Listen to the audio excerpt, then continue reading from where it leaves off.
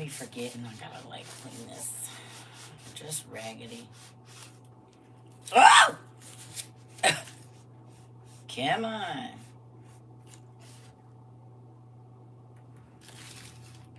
It is what it is. Hell, it might be my glasses. Y'all see my skunk stripe? I absolutely love it. Hey, is that still fuzzy? It'll dry up in a minute. I don't know.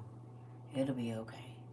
And I forgot my robe, so I'll be using my blanket because it's chilly, but I don't want to turn my heat all the way up because then I'll be sweating. Turning my mother. Oh, now I actually get to the start of the live for once, I guess. Hey. Hello. I had to go eat. I done got sleepy. I'm telling y'all what it is. Are we asking people what's going on? So if I ask you if you had oral sex today, would that be offensive? Or if you had the last time you had an STD, should I be asking about what's going on with your body parts?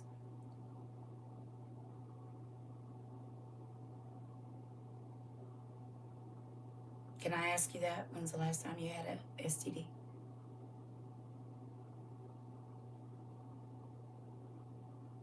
The person that asked me, was I pregnant?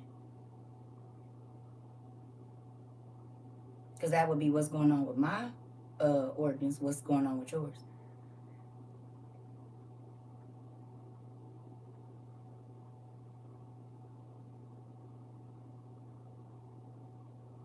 You want to tell me? I'd like to know.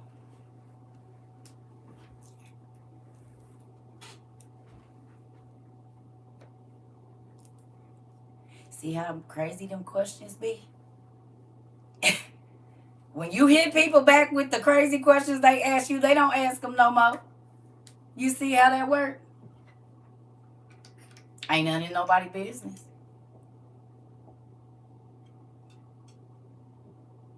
It's none of nobody's business. But I will help people not ask questions they not supposed to. I promise you. Because don't nobody on here well enough know me to ask me about nothing going on in my uterus.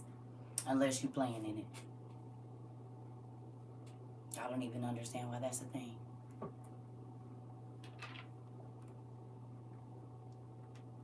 But if I ask them if they had an STD right now, then I'm rude. Well, you want to know what's going on with my organs, so I should be able to ask what's going on with yours. Don't y'all think?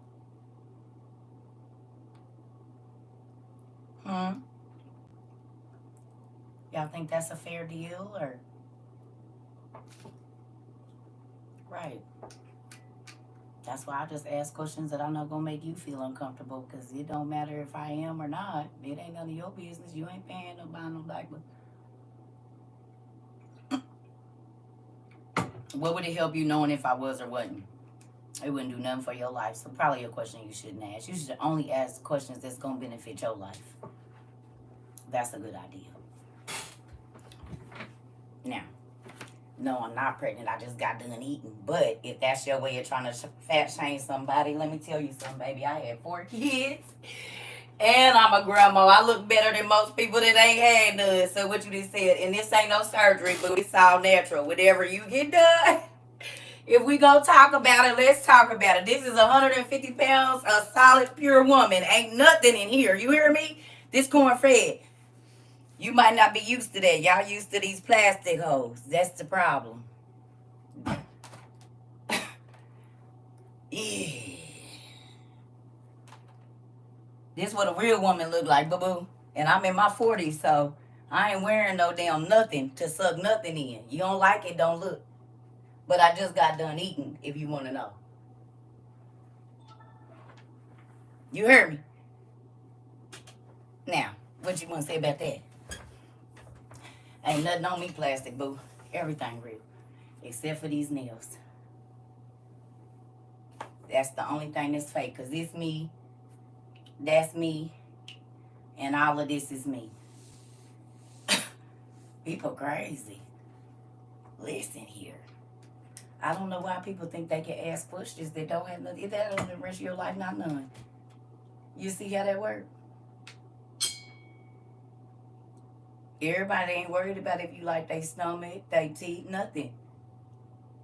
Y'all so used to fake, y'all don't even know what real look like. You heard me? Ain't gonna walk around with my stomach out tomorrow too. All them damn kids I carry. Please.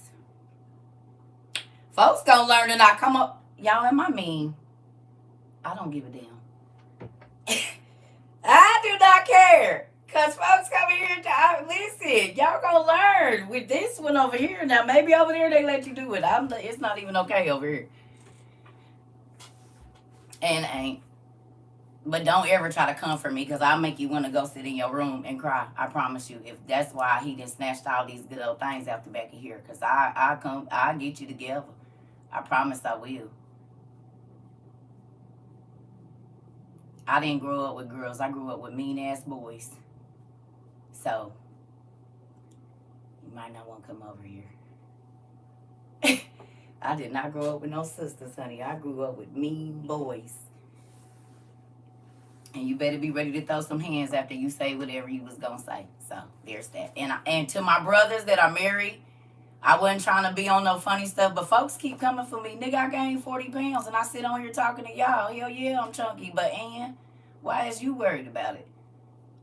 And this ain't to my brothers. This is to the people that come in here trying to, you ain't making me feel nothing. I guarantee you. Not nothing. Please, folks, you know what? Because I'm now listen, to my people that got work done, you do what you do. I'm not knocking y'all either. But it's so sad that they are not used to looking at natural women. I don't care about being snatched, baby. I don't care about none of that. I am happy with me whether you like me or not. I'm not going to put my life in danger so you can like it, but now I got blood clots and got to walk around bloody and pissy for however many days. I don't care about none of that. I was offered all of that 20 years ago when it was still a new thing to be doing that. When you had to go to Atlanta to get it and all of that. You couldn't find it really nowhere else. And I turned it down. All of it. Because no. One, I don't know if I'm going to have the money later on to get that done. You see what I'm saying? Because you ain't the first person that come in here and say some stupid shit. And I'm not triggered, but this is my thing. Why you still here? You ain't got nothing else better to do than to bug a person you'll never meet in your life. I can't see you. I don't know how the hell you look over there. Maybe you too ashamed to put your stuff up because it's a picture of some water or something.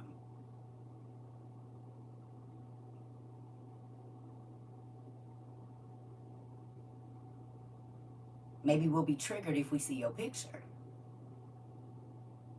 It's always the folks hiding behind nothing that want to talk the most mess. But we can't see you, boo.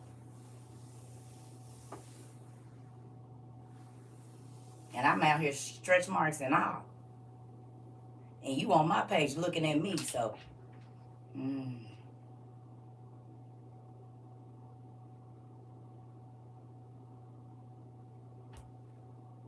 I didn't even know you existed until 2 minutes ago.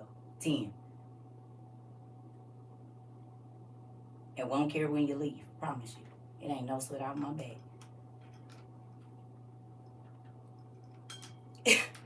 People be crazy. And to stay over here trying to talk to a person that don't care. Really. How about this?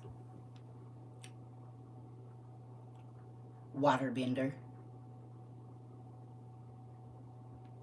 There you go. Anyway. You seem like you triggered. No, you seem like you weird.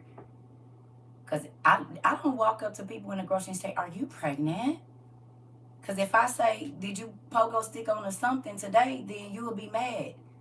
You see what I'm saying? I think that the internet, and I say this all the time, everybody don't care about being liked, and everybody don't care about if you approve of how beautiful they are. I'm 43 years old. I don't care. I be trying to help people. I be trying to be nice and let them know you being offensive. But then you gotta go and you will stay around to get the only attention you gonna get probably in the whole day. You probably just happy somebody is talking to you like you're weird. I do not go out of my day to try to make nobody notice me. As a matter of fact, I be trying to stay out the way.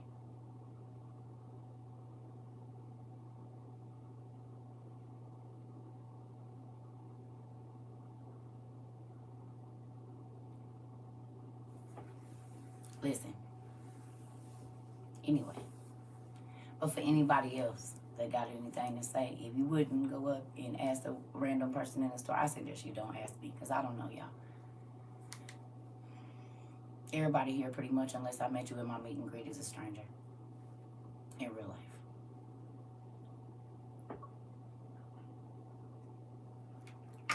I saw a video today. Listen, y'all.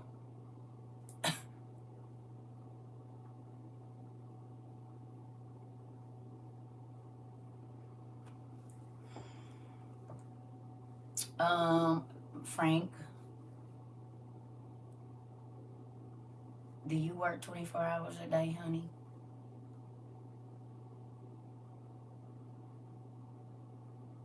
How many hours you go home and go to sleep?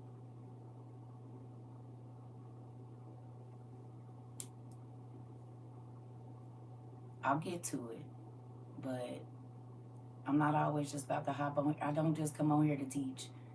Sometimes I just come on here, okay. So sometimes I just come on here to see what y'all doing. I'm not always getting ready to be pulling out books. I did 4-hour classes earlier today.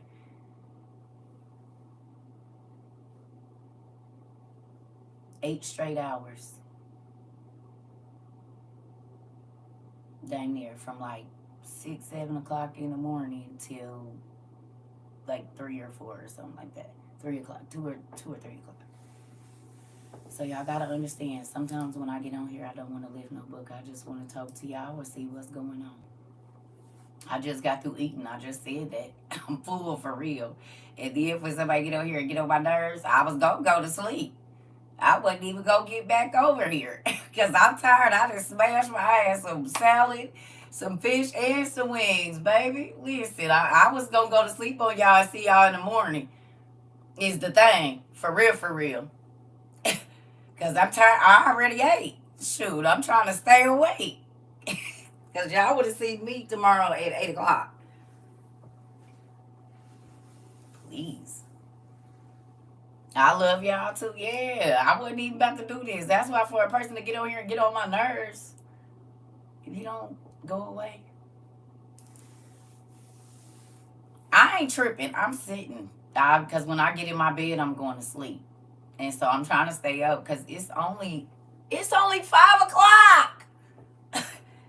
Oh my God, this dark is messing with me. I'm thinking it's like 7. I damn sure can't go to sleep now. Oh God, no. I'll be up at 1 o'clock looking around, looking crazy. Let me close these blinds though. Give me a second here. I keep forgetting. It's crazies out here. You know what I mean? It is crazy. Super deep duper crazies. You hear me? Crazies. Ooh, I know. I'm thinking it's like 8 o'clock. Y'all gonna have to keep me up. Y'all about to have to keep, because if I go get in my bed, baby, I'm gonna be asleep. Ooh, I can't go to sleep right now. Talk to me about something. It's only 5 o'clock. Oh my God. I was about to go get in my bed and be done for the night. It's only 5 o'clock.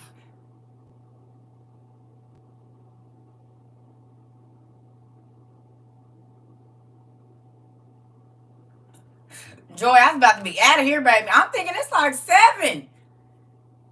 Ooh. Ooh. The Watchers are the fallen angels. Not the first fallen. The first set is fallen angels. The second. My day was good until somebody just got on here and got on my nerves. Oh, wait a minute. There was something I saw. Hold on. It's 3 o'clock. Yeah. It feels late. Okay. I am not by. Okay, so. I just want to say it ain't nothing that black people don't turn up. I'm just going to say that, and that's not being racist or nothing. But anything that black people put their head to, it just be magnificent. I gotta show y'all this. Y'all probably already seen it. But you know, they be having people that sign different, like at church, they sign the word. Have y'all seen the little young chick? Have y'all seen her? Ooh, listen, I don't even read sign language. I was like, yes, baby, yes. Look, y'all. Oh God! Now that's another reason why I was just coming off of this when I came on here, and then whatever. So look at this, y'all. Oh man, I can't do it. I can't even show y'all. Damn, I'm gonna have to wait until this is off, cause of YouTube. Damn it! I can't even show y'all. It's so lit. Oh, it's so lit. Ooh, I can't even show y'all. Not that I don't love the people on YouTube, but dang it, I can't even. Just give me a minute, cause it's too loud. It's gonna pick it up. I did repost it. She did, honey. She did her thing. Her name is Bree something. Hold on, let me see. Cause you don't get the same like if you can't hear it, you won't see it. But y'all, I can't even read sign language, but that made me want to learn. That makes me want to learn, so I could just go to. And I don't even do concerts, but that made me want to go to a concert that she's at, like just so I can see her. Her energy is crazy. I ain't never, and I've been to places where people sign, like but she's awesome, like literally. Mr. Steve, y'all hear me? Can y'all hear me? Mr. Steve. That's Mr. Steve is the thing that I seen it on. Ooh.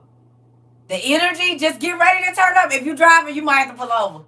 Don't try to watch this while you're driving. You're going to have to pull over because I'm telling you right now, it make you want to listen. Seeing this baby, I said, oh, go get it, mama. Listen, she did her thing. Y'all got to go watch that. Y'all have got to go watch that. P.S. No spirits named Spandex Joy. Are you happy? She said, P.S. No spirits named Spandex Queen if you here.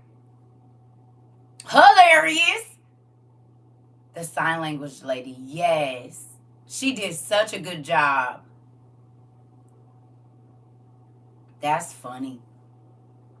That is funny. Yes, baby, she did a good job. She did a great job. It made me so excited to see that. It's made out of polyurethane. I do know that. I do. Now that I know.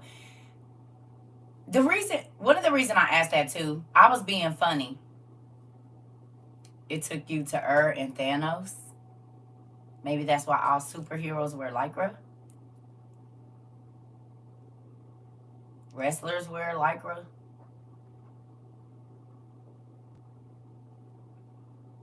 So do most of the people that compete in different sports too. Gymnastics wear Lycra. Yeah. Wonder why. And they're the athletes and whatnot, aren't they? But also too, do y'all remember that in the Bible, they could only wear certain people could only wear certain fabrics. Like all natural. It couldn't be a blended fabric. Yeah, she did her thing. It still got my heart beating. Yes, there was a reason for that. And that's one of the reasons I ask about that, actually. Why am I not seeing what y'all? Is nobody saying nothing over here? You said you in your bed now? Queen, listen. I'm trying to tell you. They say blended fabrics break down your energy. I could believe that. Thank you so much. Thank you. I appreciate that. It's getting heavy. I'm about to have to blend some. I'm going gray. I like it though. By the time my kids is old enough, my grandkids is old enough to really know who I am, I should have enough gray to be putting these colors on the ends.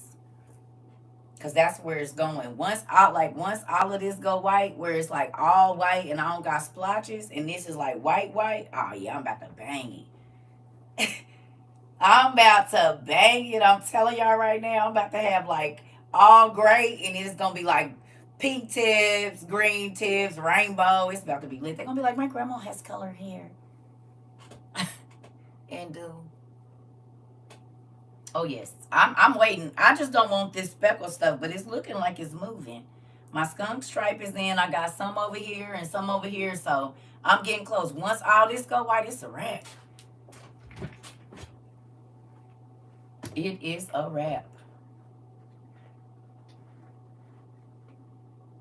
So I'm sorry y'all had to see CERCA be ugly. Sometimes that's why I said, like, I used to get in trouble a lot. My dad used to be on my head about certain things because I'm just gonna go for the jugular. I ain't even about to do all that back and forth with you, especially if I like. Listen, did she, Queen? It made you get up out your bed. Did you sit up? You was laying down, but you sat up, didn't you? Which part of your body started moving? Your feet or your hands or what? Because you couldn't sit still on that. You was waiting to see what else she did, wasn't you? I already know. Yours is eggplant color. Listen, I'm not tripping. I promise you. I just want it to all be white. That's all I'm waiting on. Your arms, you you can't sit still. Baby, I watched it 3 times. I watched it 3 times. I can't even read sign language. I was on it. You hear me? Yours is just coming around. That I want it all white.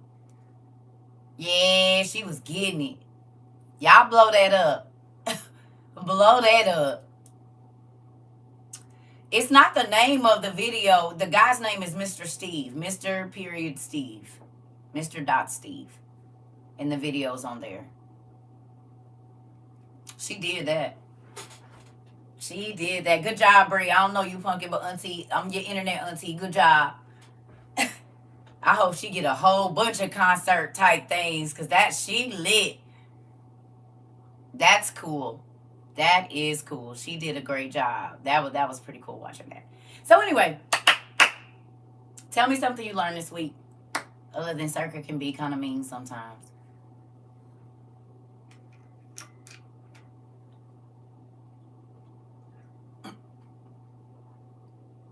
And don't care really, but God be getting on me. If I didn't get in trouble, I'd be a lot meaner. I'm trying to tell you I would, but he didn't. It got me together in my old age. Nah, I'm divorced. Thank you, Jesus. Thank you. Ain't she? Felicia, she did a thing. That the demons are banished children of the fallen angels. Ooh, I like it. You paid attention. Come on. What else y'all learned this week? Tell me. We learn a lot every day. I learned some amazing stuff. Like the stats we was doing last night was crazy. Learning how many dentists and veterinarians unalive themselves. I learned that we can't get away from Queen. She gonna say I learned that we can't get away from second Barack. Betty, just leave it.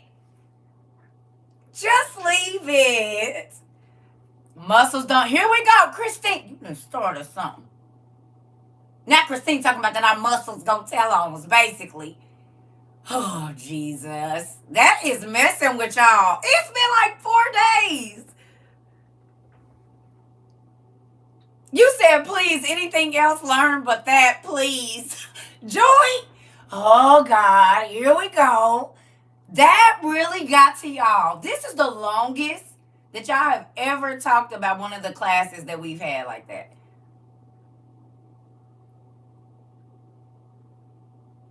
It's been 2 weeks?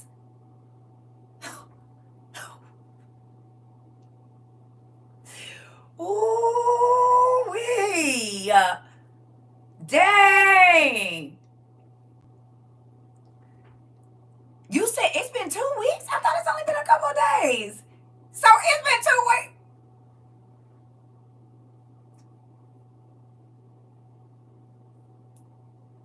Well, the seed was planted. I guess it's growing. Oh. You said that subject knocks the wind out of me every time y'all mention it. I think it's like that for everybody. Oh, good job, Ari. No, my stomach drops every time I hear it. Y'all are hilarious.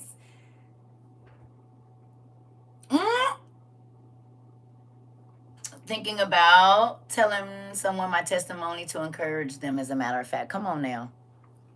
That is funny. Y'all are funny. I did not think that was going to affect y'all. Okay, so let me ask you this. How many people y'all share that with? Or did y'all just take that little part of it and put it on y'all other social media? Just like paste it on Facebook and Instagram or whatever social media. Y'all just like, did y'all screenshot it and send it to your girlfriends and homeboys? Like, hey, bro, look at this. That is funny. We read 2nd Baruch, how it says that God is going to go down in your muscles and pull out the sin that's in there. And then we went over what you said. I told everyone. Dang. Our thoughts will be judged first. They will. But yeah, so everything that you've done is stored in muscle memory. And we used to think that muscle memory was a good thing until we found out, that on Judgment Day, God has said, He said He's going to go into the secret parts of your members, the secret chambers of your members. Your members is your body parts. And He's going to pull the sin out, basically, of your muscles, muscle memory. Well, your eyes are a muscle, so that means anything that you saw, there's a memory there. Anything that you listened to that you wasn't supposed to, there's muscles in your ear.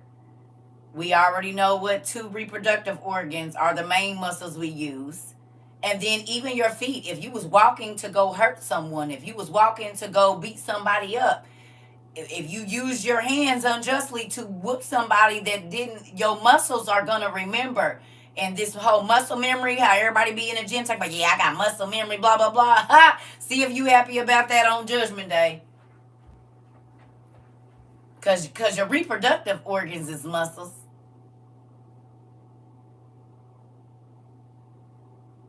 You said, here we go again. I'm going to the bathroom.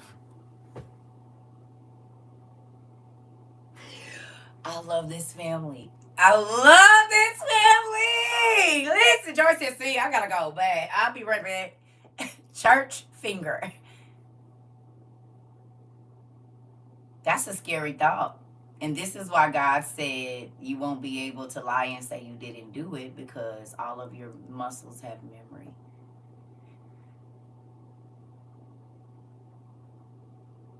I just keep saying to people, I'm trying to get to heaven. You said please. Now you see why I be like, please leave me alone. Please go away. Please leave me alone. Please. Just go away. Just leave me alone. Like the old crazy person, they slam the door in your face. They be knocking on the door. Sir, ma'am, go away. Yelling through the door. Go away.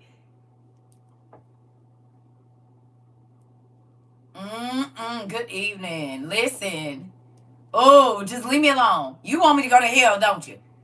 See, y'all don't know. My crazy tail used to say stuff like that to people. Listen, listen. But you know what? Like I said, it's so crazy that they won't teach this in church. And now I understand why all of it, like I said, I understand why all of the religion is there now. Now that I know that they can't make their churches bigger, that if they take that loan that the bank gives them for that, that they can only teach what they say they can teach, that makes so much sense as to why I get so much ridicule. Thank you. That makes so much sense as to why I get so much ridicule, because I don't gotta do that. Thank you. I can say whatever I want to say. I don't gotta fit into no church rules. Now I know where the bylaws come from. I couldn't figure out who was writing all of these church bylaws that all sound the same. Now I know.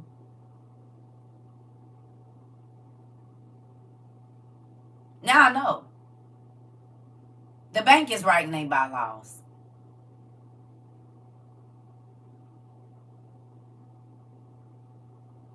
And they got you believing that that's God's will, but the bank is writing their bylaws. The bank tells them what they can teach you, what they can't, what you have to teach in order to get that money, to get that loan for that church. And this is why they will lie and say that this ain't God's word. That's spooky.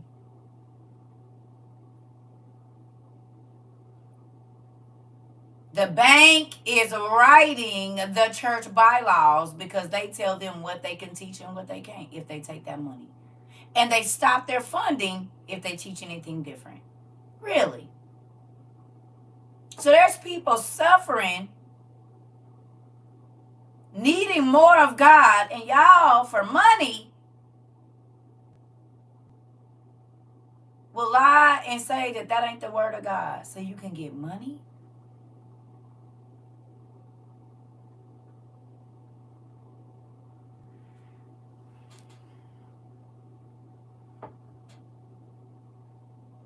And to come over here and have religious people calling me a Jezebel and all kind of stuff, and they don't even know that y'all won't teach them the whole word, all because of money. That's exactly what Hebrews said. I'm sorry, Hosea 4. It said that the pastors was prostitutes. And a prostitute do what she told for the money that she only do what she getting paid to do. And she only gonna say, like, that's spooky.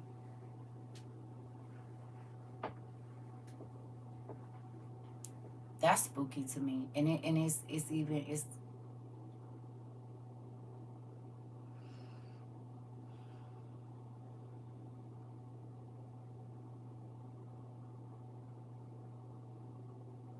they won't let them preach outside of the 66 books.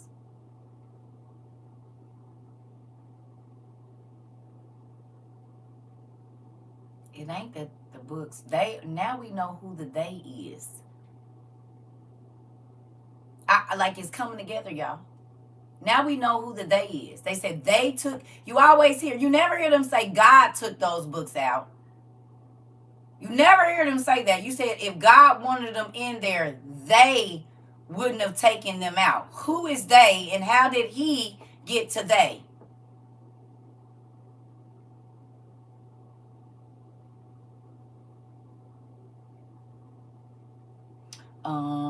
I'm gonna say, I don't know, Joy. We can still do it, I guess. It's been a lot going on. And I don't know how people's finances are, and I don't want them to spend money and they don't have to what you call it. If they still want to do something, we can still do it. But I definitely want people to make sure they got their stuff, because now that Iran them is talking about coming over here and doing whatever they talking about doing, like, yeah. Yes. I want y'all to make sure y'all got all y'all stuff, because we don't know what's getting ready to happen. No, you good. You know how I am. I want us to have fun, but I also want to make sure everybody got what they need. That's why we not doing the what's the name? Because we don't know what's about to happen.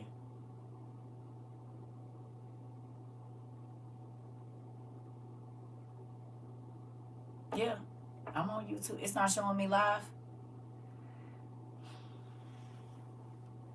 Who knows? Good job, Nanette. I'm proud of you, you guys, because we really don't know. We really don't know. You don't what?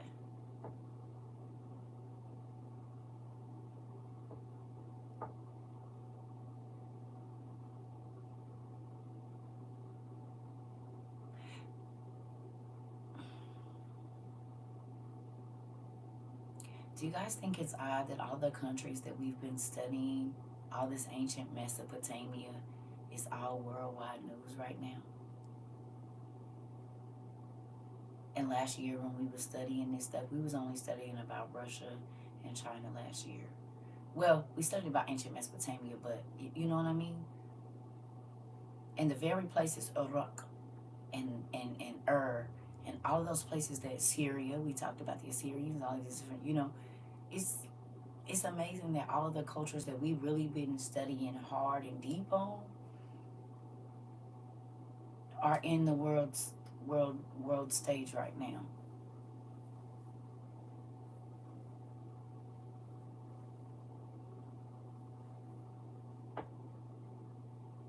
No.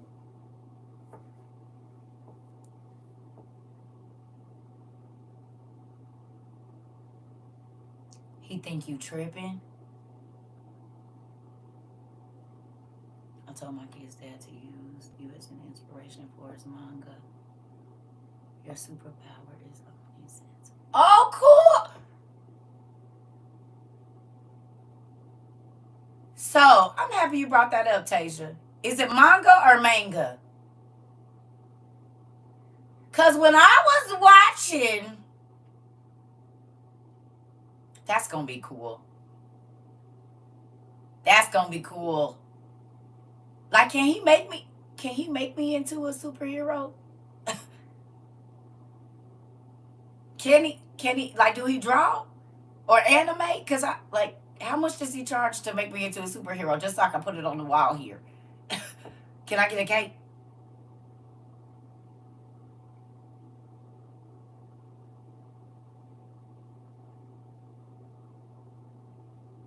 My son would be so lit.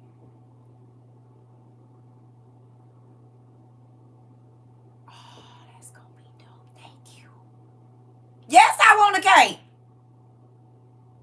I I got foresight. I don't know what. Okay, so let me think. I got a couple of different superpowers. I got super strength too. You see, I be breaking stuff. Oh, the circle bites! Oh my god! I gotta tell my son. Oh, he's gonna be so excited about his mom being. Oh man, the circle bites, y'all gonna be in there too. We get to be in anime. Oh, that's cool. Oh, that is freaking. Let me come. He might not answer. Can I tell my son? Can I tell my son? Do we gotta be quiet about it? Okay. Tell him he just made my day. Come on, let me call my son. He might be busy though, y'all, because he on the West Coast, but we gonna see. Let me call y'all internet nephew, see what he on. He might try to act all unenthused. Kids, they be hurting your heart sometimes. I don't know if he gonna answer. Nope. Okay, so he might be busy. It went straight to voicemail. So that means he probably got his phone on D&D. Is that what that mean? Y'all know he be modeling and stuff and all out in Cali and doing things. So I don't know. Let me call and see again. Hold on.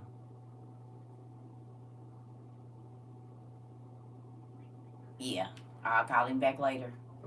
I told y'all or it's off. Okay. Oh, that's so cool. I'll call him. He'll call me back when he's not busy. He be doing all kind of stuff. Oh, that's gonna listen. Yeah, they don't have no problem in not answering. Oh my goodness.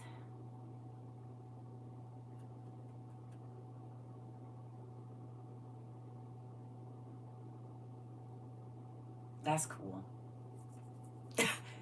That is freaking cool. Now, back to what I was gonna say. You just made me think about something. What was Thor's name in Ragnarok?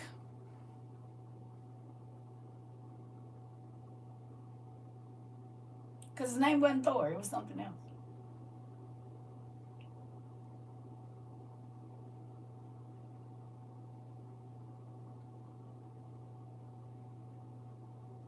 But the way they pronounce manga, that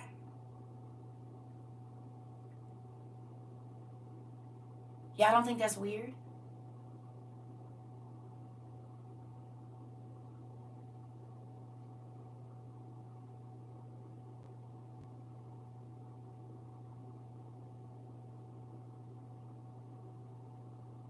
Isn't that how you pronounce it?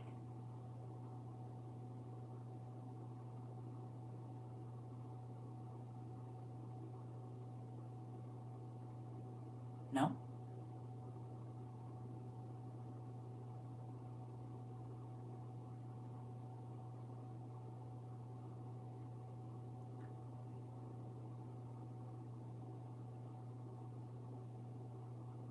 Manga is what they was calling him.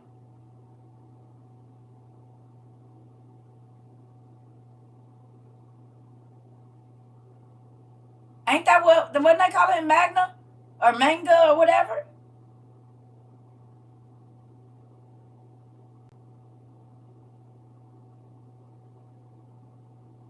Is that not how you pronounce that? That's not how you pronounce the anime? It's not the same? I don't really watch anime, so I don't know.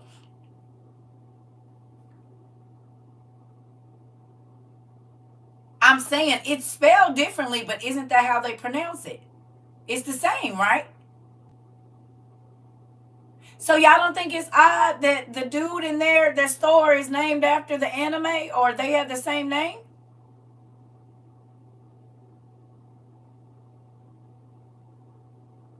Do the people in y'all anime have superpowers? Is it a spiritual being? Are they spiritual beings in manga or whatever it's called?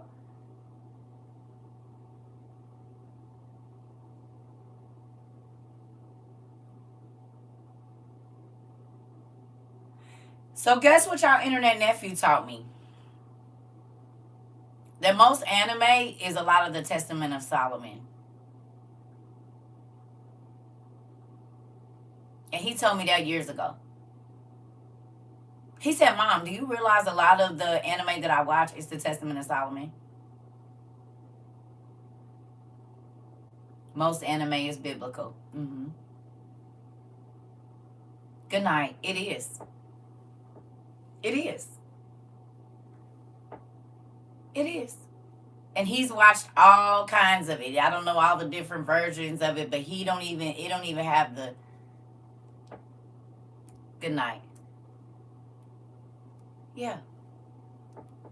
They got all the gods in that.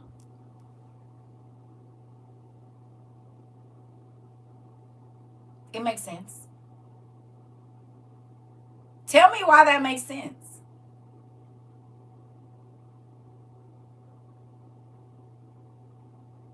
My daughter even said you have to talk about it. What? Talk about what?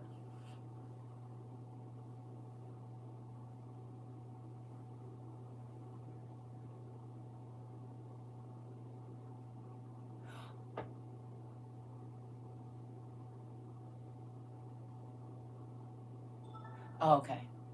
Well, I don't know that much about it, but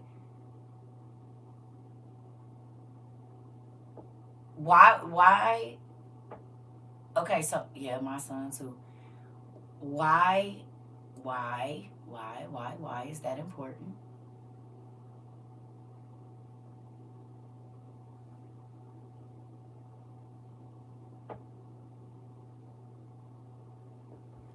Manga is the anime books, and a lot of anime shows are based on the books or manga. Okay. Okay, yes, because a lot of the characters are in the lost books. But it's one more thing that's just real simple. What is it?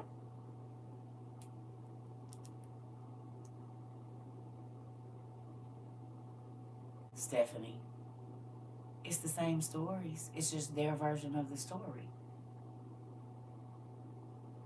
It's the creation of the God stories.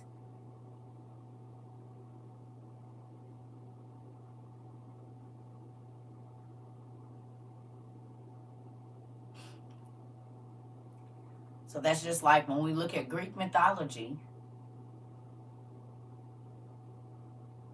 When we look at Greek mythology and it tells us that Greek mythology is based on the Assyrian and Babylonian kings, then that makes it biblical. Whenever you see this, if you see these names, it's really the Greek names for the Assyrian and Babylonian kings. That means it's biblical.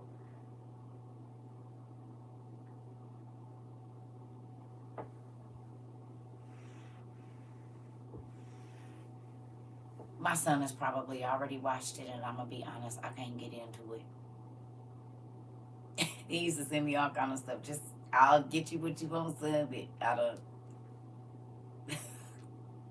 CERCA don't like everything.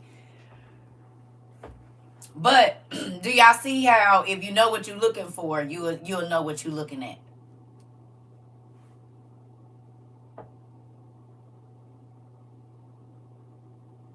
Y'all see how easy that is to hide the truth right in front of your face?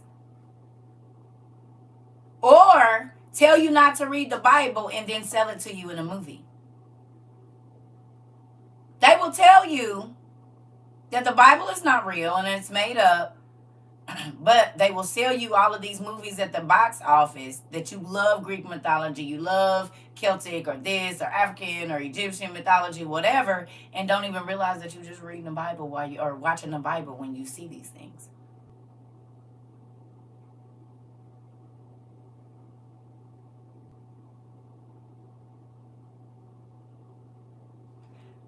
Who is 300 about in the Bible?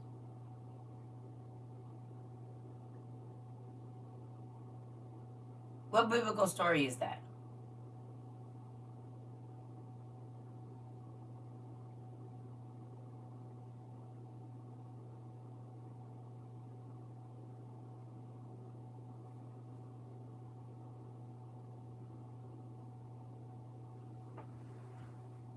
Just come out of the regular Bible.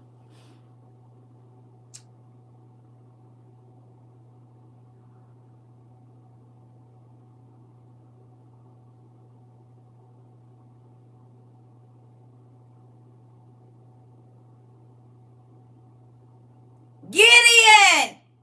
Thank you, Kirsten! Gideon. Where's the story of Gideon? This is why Gideon Bibles are in every hotel room. You about to triumph over that. Nah. Anyway, yeah. Gideon, where's the story listed? The people that lap like a dog? Come on, y'all.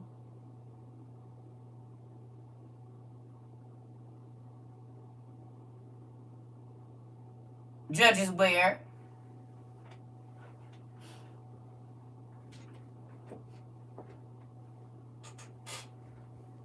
So when you go look at the movie 300, Judges 6, thank you.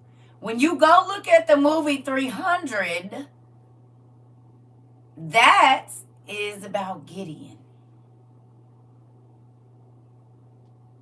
Who's the person's name in 300?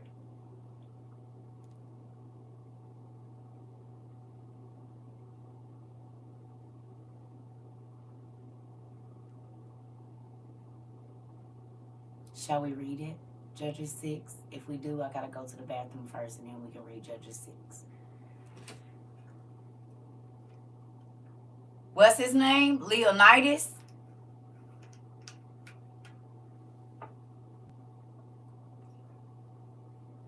Okay, so if we know that all Greek mythology, hear me now, If we know that our Greek mythology is built on Assyrian and Babylonian, that whole ancient Mesopotamian biblical time, and Leonidas is whatever his name is, then you have to know that he is Gideon in the Jewish name or in the Hebrew name. Are you getting it now? How they slid that out and slid that over?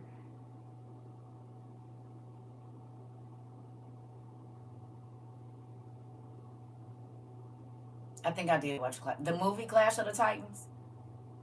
Yeah, but we also understand how that happened, right? So where would they get the Clash of the Titans from? Where would that come from in what we've read?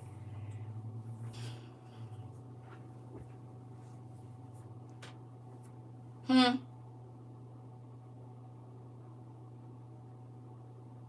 Greek mythology, no, but from what we've read, where do we know that exact scripture where that kicked off?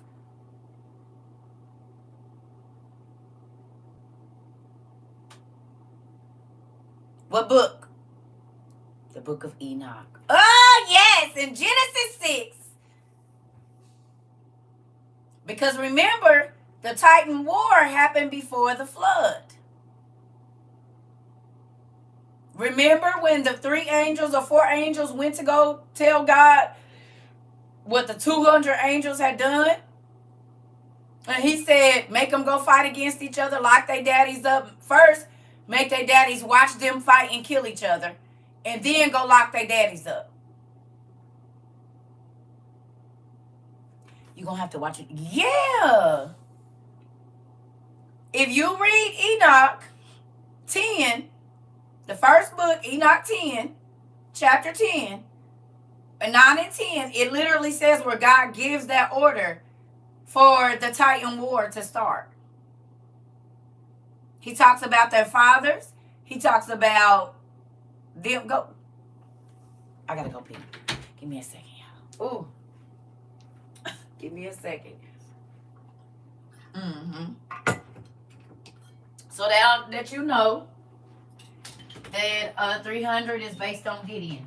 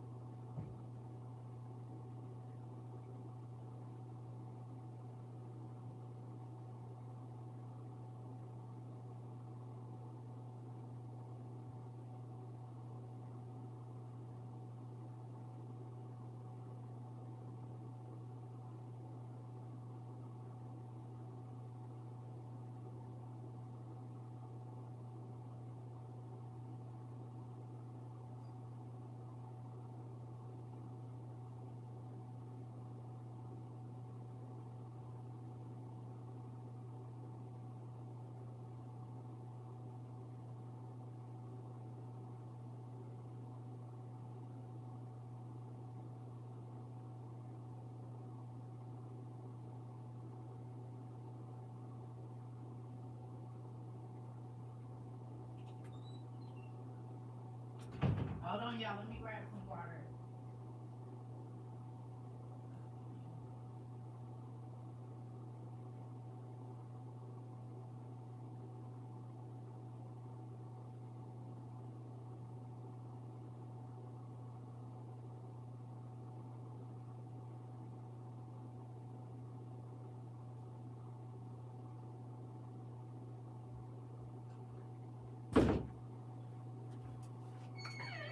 Ooh. All right. Let's get this going. All right, where we at? Not wiggling my toes. It's cold in here. I can't even do it. I just don't want to get hot, y'all. That's the thing. It does not take this little bitty room no time to heat up because it's all this stuff in here. Okay.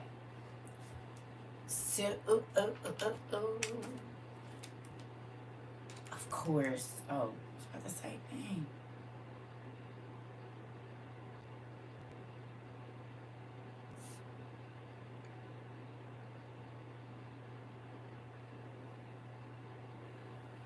Oh, Judges 6. I'm sorry, y'all. Mm, mm, mm, mm.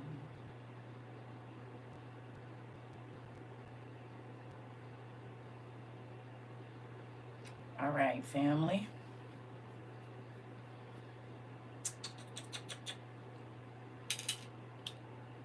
Oh, yeah.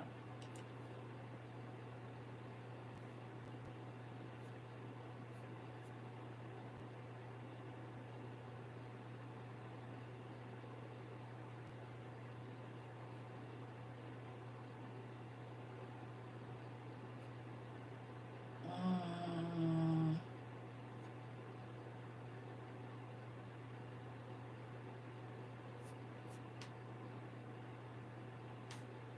I think it might be 7.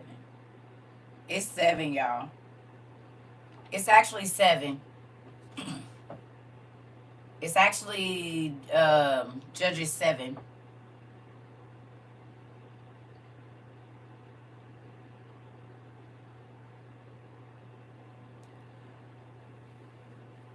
Y'all know, don't add nobody. Listen, listen, listen. Y'all know not to add nobody. It's probably the same person I just put out. Oh. Oh, okay, okay, okay. I'm sorry. About to say, sorry, Pumpkin, if you knew. Yeah, I was going to say, don't add nobody. Y'all helping. Never mind. That's the class helpers. Never mind. The TAs. Let me get out y'all business. It's Judges 7, though, y'all. That's the TAs. I'm sorry. They handling their business. Let me not get in the teacher's assistant's business. They got it. Let me not. I forgot. They know what they doing. Let me be quiet. I be coming in out the bathroom. Don't know what's going on. They be like, we got it, Dean. Don't worry about it.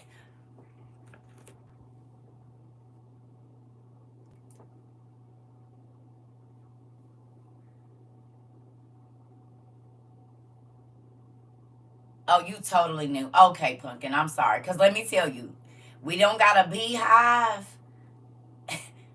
But the CERCA bites, if they are not kept tamed up, they get a little aggressive. And we try not to attack people over here because we want people to learn. But listen here.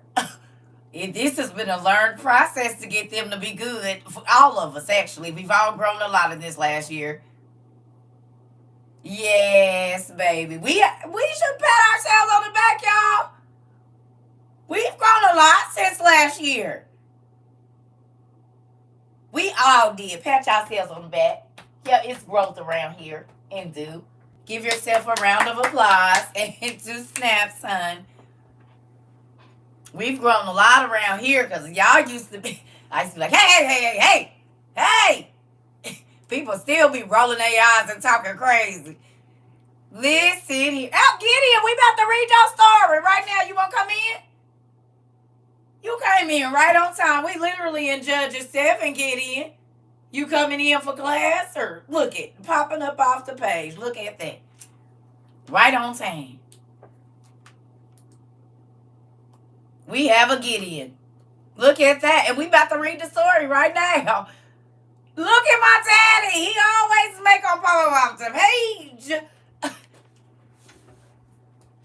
And two, I love it. You came here right. Literally, we about to read your story right now. It's about to get good. Oh, shoot. He came right in on time. That's funny. You see how my daddy be doing us. He be making sure we gonna get it. Now, I will tell y'all, it's some crazy folks out here. Because there's people, hello if you in here. I just want to let y'all know that I knew y'all was in here. Now, this ain't to the cool people, but I just want to say this. I know y'all don't believe that God be telling me about y'all spirits, but he do. And there's people that come on here and they watch me and then they go teach their own lesson about me. But they don't tell people that this is where they got their information from, and they don't know that I get to see it. God will bring stuff up, and I'll be like, now I know this name. And I know you be in my class, and I see you. But I ain't even gonna call folks out. So hello. I promise y'all, it cracks me up. I guess they think because I'm on the internet, he tell me about y'all, and I see y'all be on there trying to teach while y'all taking my stuff that I done took 10 years to study and talk crazy about me in the midst of that. I just want y'all to know I see y'all. Because God let y'all come across my TikTok and other places.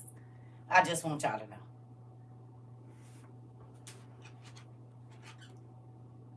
No. I'm not. No. Listen, I'm not talking about the people that take the information here and share it. That's what you're supposed to do. But when you halfway talking slick about me while you in my class every day, you weird. Watching from afar, got something to say, but you steady coming over here to learn on the slide, acting like you don't got to pop in and check on me. I'm going to be good. I've been doing this a long time. But I see y'all. My daddy be showing me a whole bunch of stuff that y'all don't even know I see.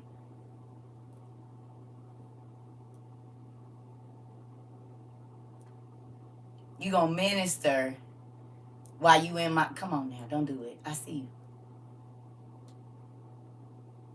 you. I said, boy, people is crazy. Nuts. But you still coming over here to learn every day, but try to slip lightweight this and throw some stuff in. Boy, don't come over here and learn it. You need to go learn it from the whole people. The people that's, saved and sanctified in your eyes. I suggest you go learn whatever you've been learning from them and don't keep sneaking in my classes. How about that? I told y'all, it's some folks in here that is burned up. That CERCA get in here and do all that she do. And the crowds is still coming. And they mad because people's lives are really changing. And it ain't all that religious stuff over here. And I'm not raping nobody. I ain't taxing nobody's pockets. So you'll come here and learn and then go discredit me. It's okay. God see you. I don't have to, but he be showing me y'all. I be seeing y'all. And I know y'all see when I watch y'all videos. So just know that I know. Because I know it show y'all when I look at them. So there you go. I know who he was talking about.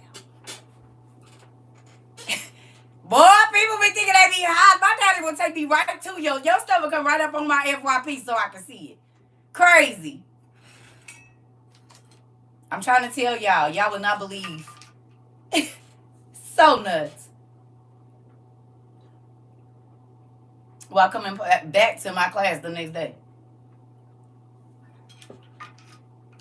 People crazy and awkward and weird.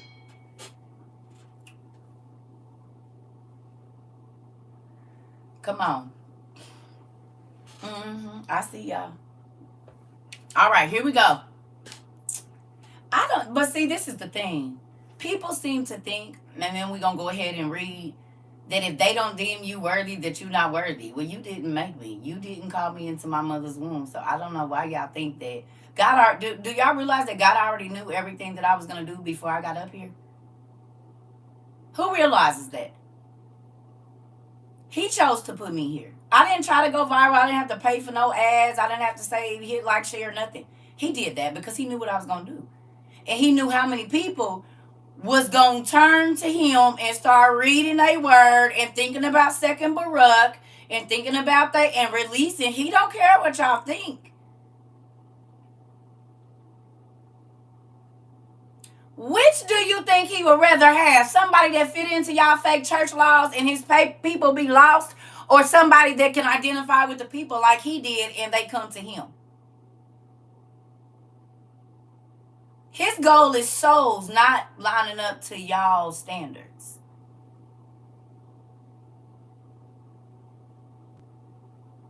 And my goal is snatching all the souls I can. No matter how I have to do that, and I don't care if you think it is, because how many souls you didn't snatch with your little religious self?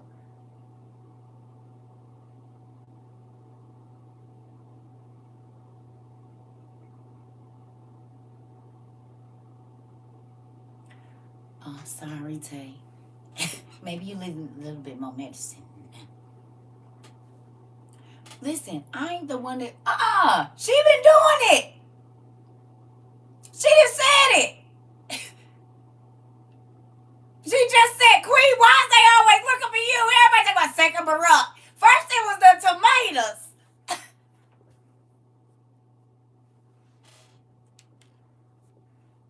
Listen. Well, I mean, you can go read Gideon. It's okay. You got the same Bible I do, pumpkin. You can go read Gideon. Have a nice night.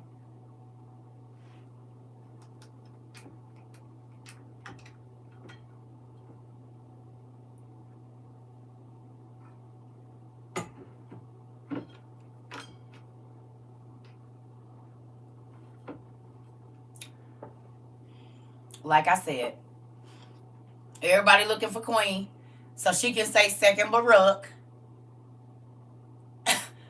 Oh, and it used to be the dang tomatoes. Ain't that something? But I just want to say this. I absolutely love the fact that you all are changing. People don't want to hear about. Wait a minute. First of all, like I said, I'm gonna talk. I don't know why. I'm gonna talk about what I want to talk about. I don't know why. If folks want to do what they want to do, they need to start their own lives. And if you don't want to sit through a live, we have over 770 videos almost over there. You can go fast forward that one or rewind, pause, stop. Cause I'm not a TV show. Ain't nothing scripted over here. Y'all so used to scripted. This ain't scripted. This ain't church. And this is why people come over here, because we don't just focus on one issue. We focus on a lot of stuff. Like the growth that people are doing over here. You hear me? So if I want to talk to the community about their growth and about them really about word that ain't this right here hitting home, we gonna do that. Maybe you wasn't here for that class, but to know that for 2 weeks every day the second book of Baruch has been on people's minds, and people are literally changing the way they think, changing the way they move, changing the way they speak, changing everything. We gonna talk about that. That's growth. A friend told me we live in a scripted society. We do, and people don't be used to that when they come over here. But we don't. We not fake over here. We 100%. Ain't nothing scripted. I don't get on here and say, oh, okay, I'm gonna talk. I don't. Our conversations go how they gonna go.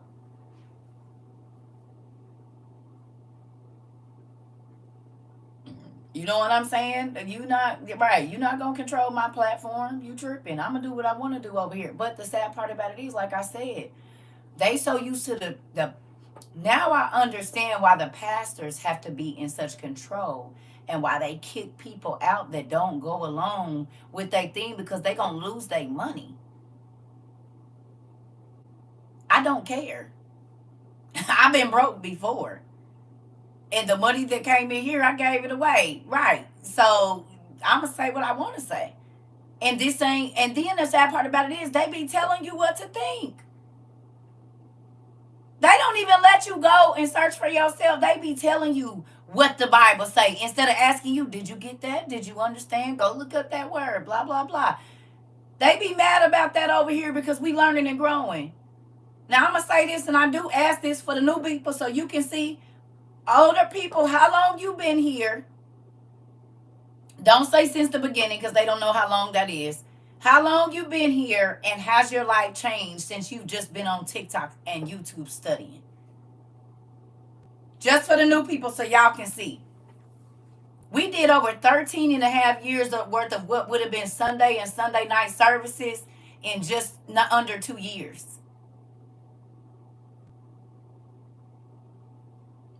13 years. So these people that's in here in less than 20 months did 13 years worth of Sundays in just 18, 19 months. If you counted every class that we had, it's only what, 52 Sundays in a year?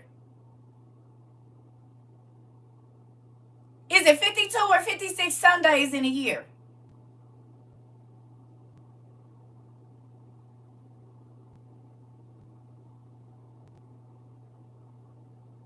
It's 52 Sundays in a year.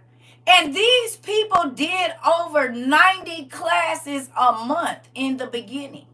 And even when we don't do, because we was doing 3 classes a day for like the first 6 months I was on here. So y'all religious tell want to come in here and talk crazy to me and these people when they in 6 months did more than you do in a whole year of studying by you going to church every Sunday.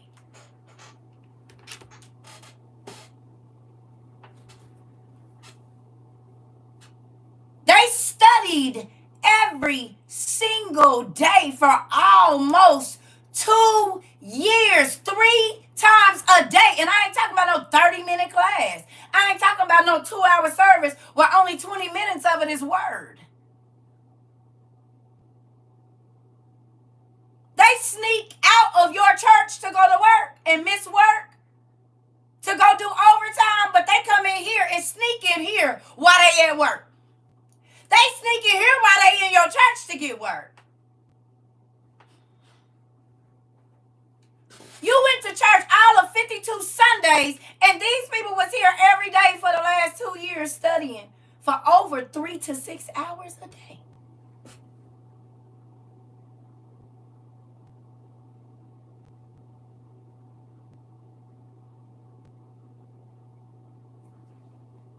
Even if you add in the Tuesdays, they still did whatever you do in a year in less than 3 months.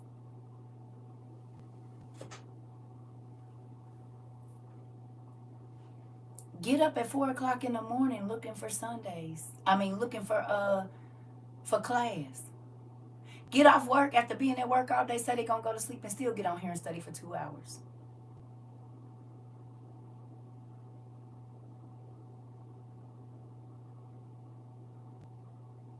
So even if you go to church every Tuesday and every Sunday morning and Sunday night, these people still did more classes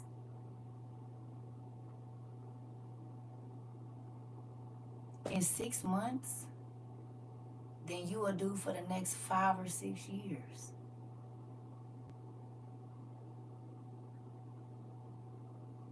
And be in here 3 hours at a time.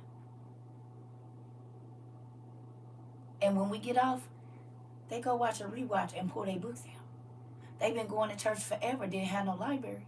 Now they got full libraries.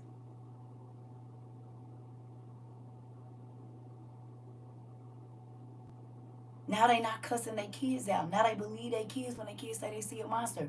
So my internet nieces and nephews ain't going to bed scared no more because they pray before they go to bed and their parents believe them. There's people that used to steal time at work that their finances have changed. There's people that used to be stingy as hell, and now they're givers, and their financial situation has changed, but they've been going to your church forever. It's people that have been able to release the darkest secrets that they have been holding on to, some of them for over 60 years. They've been going to your church for 50 and ain't been able to tell nobody, and they come over here and they release. It's been 3 weeks for me, and I learned so much. Thank you. You mind me asking, did you used to go to church? And I'm not comparing to church. I'm just saying, when people come in here talking crazy, they don't know the work that y'all done put in the last 2 years. They don't know how many tears y'all cried with understanding that you wasn't where you thought you might have been in Christ, and did nobody have to tell you you ain't saved. You started reading the word of God and you realized that your life did not line up with the way he wants us to live. And it ain't about being perfect. It's just, I didn't know God didn't like that. I didn't know that was a problem.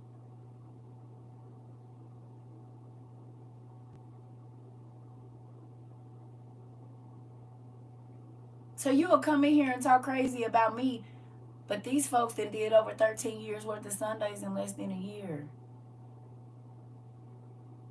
I became a church dropout after I came here. Okay, I hate doing this, but how many people left church? Oh, wait, how many people left church? Jesus, look, I be so scared to ask. I know the numbers is high. Oh, God.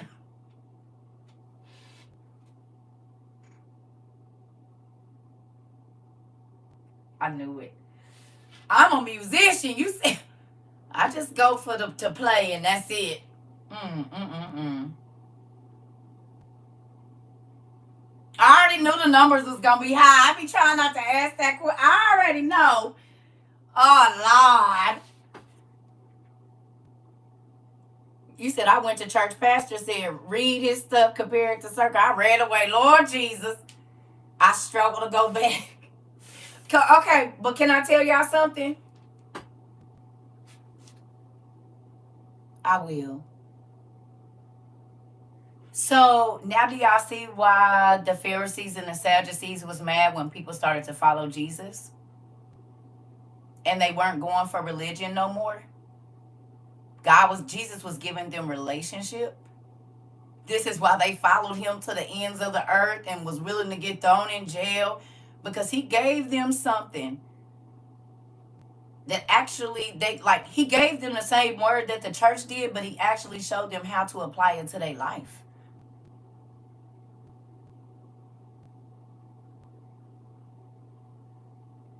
You hear me? We all been going to church. Who gonna be honest and say you didn't even really understand how to apply most of that to your life? You read the Bible, but okay, I know you ain't supposed to do wrong and this and that sin. But now when you read it, do tears come from your eyes? Now when you read it, you know exactly what it means, who it's talking about, even in your own life. You understand. And this is why the Bible saying all that getting understanding, because who is you going to church for if you don't know how to apply it to your life? You said I didn't understand nothing but the music. I promise you, there's so many people that go for that and they listening, but it ain't resonating. They might feel the presence when everybody is worshiping, but for real, they don't understand how none of that applies to their life and what that even means for them. They just go because people tell you you're supposed to go to church. Oh yes, I've been releasing so much trauma through my years. It's not even funny. Come on. Wake up giving thanks with tears. Come on. Look at my daddy. I would be sitting here thinking about other stuff. Couldn't even focus sometimes. Wow. That's why I do this. Because I see y'all growth. Even though I don't see y'all physically, I see y'all growth. I see it. Like when I know when stuff hit home. I know when it resonated in your spirit and when you about to make a change. Do you understand? Because of how y'all react to the word when we read it in like Second Baruch, I know that you changing.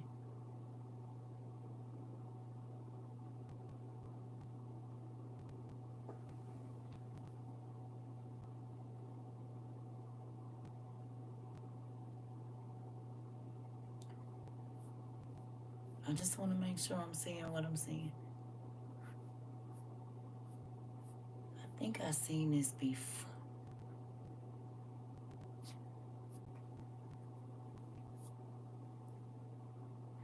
I'm going to wait and see.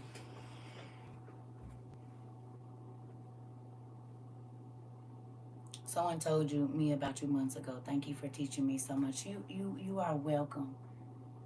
My dad taught me little by little, y'all, because the church made me feel like I wasn't never going to get close to God. Like, if I didn't do it the way that they wanted me to do it, God wasn't using me. And it was my godmother that showed me. She said, baby, listen, if God has called you to do something and you don't do it, it don't matter what man say. She said, you the only person going to be held accountable for that. And she said, you don't want that person's blood. If they lose their soul and you don't do what you're supposed to do, that blood is on your hands if they die in sin. I said, whoa, wait, what?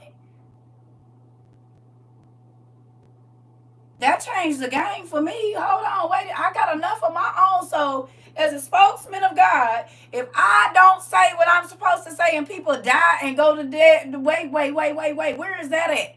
And she showed me, and I was like, talking about being a watchman.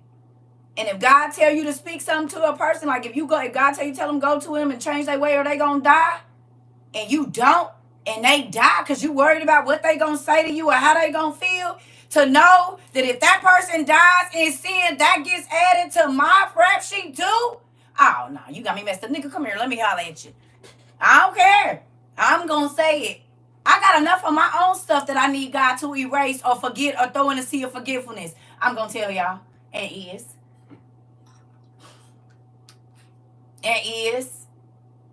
I got enough of my own stuff. And I'm going to tell you something. When I was younger, I didn't understand. So God would show me a dream about somebody getting ready to die or getting ready to get shot or whatever. And I would be so afraid of what the person was going to think because I had been called a jinx.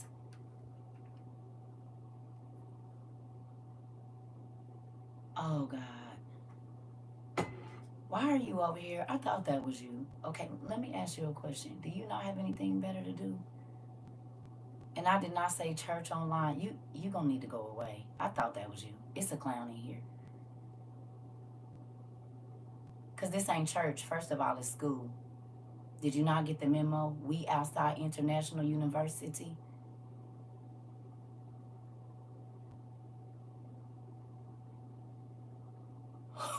People don't be having that. Okay. You don't have a live that you could go teach or talk. You don't got people you could talk to. You want to talk to a person that don't want to talk to you. There's nobody that wants to talk to you as to why you talking to a person that don't want to talk to you.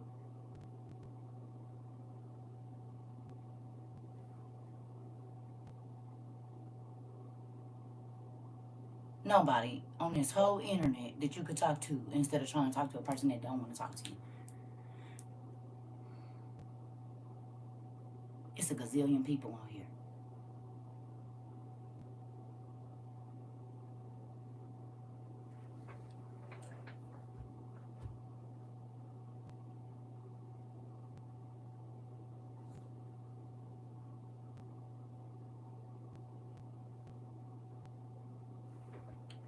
Over some people is slow. Jesus help them. There you go, pumpkin.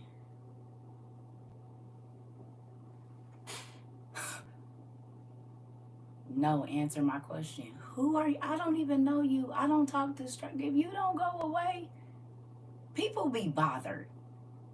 That's like the third or fourth time I done seen you in here. First of all, this ain't church after I done said that. This is a school.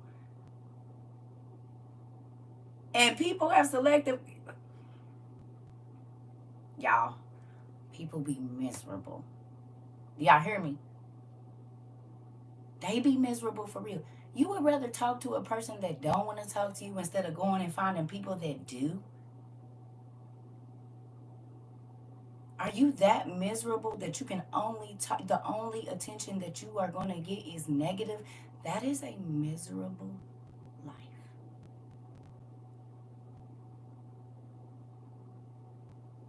I hope y'all don't live like that.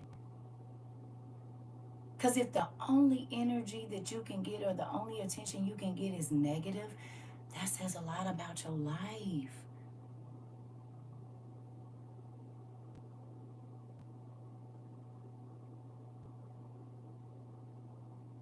It do. Because happy people are not trying to piss people off because they don't want to be irritated. So when people come in here doing that, we see that you're miserable and we see that you feel like you don't matter in your life. That's what that tells me. If you are trying to argue with a person that don't even want to talk to you, that lets me know you don't feel important. Because I don't care if you talk to me or not. And I'm damn sure not going on nobody else's nothing that I don't agree with and trying to get them to talk to me. I'm not even going to listen to something that I don't agree with. Like, that's slow to me. That's like you chasing after me and I'm asking you, please leave me alone. So when I turn around and punch you in your face, don't be talking about police, police.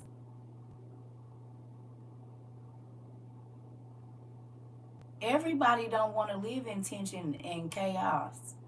And trolls are not cute if y'all have not seen.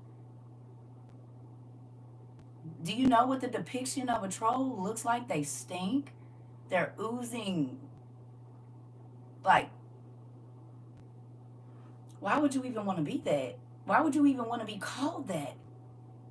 Nothing about a troll is good.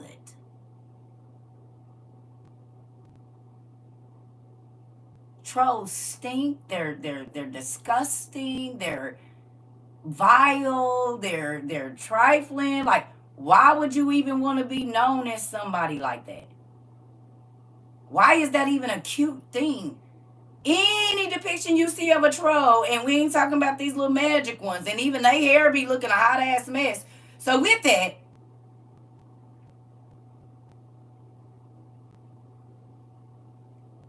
the fact that you want a person to talk to you that you don't even know and you would try to upset a person that will never meet you in person, that is lame as hell.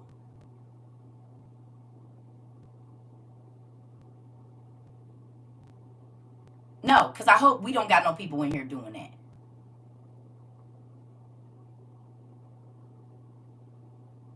I don't want you getting on nobody's page, and I can't tell y'all what to do.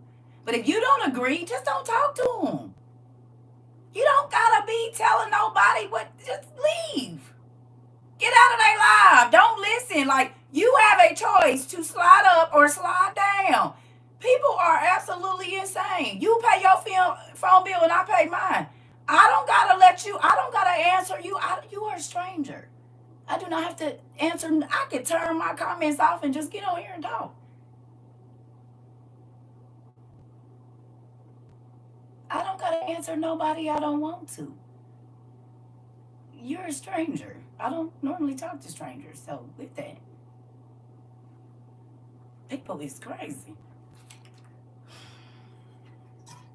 I'm not about to sit up and listen to BS that I don't agree with. I'm just telling y'all right now. I don't even let it in my spirit.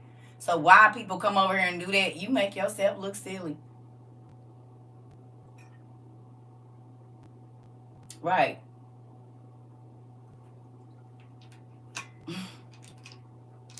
You make yourself look real silly arguing with a person you'll never meet in your life. You crazy.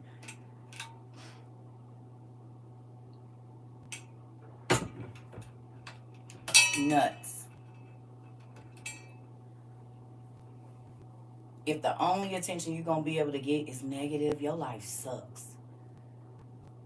You don't even got to tell us. We know. Because who the hell want to be angry with a person they'll never meet? Like, that's weird. Like, you ain't got nothing else better to do? That's spooky.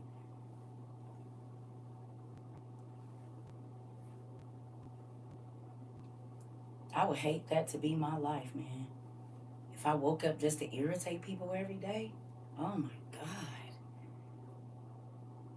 You can't live long like that. But I know people like that. And I know people that wake up to get on people's nerves and get under their skin because they don't have nothing else better to do with their life. And it's sad. But I lived the miserable life. I can't go back to that. I won't. I've almost died. So, yeah. That's why I be like, okay, well, go be miserable over there. You ain't got enough yet. But I don't want no parts of it. At all. Mm-mm. Misery does love company.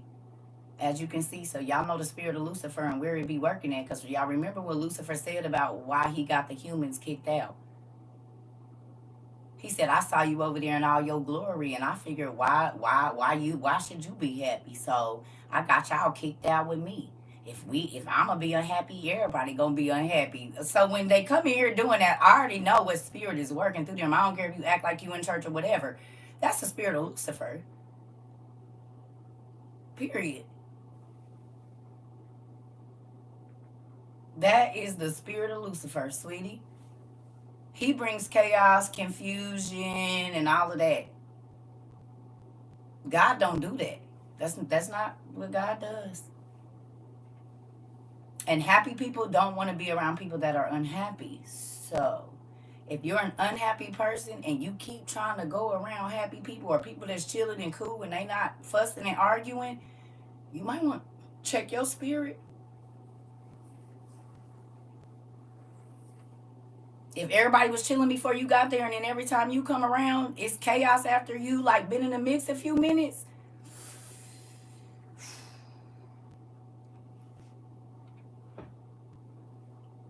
I'm about to go get me one too, one love. Yeah. Who got friends like that? Oh, wait! I spent my last to buy my supergrapher and it arrived today, and then somebody sold $100. My daddy doubled it and did. Didn't I tell you it? You said you spent $52, and as soon as your book show, you spent your last $52. And I said, listen, if you go ahead and buy your books, God gonna bless you. And then my daddy came through and doubled what you spent to learn the word you said. Run that back again, me again, you said.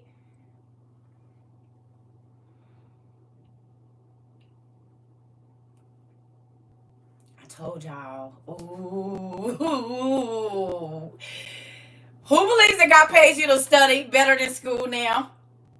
And you don't got to get no student loans. Y'all remember when we first started this? I said, listen, y'all know you don't believe me. God pays you to study. He pays you to learn about him. He pays you. Ooh, R&B fans, because I know how it goes. Ooh.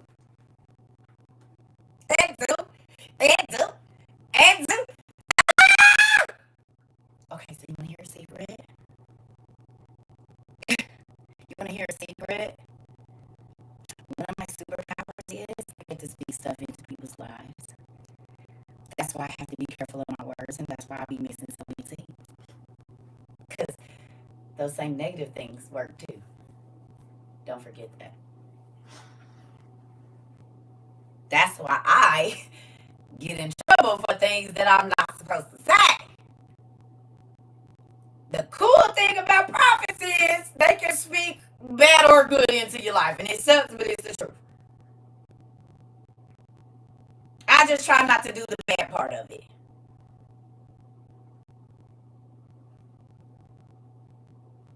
Trying to tell you what I know. And that ain't about no cursing or none of that. This is why I get in trouble if I say certain things. Because believe it or not, there really is some people that God don't let their words fall to the ground. And that's scripture. Even if he didn't, he'll do it just because.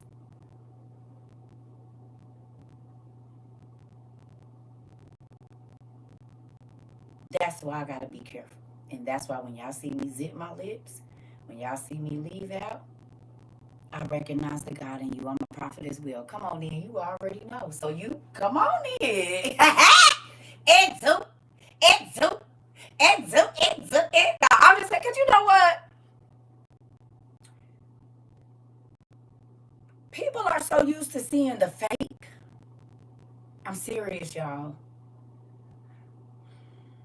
I've had people, like God has sent me to a person to tell them something, and they'll discredit what God tells me to tell them. And then they'll go to a false prophet, and that false prophet will tell their itching ears what they want to hear. And then exactly what God told me to tell them will come true. And then they expect me to sit and listen about how they going to talk about this false prophet. No, because why you didn't take my word? Because I didn't have a collar on?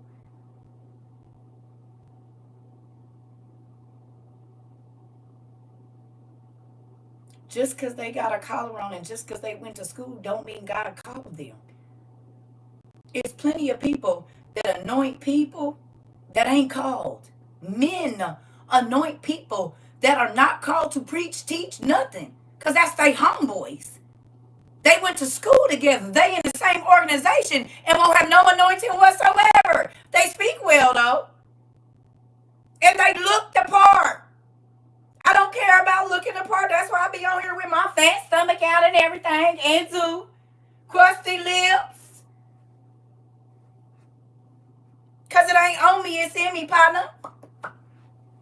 It don't matter what I got on. It don't matter where I go. I can go to the strip club, nigga, and I'm telling you right now, somebody gonna come up and say, I'm supposed to talk to you. No, you not. I ain't even supposed to be in here. Come on, I'll meet you in the bathroom. Just give me a minute. I've not been able to hide. The trap, it don't matter. You hear me? I done been places that I know I probably shouldn't have been. But guess what I did? I walked out with some folks too. That probably wouldn't have never left if I wasn't there. That had to see God. God came and met them where they... God came and met them in their mess like Jesus did. You drunk? I don't care. Let me go pour me a drink. What's up? What's going on? You want to talk to somebody? I'm listening. Nobody ever listens to me. I've been wanting to take. Come on, let's go outside. Come on, hold on, let me get my beds. All right, let's go. What's up? It's all right. You ain't did nothing God can't tell you. What that mean? We all did something. No, you don't understand. My mama said, I don't care what your mama said. Your mama ain't God. Move on. Y'all don't know how many clubs, places, people, homeless folks.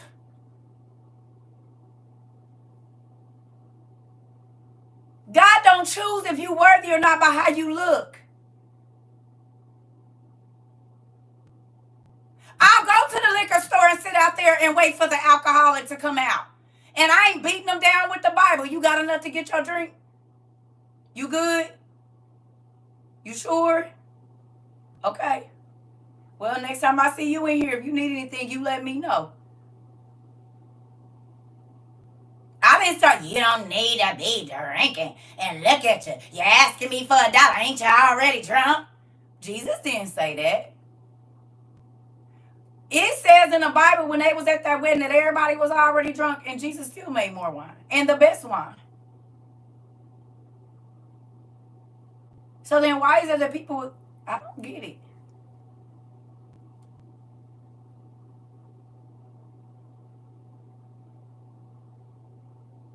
He didn't treat the whole bad.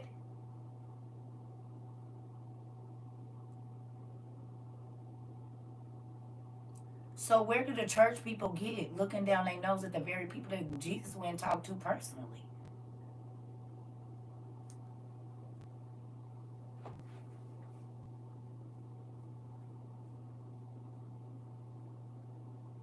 Remember, that's why they called him a drunk, because he was sitting with the drunks. They called him a sorcerer because he was sitting with the sorcerers. Remember? They called God himself in the flesh an alcoholic. And you think I care about how y'all judge me, and y'all couldn't even judge God right. Y'all got the word so much y'all didn't even recognize it when it was walking in front of your face.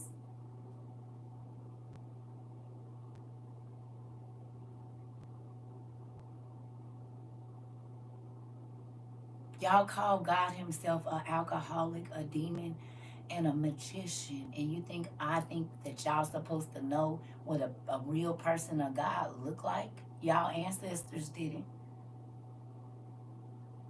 And they was just as religious as y'all. Remember? Oh, Jesus, they didn't wash their hands before they eat. Ain't they your followers? Oh, Jesus, they over there eating with the Sumerians. Ain't them your followers? I thought they was.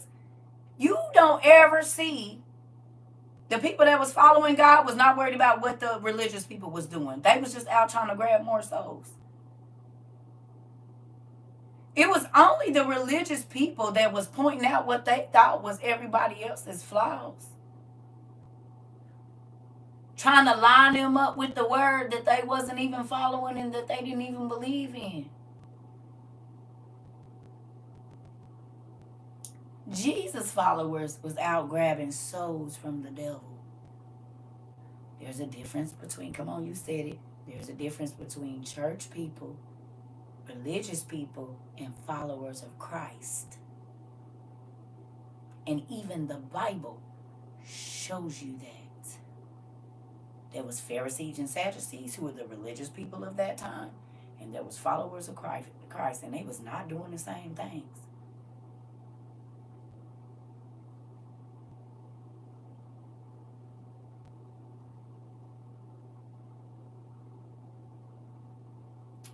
These people was too busy trying to worry about the people that was really busy trying to do God's work was doing. Instead of teaching God's word for real, they was trying to figure out what they was doing, and while the masses was over here outside they great big synagogues and outside they great big rules, and the groups kept growing bigger and bigger and bigger and bigger and bigger and bigger. The followers of Christ kept growing bigger and bigger and bigger and bigger and bigger, to the point where they got so mad they started following them on every social media site to irritate the hell out of them so that they couldn't get busy with Jesus' work. You mean ain't nothing changed? You mean they'll go and make a fake page or send somebody else in the class to ruin it? When Jesus was over there just trying to talk about what he needed to be talking about, you mean? So ain't nothing changed then.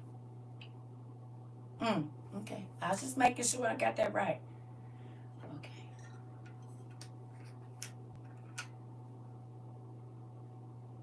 They be over here too big trying to tell me what I'm doing. But you should just be teaching what you know. Like I'm doing.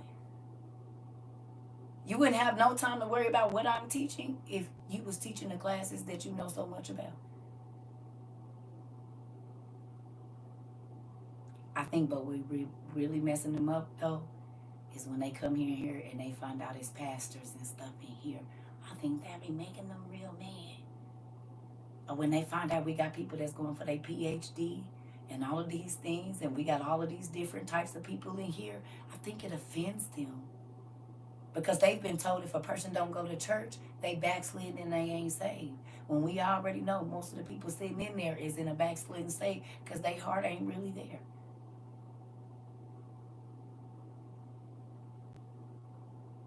Your body is there, but your spirit and your soul is in the world. Or you too busy trying to judge who ain't saved and who ain't anointed for trying to bring souls in the door with you.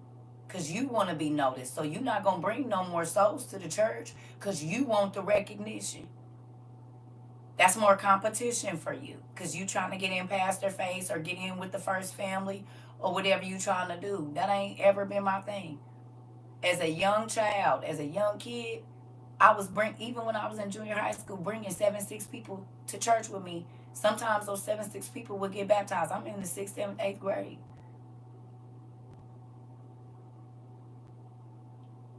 When I hit 15, 16, 17, 18, 19, 20, sometimes at the church I was going to, every Sunday, it's 2 rows of people filled up. When they stand up and say, who did you come with? CERCA, CERCA, CERCA.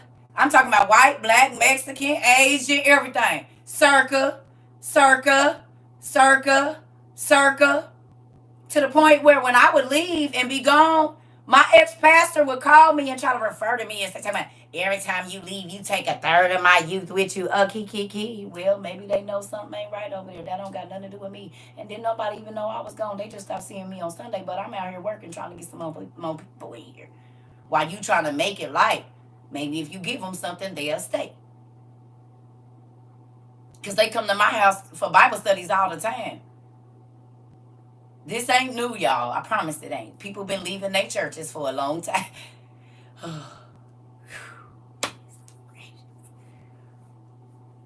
When I tell y'all pastors, I have had the most issues with them. The leaders always come for me. Always, always, always. But now I understand why. Because they can't deliver their soul like I can. They can't talk to you about everything like I can because they're limited or they won't get no money. Well, that's why I don't take a, like, you can't pay me to talk to you.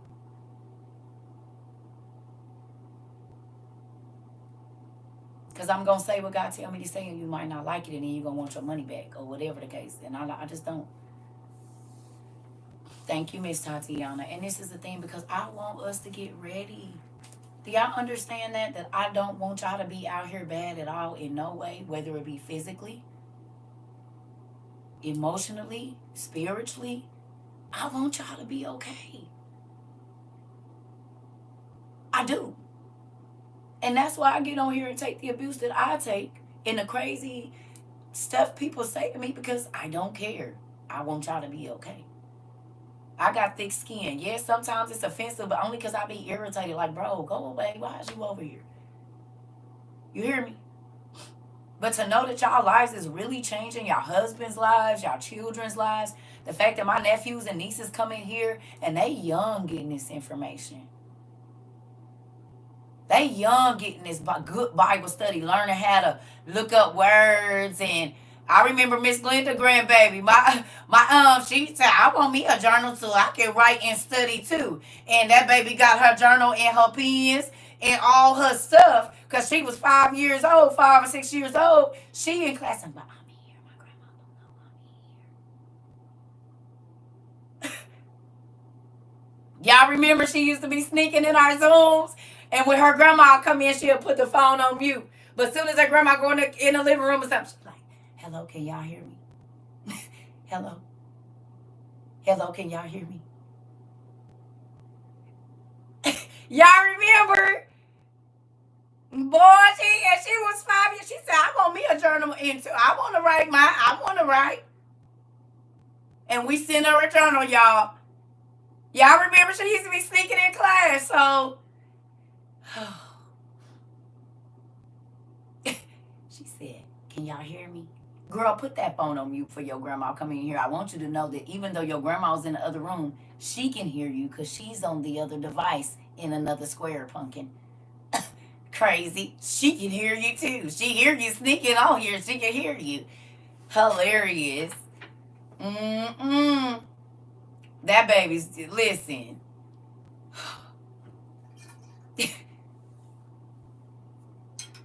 So I'm going to go pee for real. And then we're going to read Judges 7 so we can see what went on with Gideon. Because we got a Gideon in our class. What's up, Gid? Can we call you Gid? Or is that not a thing? Can we call you Gid or just Gideon straight? I like Gid. It's kind of, snappy. Can we call you Gid? Is all I want to know. Hey, Gid. I think it's a great nickname. You're easygoing. Good job. So let's do Gid. Hey, Gid. We're gonna read your story as soon as I get back here. See? You see it? I'll be right back, y'all. Let me go to the restroom. All right, Judges 7.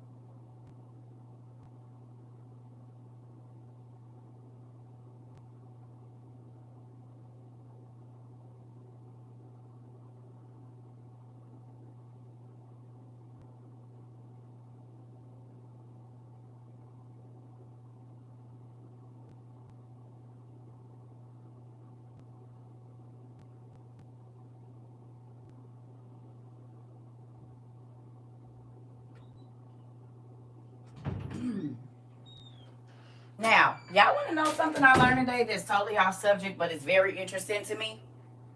Anybody want to know? Anybody want to know? Remember I told y'all that there's a place in about the IRS. The IRS processes the IRS processing center where we have to send correspondence for like taxes or whatever is in Ogden, Utah. Y'all remember we talked about that?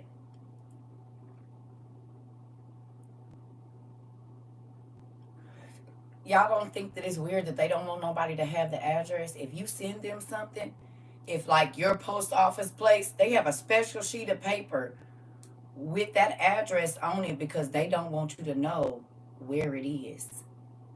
You been there before? So when they send you a correspondence that you gotta send back, it don't even have, it just has IRS Processing Center, Ogden, Utah, and the zip code, and that's it.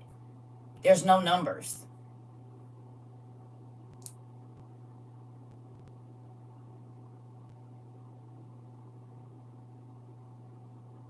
So if you try to take it to like a UPS to have them do it, sometimes they can't even do it if they don't have that address with the thing on there.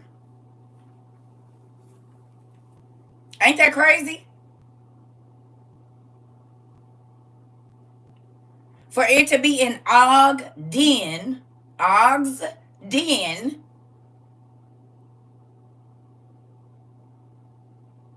remember, Og was here before the flood, and it was Pangea.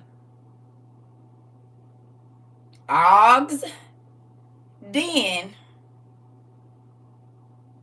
You getting me?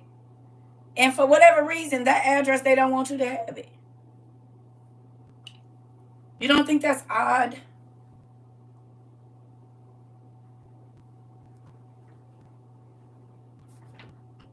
Ogden. Ogden. Like Og's Den. Because when I went to go put, I said, wait a minute, this ain't got no address on it. She said, oh, yeah. We have a sheet that gives us the address. It's called Ogden, Utah. And where the IRS building is, I promise y'all, it ain't no address on that piece of paper. You know how you put it back in and send the stuff in? There's no address. So you either have to take it to the post office, or if like your shipping place don't have the address, you got to go to the post office because the post office is the one that got the address.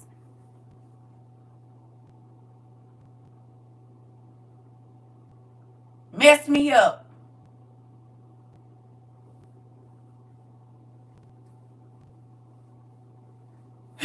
Really, I didn't know that. It's in Ogden, Kansas.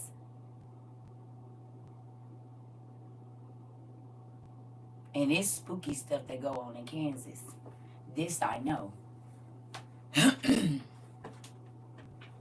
It's a lot of spooky stuff that goes on there. That's what I'm talking about, TikToker. That's the exact one I'm talking about. And they don't want you to have that. I did not know that.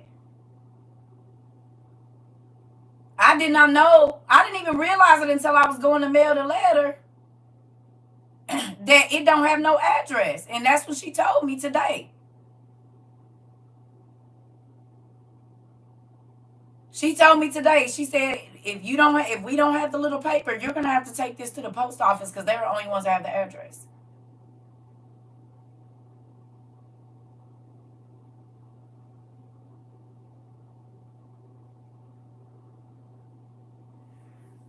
Good evening, Auntie. It just is. You got to think the capital of Kansas is Topeka, and their zip code in Topeka, Kansas is 66612. That's correct. I'm a former letter carrier. See? Thank you. I love it when y'all come in here and do that for me. God always let it pop up off the page. Do you see it?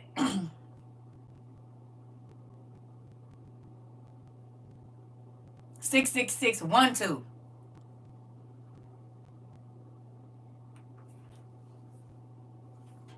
That's also where Azusa Street started. If you've ever heard the story of Azusa Street in California, that revival started in Topeka, Kansas first, and then it went to Azusa Street in California. It's a real thing.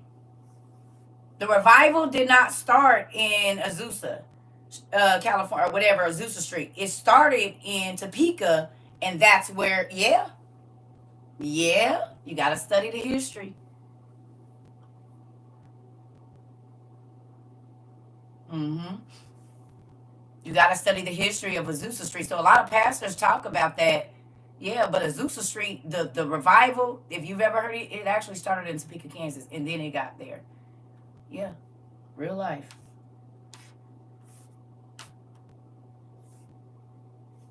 All right, do me a favor. Let's bust this. Who are the Midianites and where do they live? And don't read this on the paper.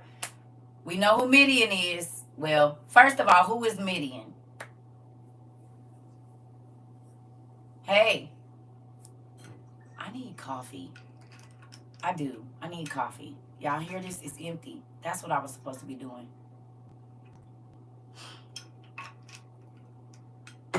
And what does Midian's name mean?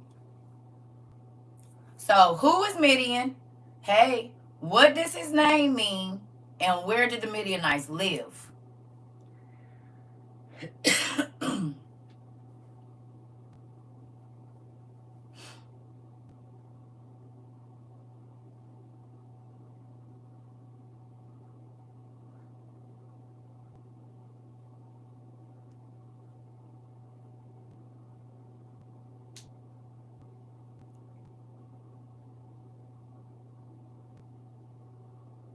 They did, but where?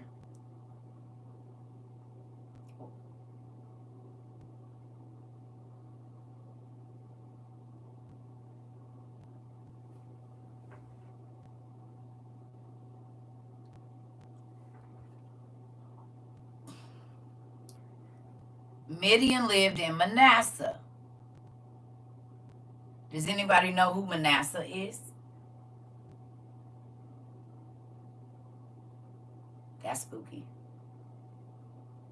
Northwest Arabian Desert. Thank you. He was Jacob's son.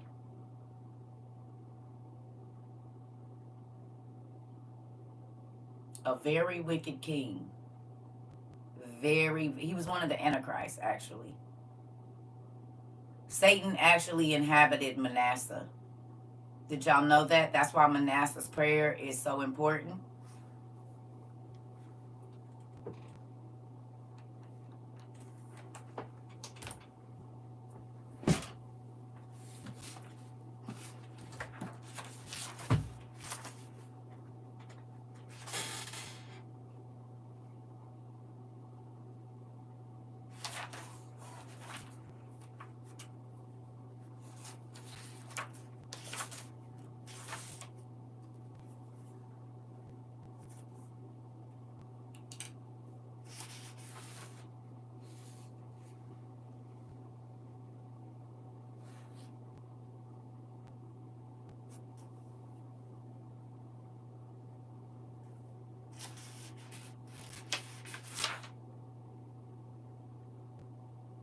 I thought it was in here. It is in here. Well, anyway, I think it's in here. I believe it's in here. I believe it is in here. It might be in one of my other books, but I know it's in here somewhere. Well, anyway, I have the prayer of Manasseh. It's either. Oh, never mind. I know where it is. It was in my I know where it was. It's not in this. And that book got wet when it rained in here. Dang it. I'm gonna have to get another one. Yeah, that's where it is. I'm like, why is it not in here? Okay. Yeah. Never mind, y'all. I forgot. That's the book that got wet. That reminds me. Okay. That was my book that got wet, but that reminds me to get another one. I'll be ordering that tomorrow. Okay, never mind. I was going to show y'all something, but I can't even show you because it's not in that book. It's in my book that got wet. All right, so Solomon's wisdom wasn't for everyone. What do you mean?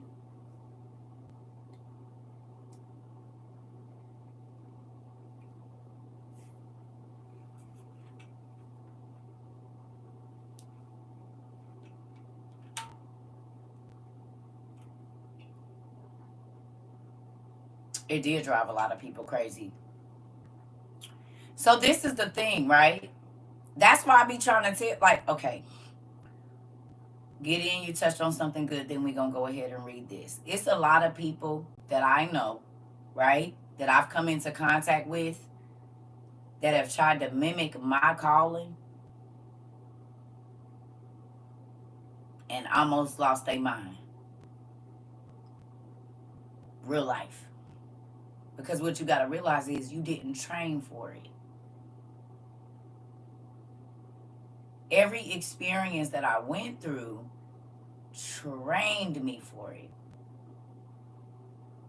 So you trying to step into my shoes could get you jacked up.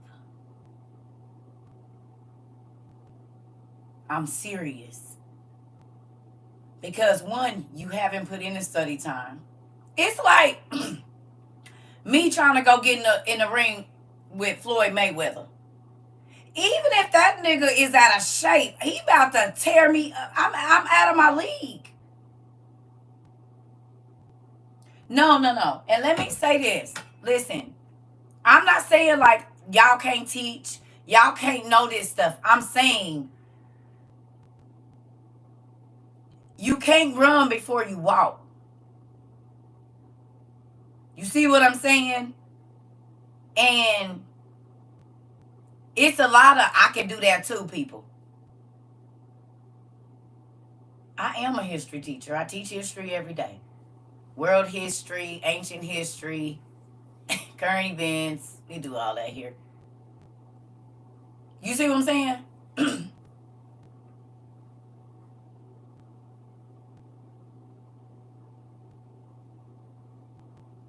That's why I be trying. What do I tell y'all? I said, y'all, I want y'all to learn everything. But some of them books that you bought, you're not going to need them right now. Put them on the shelf till later. Because you got to get a foundation first before you just be all over it, because you will be confused. I did not learn this overnight. God gave me a base, and then he added to that base, and then he added to that base, and then he did the digging for the pipes, and then he put them in. It's been a whole thing for me getting here. While he was teaching me what I'm learning, he was teaching me about myself so that I could comfortably talk about my life and not care how nobody feel about it, because I understand that my testimony is going to help somebody. But if you're not strong in your mind and he has not given you that ability and you just go off trying to do that, you can mess yourself up. Period. I'm trying to tell you, I didn't watch that happen to people. God basically had to force me in. I ain't going to say force, but it was a heavy push. Because he let me know, if you're not going to speak for me, why are you breathing? And I'm not joking with y'all. It was a real thing, but I didn't understand what I was supposed to do. And so when I used to rebel, I said, I'm not talking to nobody. And this is even before I was minister or anything. I was like, I'm not talking. My rebellion was silence. Well, do you want to understand why that's rebellion? Because I didn't know that God had called me to be a prophet, and I didn't know that I was going to have to speak to the nations. So rebelling and not saying what God is telling you to say when he's called you to be his mouthpiece is huge. And y'all know what used to happen when I would rebel and wouldn't counsel people? My money would fall off. I would get evicted. I would lose my car. He said, I pay your bills so you can stay home and be able to answer the phone. I give you that nice new phone that you don't have to pay for, so you can't complain about you tired and you can't talk to nobody. That means he got a better one for you. I had to sit home and be broke for over 13 years. And what I mean by broke is I couldn't get up and go get my own money because I had to be able to rattle off answers to questions like this. I had to be able to go to a book and find the information and show you, and then go get another book. And how do you think that came? That don't come from 3 hours a week in college. I promise you it don't. Even 12 hours in college, it don't come from that. All jokes aside, I had to study. My baby was on here. She told y'all when they got up at 5 o'clock in the morning, I was studying. I had already been up from 2:30 or 3:30, studying for 2 hours before they got every day. Don't I be on here every day? Even the days I say I'm not going to work, I be on here. That's because I've been working every day for over the last 13 years doing Bible studies. I'm used to it. Hours. I told y'all my phone used to start ringing at 2 o'clock in the morning. When I got married, I told people, you got to wait until after my husband go to work. You cannot call me at 3 o'clock for Bible class. When I was single, you could do that.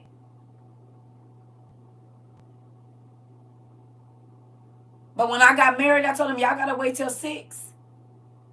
And as soon as they knew this nigga was going to work, my phone started blowing up for Bible studies. Now they can just sneak on here and watch. So they don't got to, But for real, I'm serious. So I'm not trying to make it like I'm better than nobody. I'm just telling you, you cannot go playing around in the spiritual realm because you deal with demons that's coming for you when you call yourself snatching people out of his hands. You have now made yourself a target for spiritual entities because you meddling in the devil's business.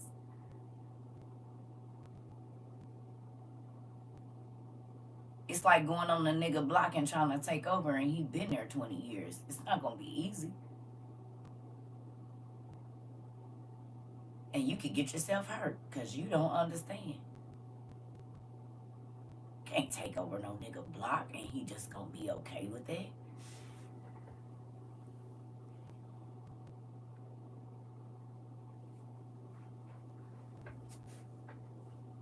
You hear me? And it's the same way when you call yourself about to go snatch some souls. Satan and his buddies been here way longer than us.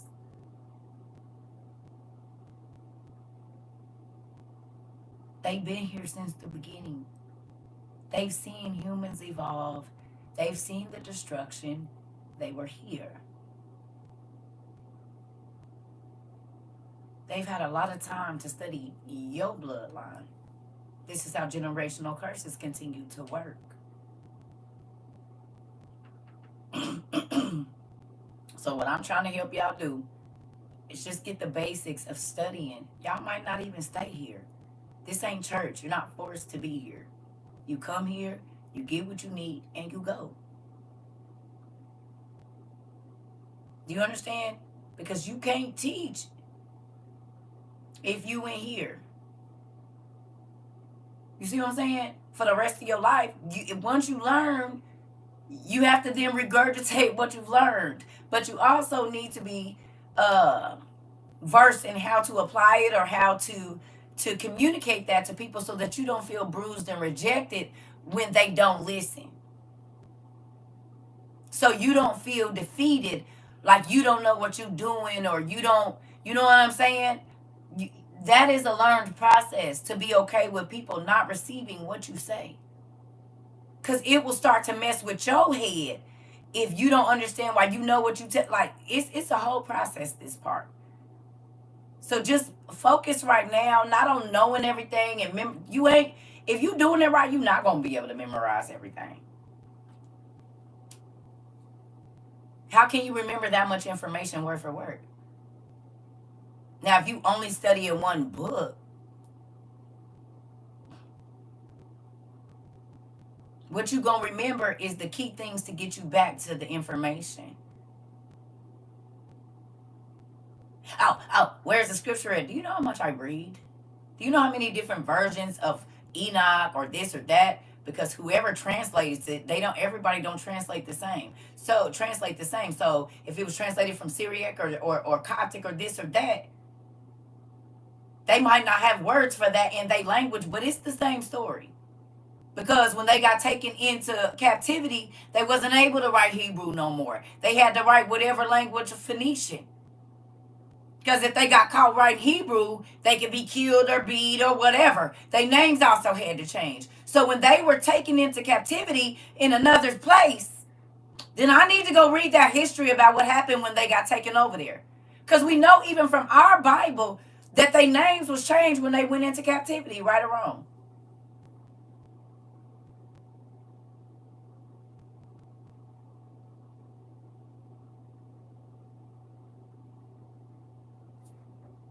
Even the Bible tells us that.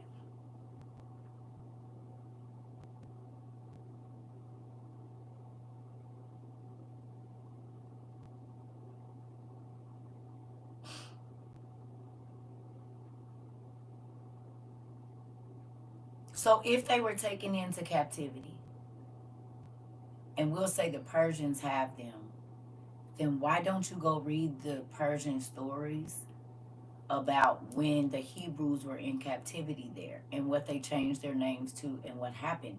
Why don't you then go read right, they gave them Babylonian names or whatever place. They didn't just go into, there was all different, because this is the whole 7 Kingdom War thing. Attila the Hun and all them people was running around. So, but I'm just saying, if you're going to read the story, if you don't go read the other side of it, how do you actually know what happened? You're only hearing one side. But if this is a true thing, you should be able to find it in the other person's history. Right? Okay, so prime example, like I said,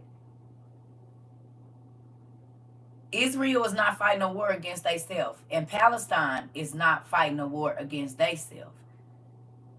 Right? So Palestine is going to have a record of what they're doing in the war and what Israel did, and then Israel should have a record of what they did and what Palestine did. That's even going on right now, because Israeli news is reporting, Palestinian news is reporting. Right? Or no? That didn't just start. So what would be the equivalent of that? If we were to say, okay, I'm reading an Israeli newspaper and a Palestinian newspaper, it's two sides to that. So then we only read one side of the Bible and think that we got the whole story, when clearly God did not tell us who they went to war against for us not to go find out what they said about it. Because if it's true, there's a record on both sides of what's going on. Now, everybody is going to have their view depending on what side they're on, but there's a record. So if the Persians had a war with the Japanese back in the day, the Persians are going to have a record of it, and the Japanese are going to have a record of it. Right or wrong?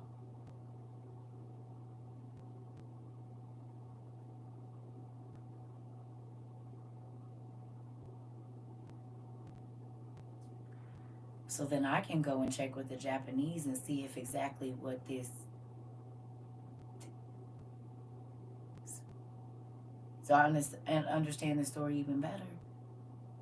If they say we lost 2,500 soldiers, or we took 2,500 soldiers, then I go over to the Japanese side and they say they took 2,500 of our soldiers, then I know that this story is true, because both sides are saying the same thing. Where they met at, where they was going to fight, how many soldiers fell, whatever else. So then I know that this story is real, because they both have a record of this interaction. But when we read the Bible, we don't do that. We just read it from one point of view. God did not put the king's names in there, the cities, the date, the time, when they reigned. He put all of that specific information in there for you to go research it on the other side so you can see it was true.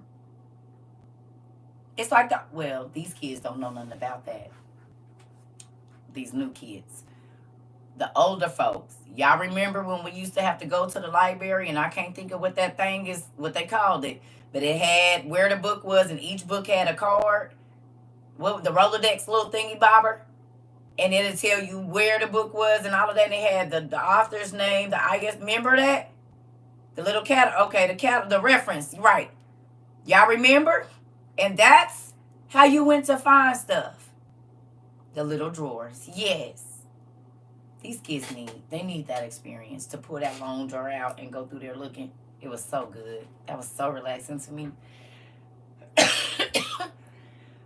Look at how y'all going back. Well, technically, it's like a Rolodex. It is. It's just a book one. It's a long one. It's the same thing. An index box, whatever you want to call it. Card catalog. See, everybody got a different name for it. You can smell the books. Look at you. You can smell the library. Feel the carpet under your feet because you just snuck off in a corner. Look at y'all having nostalgic memories. Oh. Look at y'all. Y'all can smell the wood, see the brass on there, see the little card and everything. Oh, your cousin that took you back. Look at that. Oh, y'all forgot about, you see? You said I went today. Oh, so then it ain't that far back for you. You said I was in there today actually looking at this very thing. My second job at 14 was a librarian. Pretty cool. See? Look at the young people like, what the hell is these old people talking about? What is that? They can read a book on the TV now. So, or the book can read to them. Or or the microfilms, yep. I was a library assistant in college. That was the thing to be, I'm telling you. I love being a library assistant. And you get to put the little card thing, the things we got. A little pocket and stamp it when it came in and all of that, and was. We nerds, all of us. Look at us. Just happy about the smell of a damn library. Really? Really? Tell your friends about that. I wonder how they feel about that.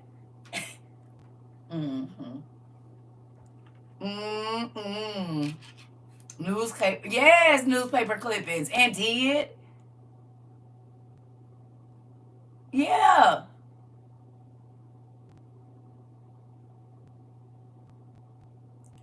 Your fire stick signed out of everything. I believe it. Just got me a new card. Y'all so funny. I love it. Everybody else we trying to grow our minds. Folks be trying to grow drama. Just raggedy. I miss the 80s. Me too. It was a good time to live and be alive, honey. The 80s was the truth. 80s and the 90s, really. 80s and 90s was lit. They talk about the 70s. Now the 80s and 90s was a whole different everything.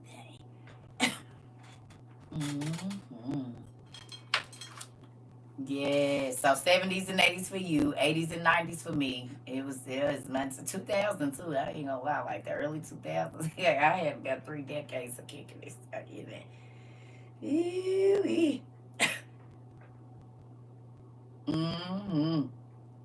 And see it. Thank you, Dad.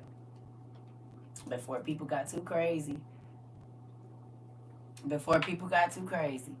All right, let's get this in. So it says, early in the morning, Jerubbaal.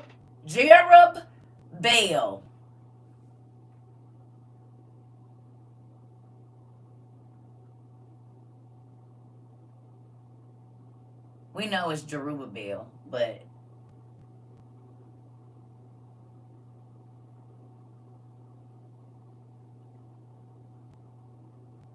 so who do we think this guy was kin to?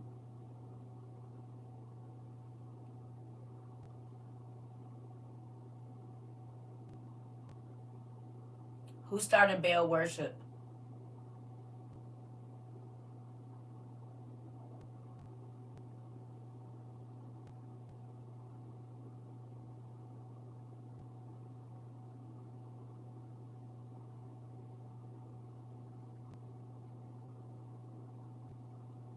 Nimrod. Nimrod and who?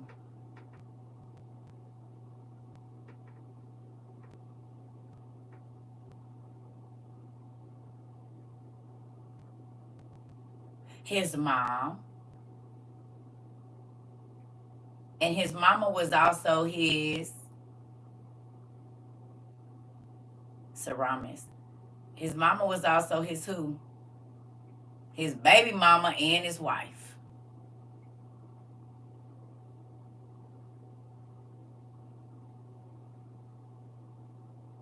That's crazy. Now, can we do this real quick? Which Greek god married his mom? If we know that the Assyrian and Babylonian kings are, the Greek gods are built off the Assyrian and Babylonian kings, and Nimrod was that. What? Yes, he did.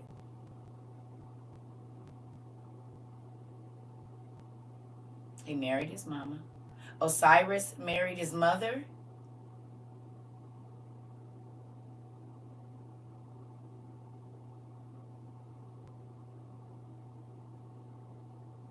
Oh, Osiris married his sister. Okay.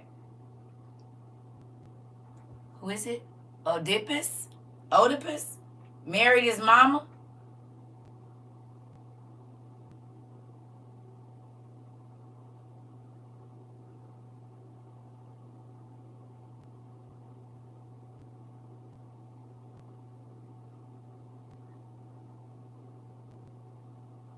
Really? Oedipus? Let's see what it say real quick. Hold on. I want to see something. Let's see if he and her.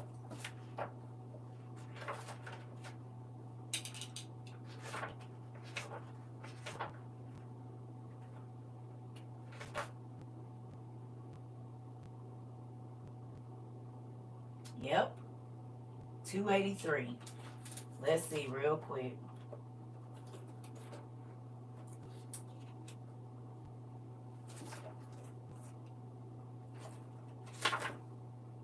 All right, real quick, we're going to do this. Okay. Zeus wanted to marry his mom. Okay. But Nimrod did.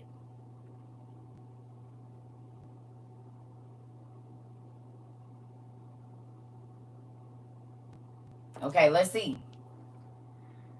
Ah, shoot. It says King Laius of Thebes was the third in descent from Cadmus. Who is Cadmus? Y'all, it be so right. We gonna get back to you. We gonna get back to you. We gonna get back to you real quick. We gonna get back to Gideon. Who's Cadmus? Oh, it be right here in your face. Y'all remember who Cadmus is? Anybody? We talk about him just about every day. Well, not every day, but we talk about him a lot. He's in the Big Green Book. I pointed out all the time to y'all, and then we're going to get back to that. Do y'all remember?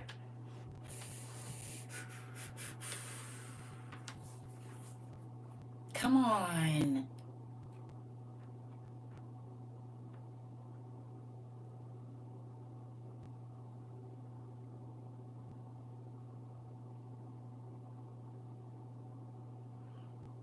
He was the person that brought the Phoenician letters to Greece. X on your paper. Cadmus was the dude that brought the dang letters. A member?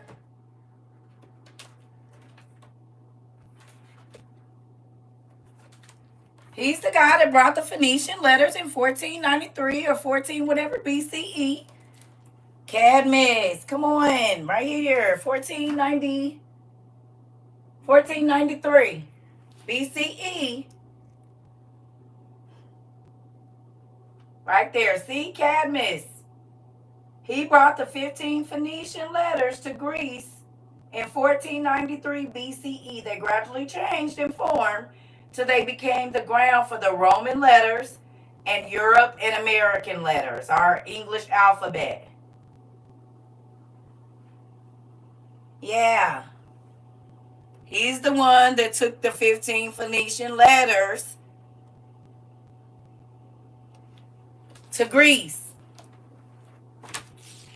As to how the Greek alphabet and Roman alphabet got there.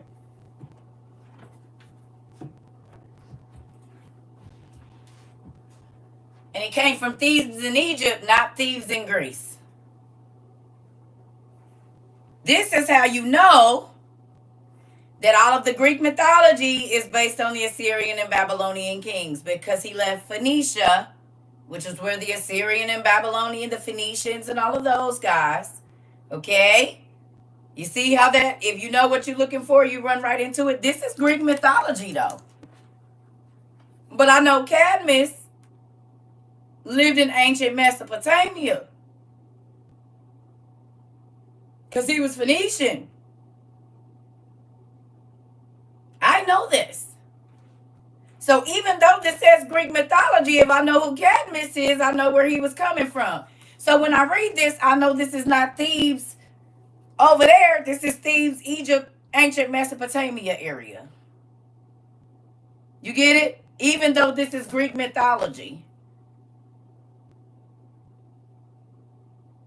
Because it says King Laius of Thebes was the third in descent from Cadmus.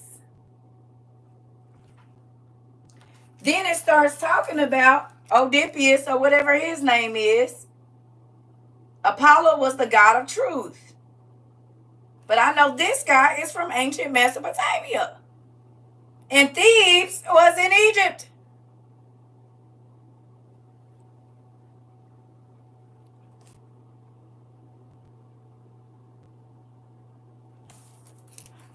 And because I know that all Greek mythology is based off Assyrian and Babylonian kings. So then if you know what you're looking for, you know what you're looking at. This is why I tell y'all they is not behind the ice wall. They over there where they burning down the Congo at, and where they just found that vibranium.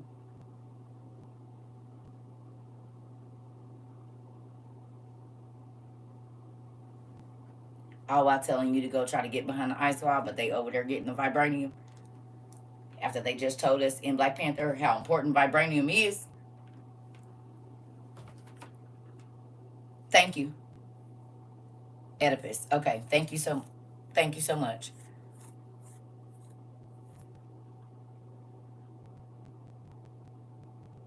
Y'all still think they behind the ice wall? I told you, a thief ain't never gonna point to where it really is. They gonna point you away from it.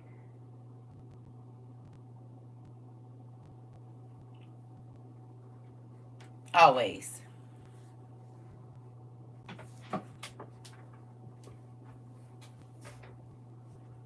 So this ancient book that was not written by people of color says that anytime you see the Greek mythology, you're really reading about the Assyrian and Babylonian kings, the Chaldeans. The Bible talks about the Chaldeans a lot, of Chaldee. Well, Nimrod started that. That's where the giants were. And a lot of these people that we about to read about were giants. Ain't that what they showed y'all in 300? Who was they fighting in 300? Was they fighting ghost-like beings in 300? Demon-like spirit soldiers?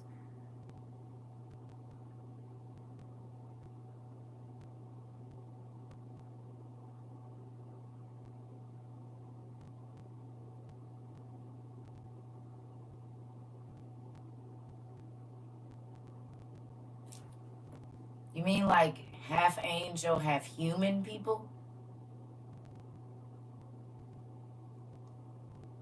They was fighting mythical creatures. And this is before the flood. After the angels went. Okay, well, let's just go. So Gideon was fighting the same monsters that I told you Hercules and Abraham and Lot and them was fighting. I told y'all all these beings was alive when Noah and them was alive. And now that you know that 300 is based on Gideon, the story we about to read, the dude with the lobster claw. Is y'all getting it now? Is y'all seeing how they be selling y'all the Bible? Their last battle was with the Persians and Xerxes. Okay. First or second?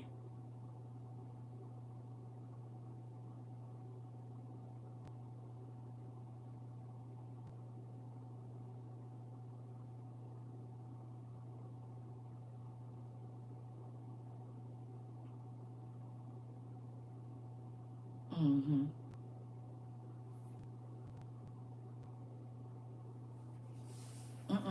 300. But Scorpion King in there too.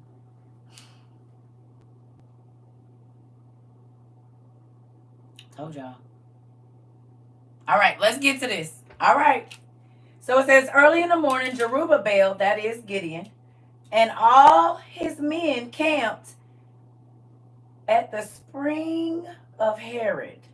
The camp of Midian was north of them in the valley near the hill of Moreh.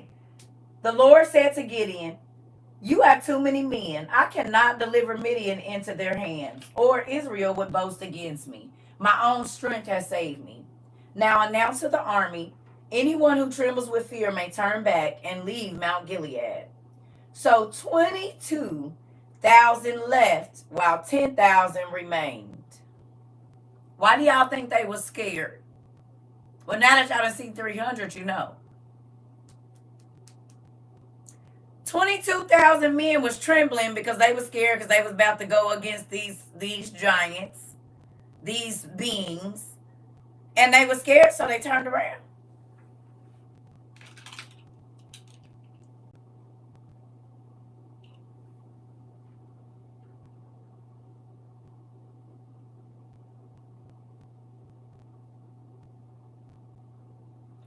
This is why the wars of the Jews is so important. This is why the wars of Israel and all the kings, that whole thing is so important, because this is where you find out they was fighting against giants. This is why God always had to tell them they was fighting against monsters and stuff. Literally. The minotaurs, the centaurs, they was fighting against these people. And they were shapeshifters. Now that you know that Og hired the dragon siblings that look exactly like the people in your Game of Thrones, then when you go back and watch Game of Thrones, and if you go and look at what time Og lived, you will understand when you watch Game of Thrones what time it is. You can literally go to the Bible and see it.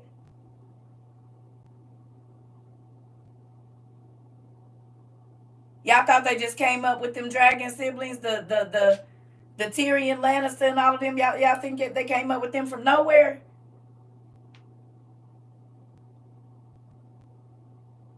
Y'all seen the Nephilim in there, didn't you?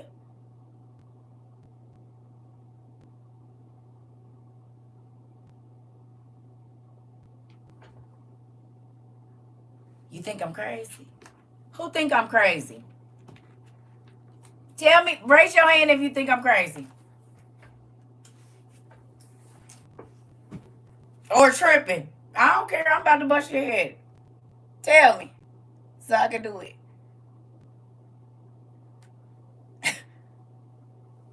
Mm-hmm.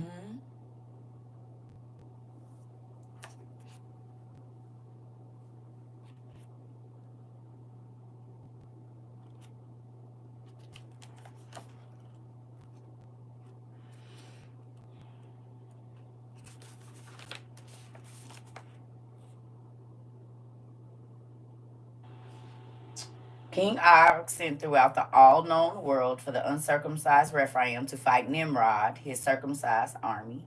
And the word went forth to every outpost of giants. And they came, the six-fingered, the mountain builders, as to why that man, to keep showing y'all that man was in there, and then he closed that door on the mountain. The heavy weapon makers from the cold lands, and who? the dragon siblings from the east, and 20,000 giants came with them. 20,000 giants came with the dragon siblings. So when Nimrod is being mentioned in the Bible, there was dragon siblings, 20,000 of them, 20,000 dragon giants, dragon siblings, right? Hold on.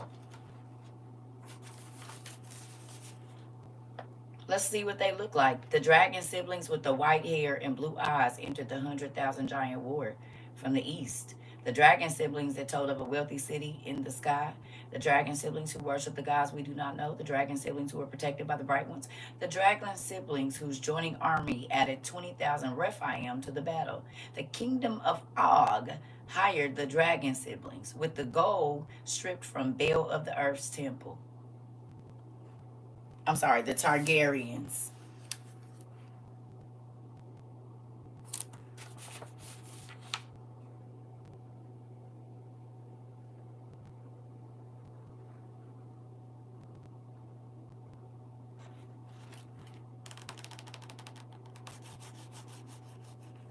And the Rephaim are the sons of Rapha, and they're mentioned in the beginning of the Bible as well.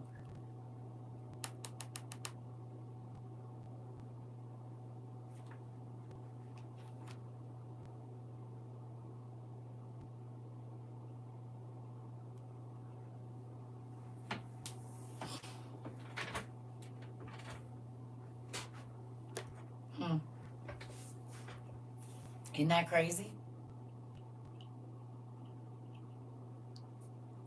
God gonna make sure you get the Bible one way or another.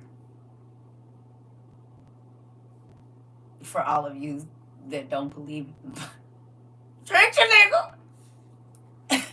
You gonna read it one way or another if you got to make you watch it on TV.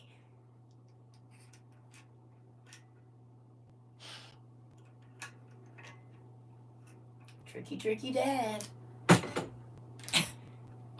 I don't believe in the Bible. Sure you do. Sure you do. Sure you do. Sure you do. Sure you do.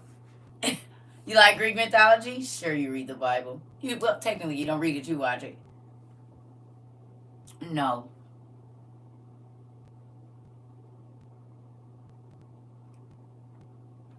Mm-mm.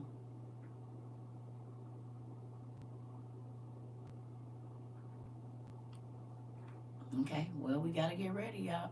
Look, we already knew last December what they was on, didn't we? We already knew. We knew this was coming. This is why we got this kind of stuff over here. We knew a year ago. We didn't know exactly when, but we knew in October of this year we was gonna be at war. We knew that last year.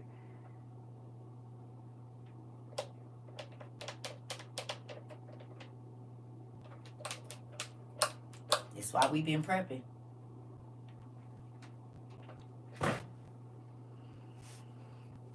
That's why we've been prepping. Okay, come on, y'all.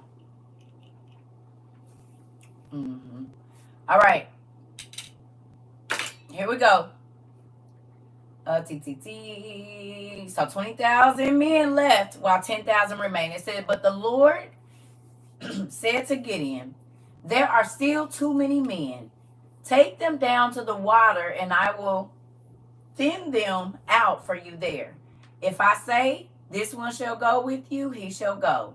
But if I say, this one shall not go with you, he shall not go. Now, that right there should be a huge lesson to y'all. And then I'm about to go make me some coffee. If God tell you to leave somebody alone, because they can't go to your next level. See, that's the difference between me and y'all. Once I learned, I started cutting people off. Because what happened was, when God was, wherever God was getting ready to take me, they was going to sabotage it.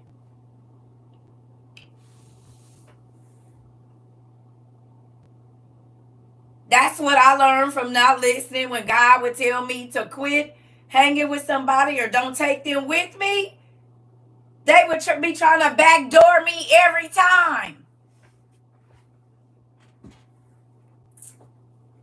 If God tell me to cut you off, I love you, but I'm cutting you off because I believe him. The times I didn't listen, I paid for that.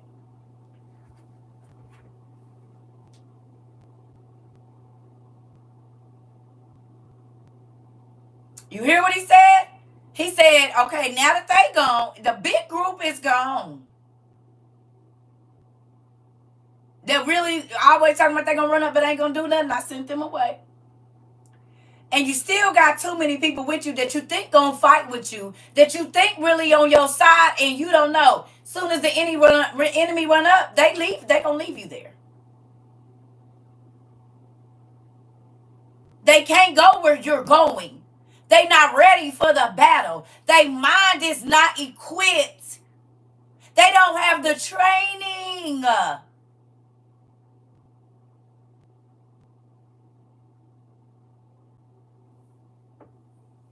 You hear me? When God starts shedding things off your life, let them go. It's going to hurt you more if you hold on to them. I promise. He said you got rid of them. You still got 10,000. I'm about to send you down to the water, and I'm going to thin them out too. God start cutting people out of your life. You better be happy because they might have had a knife behind their back.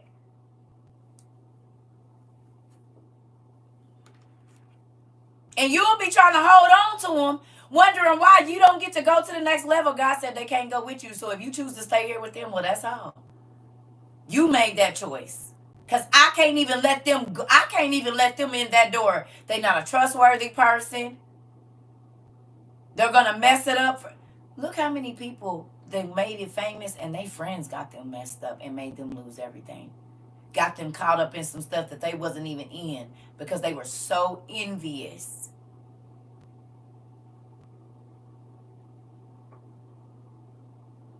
Come on, it's not.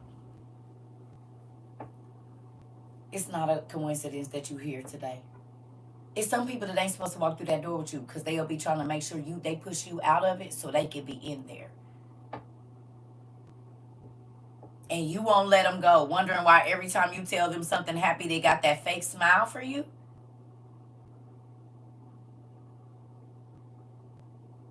You can tell when a person is genuinely happy for you and when they ain't. You can tell when they're not happy to hear that something good is going for you. You can tell.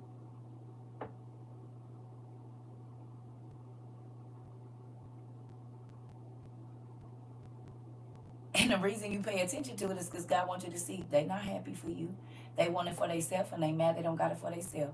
And as soon as they get off the phone or you leave out their office or whatever it is, they going to be running their mouth about it because they want it for themselves.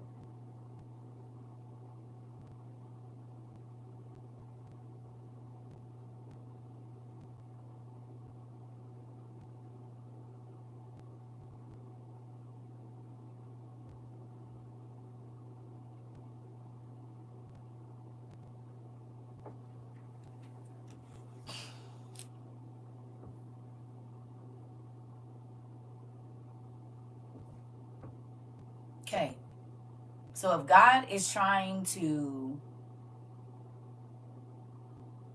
allow people to get out of your life, let them go. I'm trying to tell you, let them go. You pull them with you. That whole "am I my brother's keeper" thing is what you're going to be looking at. You ever seen New Jack City? There you go. So if there are some doors you haven't been able to walk through, look and check your entourage. Because if you're going to hold on to them and God say they can't go with you, then he can't open the door. You just can't get in either. And I done been to the club where they can't get in, but you can. Sorry, girls. This is why I tell y'all I ride by yourself. Because I'm in this thing. You hear me? I'm in here. They said y'all can't come in. They didn't say nothing about me. That's why I told y'all I don't ride with nobody. Because if I can't get in, I want to be able to go home. And I ain't going to be mad because I can't get in. It just ain't my day. You hear me? You can't ride with me, girl, because if they don't let you in, hey, I ain't leaving because you can't get in.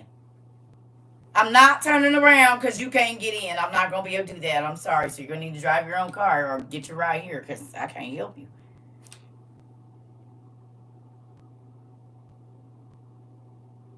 And that's how I feel about heaven.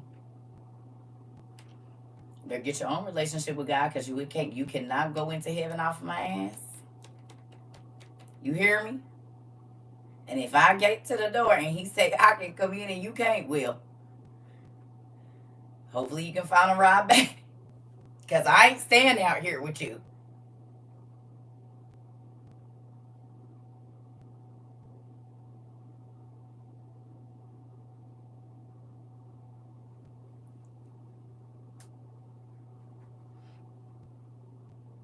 You hear me? If they say they can't come in unless you come in, I mean, they can't come.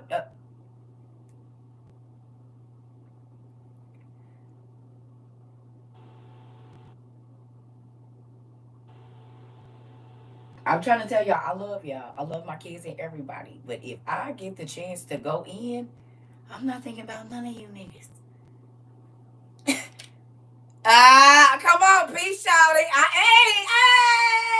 love y'all. I gotta go. I'm sorry, y'all. See y'all later. Bye.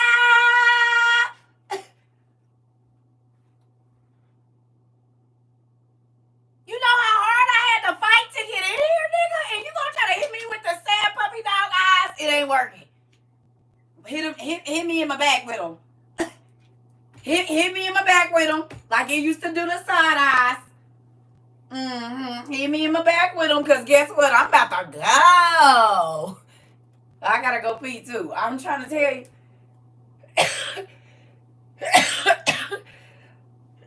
This is not a group thing. I won't remember anyways. Come on. Come on. Once I go through this door, this is the sea of forgetfulness. I'm not even going to remember you. I won't feel no guilt after I go through this door. You said it as well. And ain't. Y'all better quit. This is not a group effort.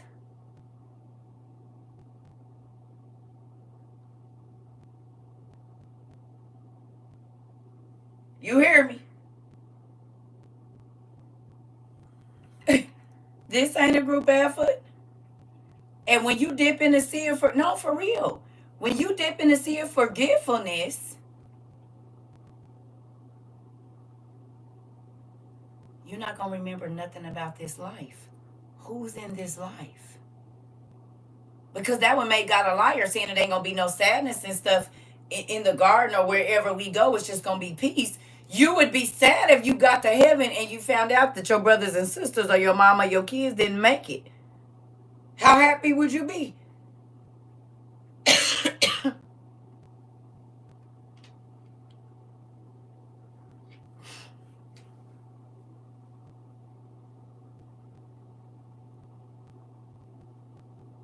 Think about it. Hey,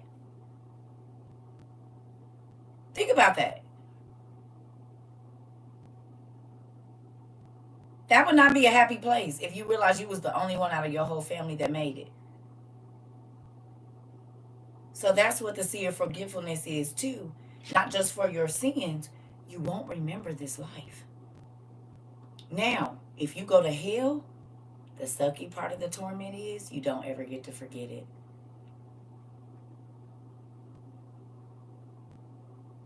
Do you understand that? Yeah. The part of torment is mind, torture is body. Part of the torment and torture is you don't ever get to forget this life. But if you go to heaven, you make it to heaven, the good part of heaven, you don't remember nothing about it. Because you would be sad because your family members didn't make it.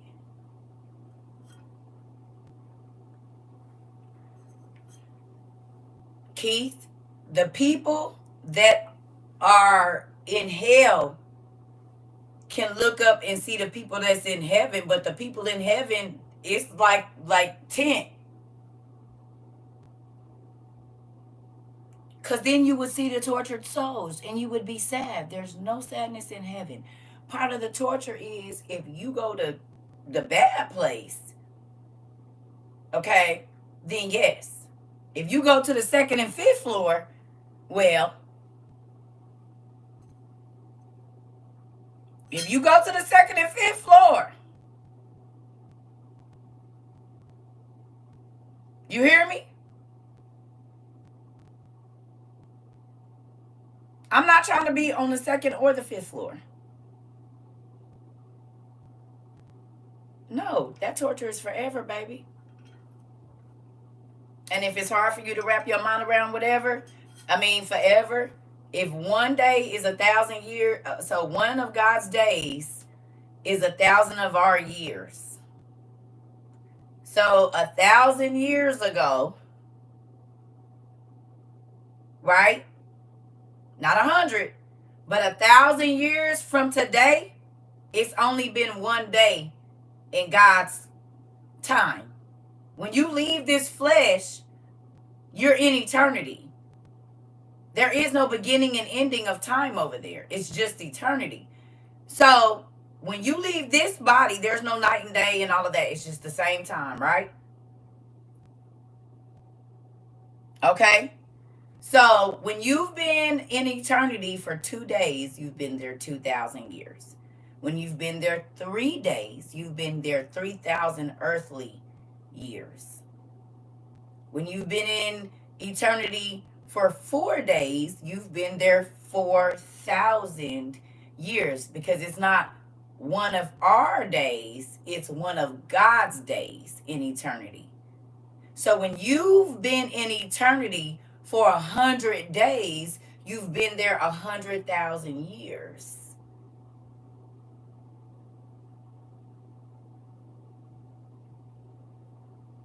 Now you see how eternity could be forever? Do you understand? Humans were supposed to get to live one of God's days, which was 1,000 years, and then we would just go to sleep. But when they sinned, it chopped it. So now we basically at 10% of that. Is it just a solid heaven, light, and dark hell? What?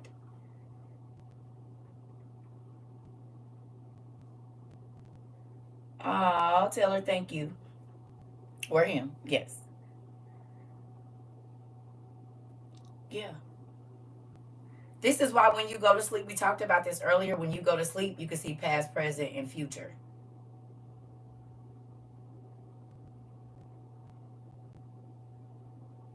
Because it's all one time after you leave your body. But when you're asleep, you're in the spiritual realm. That's in Ezra, the questions of Ezra in book 1. Either the 4th book of Ezra or the questions of Ezra, book 1. Y'all, I gotta wash my hair. My face is breaking out. Y'all see that? I do not like that.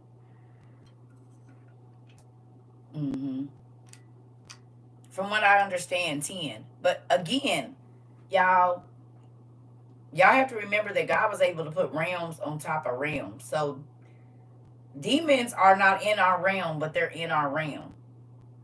So there can be a realm sitting on top of a realm, because we only think of the space and how it works on earth. But out in other realms, it's not that exact thing. There could be a floor with several floors in that floor. You see what I'm saying? Just like you can go to a hotel and they have themed rooms, and then within that room it's another room and another room and another room. You see what I'm saying? Yeah, Nikki, we were supposed to live 1,000 years each person. That's why Methuselah is he lived the closest. Adam, the Bible talks about God took 70 of Adam's years. He was supposed to live one of his days. And God took 70 of Adam's years because he sinned. So he only lived 930.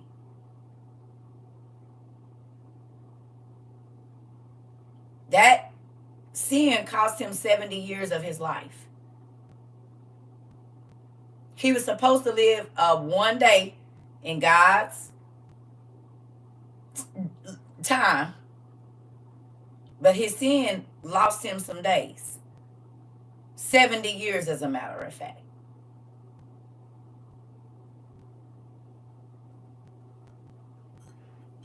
Yeah.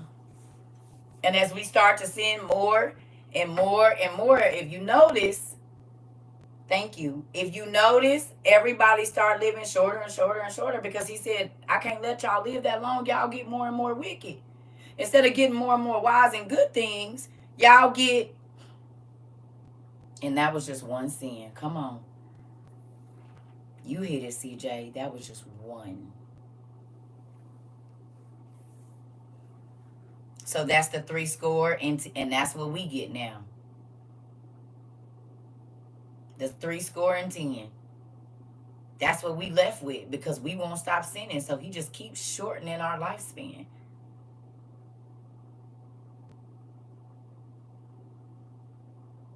Hey. That's why he keeps shortening it, because we keep getting more wicked. Is that why they sentence people to 130 plus years, like 2 life sentences? Yeah. Pretty much.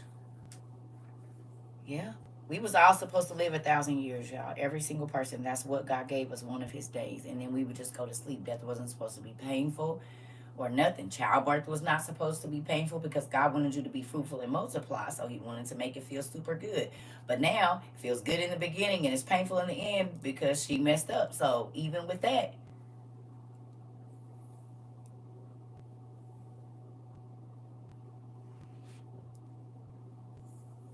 yep. Because God wanted it to be an enjoyable thing. You see what I'm saying? So if I make it great, you're going to do it a lot and you're going to multiply. But when we sinned, the result of that was death and pain and crying and wailing. And she was the one that sowed the seed of sin into the human race. So then we got what we got. And this is why we have the problems we have with our bodies. Literally. And it's scary. I'm going to be honest. And I'm not knocking nobody's religion or what they believe. But you know how they be saying women are not supposed to menstruate? That's cancer waiting to happen.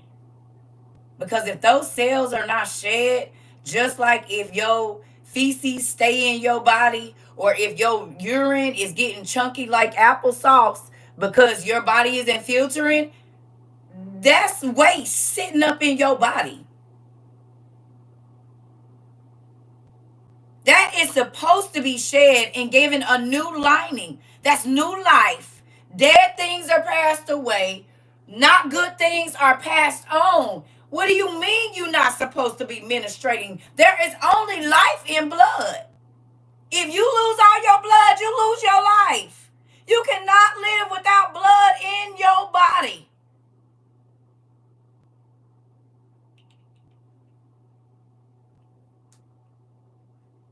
Are you serious? We were born in sin and shaped in iniquity. You do realize that's right in the Bible. You could look that up. You don't gotta ask me. That's right in the Bible. It's right in the Bible. You can Google that and it'll give you the exact scripture. Y'all be asking me questions y'all can answer for yourself. Google will tell you. Come on now. That's a question you can answer. Like that. What about the issue of blood in the Bible? She kept bleeding, but she didn't bleed out. It's the same thing that happens to you when you have a depot and you just spot all the time, but you ain't necessarily on your period, but you on your period. Menopause is a different thing because you're not in childbearing. You're not pushing out no more eggs during menopause. So there's no egg to shed, but it has to shed the lining because that egg goes there, y'all. It's a whole process. Yeah.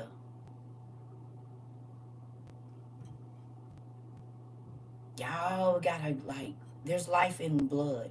And this is why blood is sacred. This is why you're not supposed to drink it. You're not supposed to play with it. You're not supposed to eat it. Because there's life in the blood. If you and let it go, ain't that valuable to you? You won't be here no more if the last drop leave.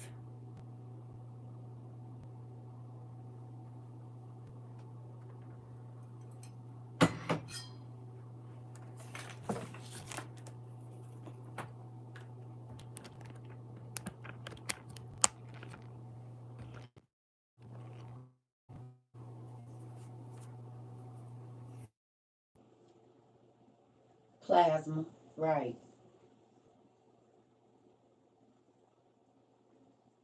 No, the issue of blood was not, she could not stop bleeding. And there are women that have fibroids, tumors that cause them to bleed every day and heavy.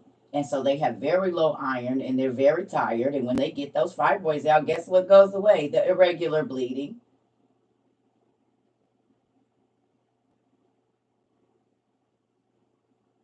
You're supposed to bleed. There's life in the blood to shed that. If you don't, you will end up with cancer because those cells need to be shed, period. Even sheep and animals, and they shed skin that they don't need.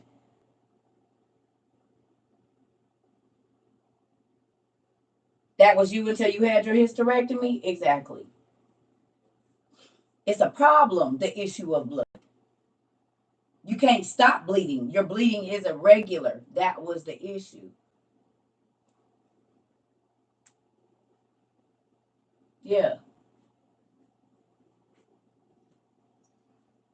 I want my body to do exactly what God tells it to do, not what man. They don't even understand the Bible completely. They medical practicing.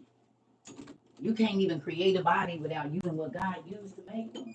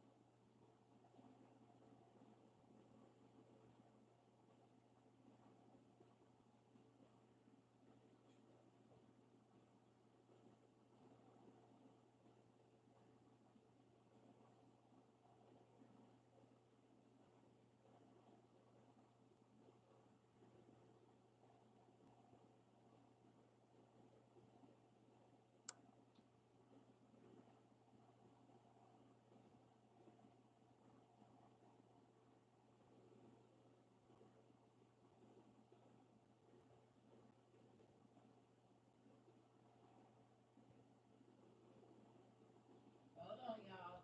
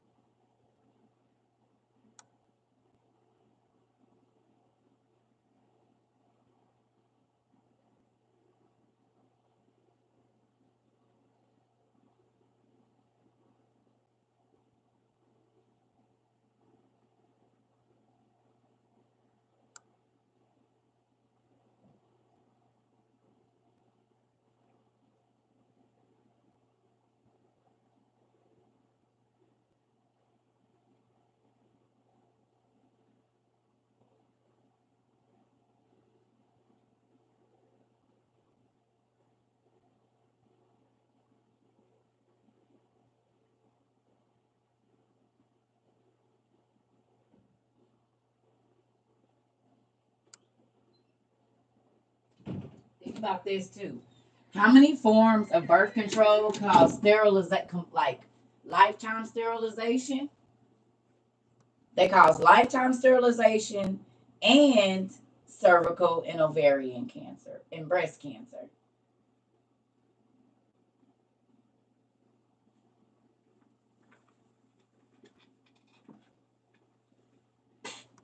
No, listen, listen, y'all. I need y'all to listen. When you are still ovulating, when you are in baby making years, your uterus fills with blood. We know this from fifth grade, y'all, sex education. Your uterus prepares for a baby. It fills up with extra blood, extra cells, ready for a kid. When there's no kid, The body releases that and starts the lining all over, thinking you might get pregnant next month.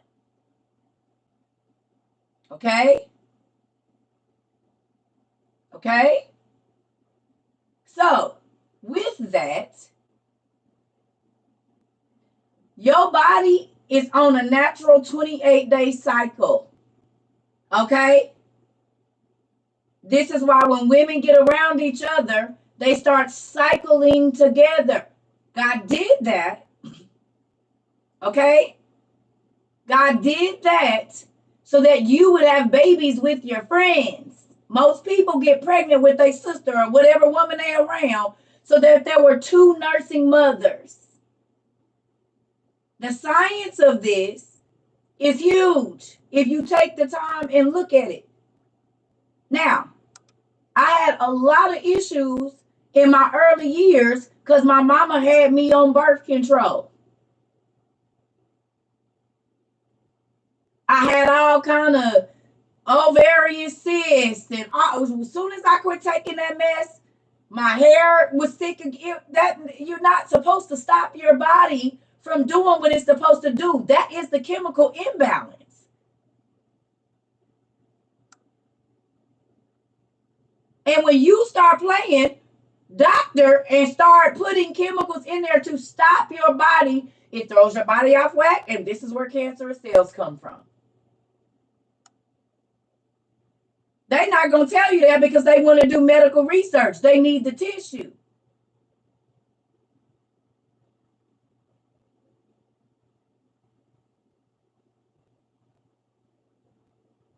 If you go look up the side effects of most, like read it, it's ridiculous. You put your at risk of having blood clots, going to your brain, heart attack, all of this not just to have a kid. And then when you get ready to have one, because it didn't kept your cycle off so long, you might be sterile. Depa almost sent me to glory. Come on. I have a friend, her sister passed away from blood clots to the brain from her birth control. And I think she wasn't even number 18. She had been on it for like 3 years.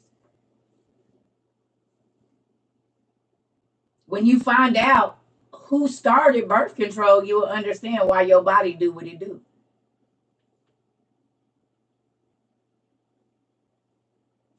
Matter of fact,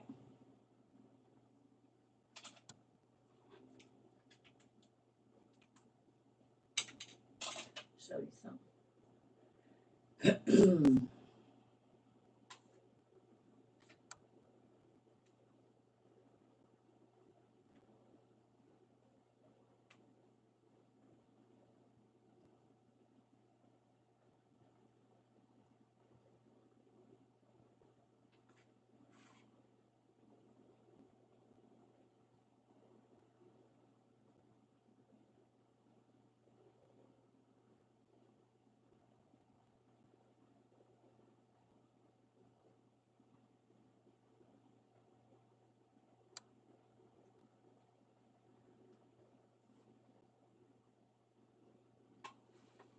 Hold on, y'all.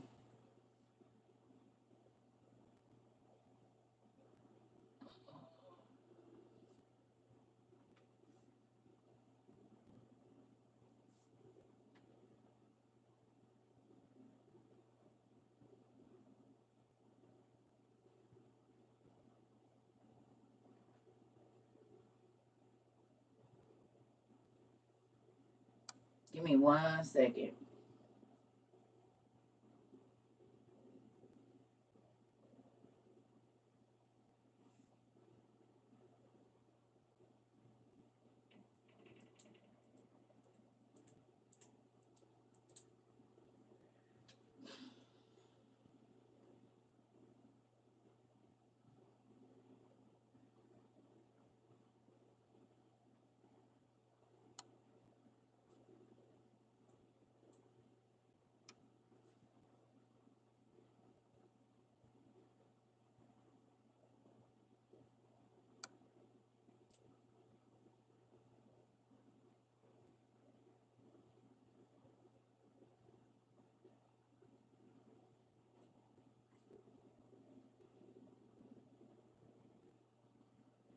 Give me 1 minute, y'all.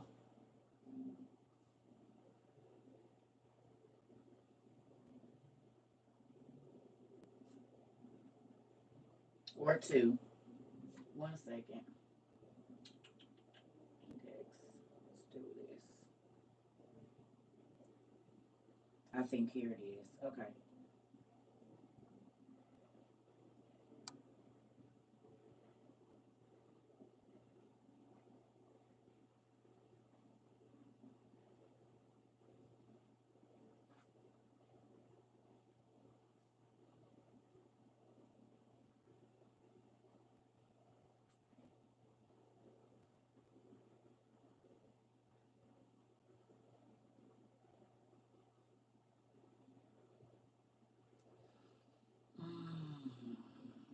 Mm.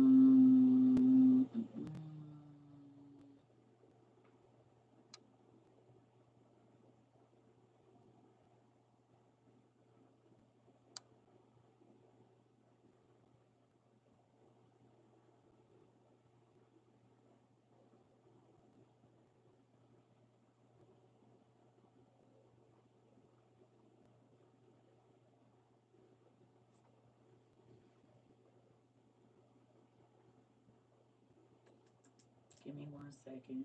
I'm right here, y'all, and I know what I'm looking for.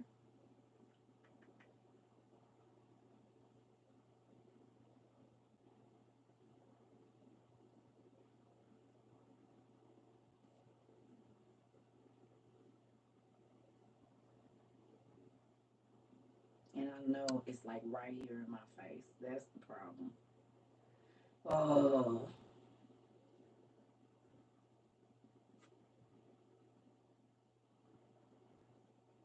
this gonna drive me now because I'm looking too fast and I probably didn't looked over it 3 times. Well, anyway, I know it's in Jasher. It's in the first couple books of Jasher. I can't find it just right now, but it's in here. I just don't know exactly where it is. But y'all remember when we read about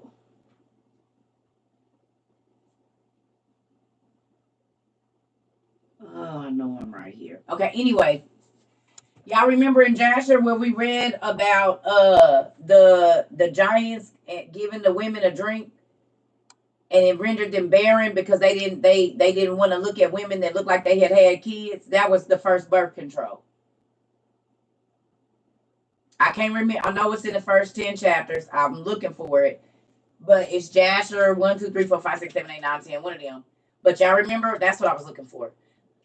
But I'm skimming through and I can't find it. It's in there where the men started to give women um birth control because they didn't want them to look. They wanted them to look like they had a mommy makeover. Okay, that's when the first birth control came, but it was after the fallen angels came and started mating with the women. This is the whole she looked like a goddess, she don't got saggy boobs, everything is perfect.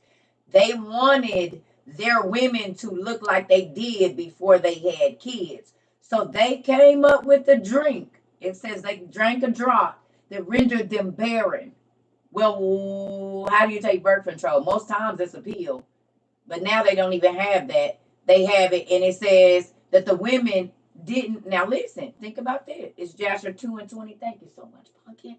So it's two. I knew it was somewhere. Let's go over there. I love y'all. Thank you. I didn't go back far enough. I stopped at 3. Oh, it might not be on mine because I'm online. So, oh, yep, but it is in. It's 2. Yep. Okay. Yep, right here. It's 2:20 in mine. Thank you. It's 2:20 online. So if you go, thank you so much, Pumpkin. I went to 3. I didn't go to 2. I should have went back. All right. So I'm gonna read this real. Thank you so much. Okay, so right here, and I ain't gonna read all of it. Canaan grew. Okay. So it said, I'm gonna start at 16. It says, and these are the names of the children of Canaan. The name of the first is Mahaliel, the second is Enan, the third is Marad, and you know they have different. And their sisters were Ada and Zillah. These are the 5 children of Canaan that were born to him. And Lamech, the son of Methuselah, became related to Canaan by marriage, and he took his two daughters for his wives. Ada conceived and bare a son to Lamech, and she called him Jabal. And she again conceived and bare a son, and she called him Jubal. And Zillah, her sister, was barren in those days and had no offspring. Here we go. For in those days the Son of Man began to trespass against God and to transgress the commandments which he had commanded to Adam, which was to be fruitful and multiply in the earth. So it is a transgression, even for me to get my tubes tied, that you are transgressing and going against God's word when you take birth control. Because one of the first things God told us to do was be fruitful and multiply. So plan B's, all of that. So you might not have never cheated on your husband, but if you go take a plan B, you stop in life. I'm about to show you. Look, how do you take a plan B? You pop it in your mouth and drink some water, right? Is that how you take a plan B? Is that how most people take birth control? Now they got shots and whatnot, but for the most part, you got to pop a pill and drink water, right? Yes or no? Okay, look. 20. It says, and some of the sons of men caused their wives to drink a draught that would render them barren in order that they might retain their figures and whereby their beautiful appearance might not fade. And when the sons of men caused their wives to drink, Zillah drank with them. And the childbearing women, the chicks with stretch marks like CERCA, tiger stripes, what happened to them? The childbearing women appeared abominable in the sight of their husbands as widows, whilst their husbands lived for the barren ones and only to them who they were attached. Sound like niggas now. They don't want their baby mama after they done pumped her full of babies and she got the look. They want the youngest, snatch the body. So nothing has changed. They want the chick that don't got no kids or look like she don't got none. And they'll keep her on birth control because they don't ever want her to look like the baby mama. So is that new?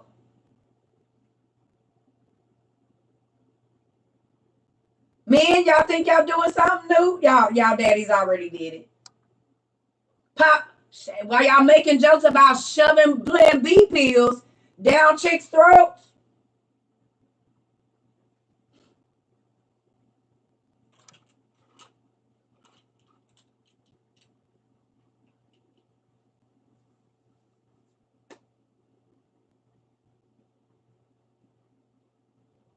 It was in the days when the angels came. You hear me?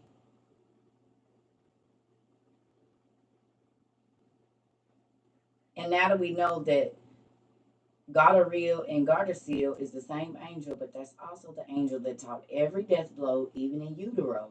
Now we understand why they use his name, because he taught men to stop life. Birth control stops new life. And Gardasil and Gardaril is the two names for the same angel, and he is the one that taught every death blow how to stop life, even in utero.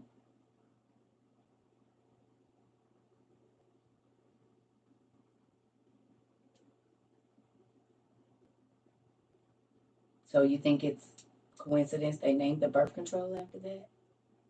That stops life?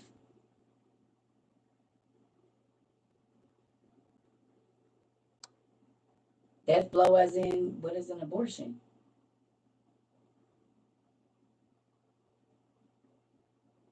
There's a heart beating after what, 4 weeks?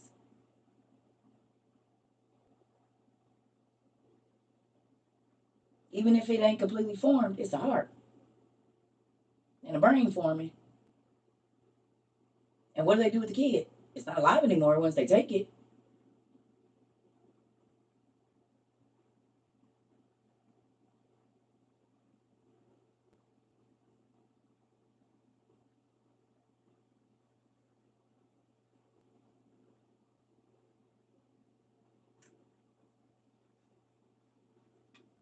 And they can't say, oh, not that you, is that tomatoes? And I see shots fired over here.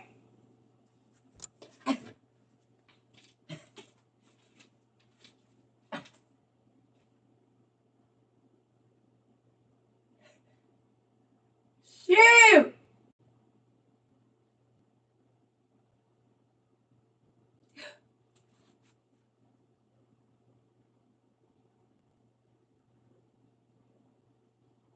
Is it safe to come out?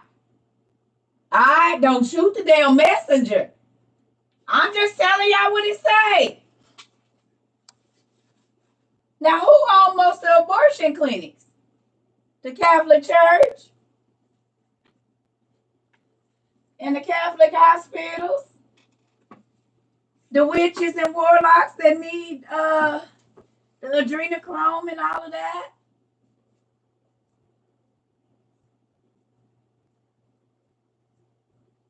Guess who else those people are? The people that took this out of the Bible and said it couldn't be in there.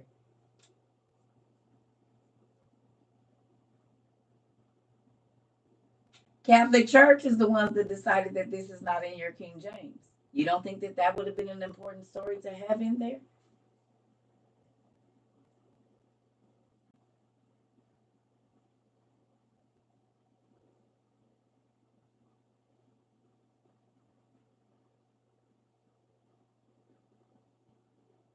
Yeah, but they own all the hospitals that fund the clinics. Off the record. Yeah, they don't believe in abortion, but they are the ones that sponsor the clinics, so clearly they do.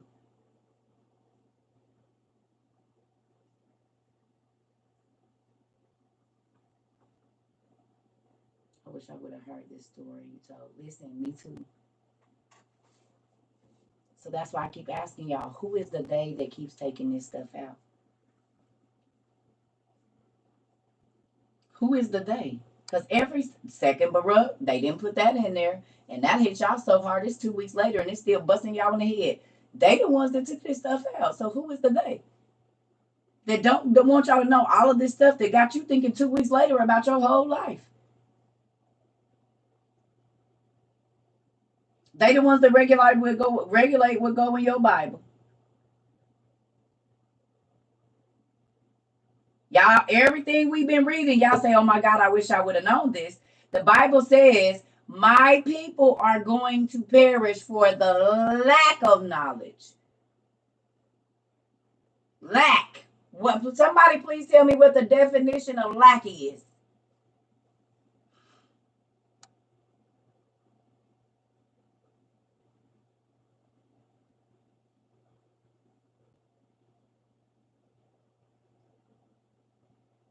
Without, not having enough. Without, not enough.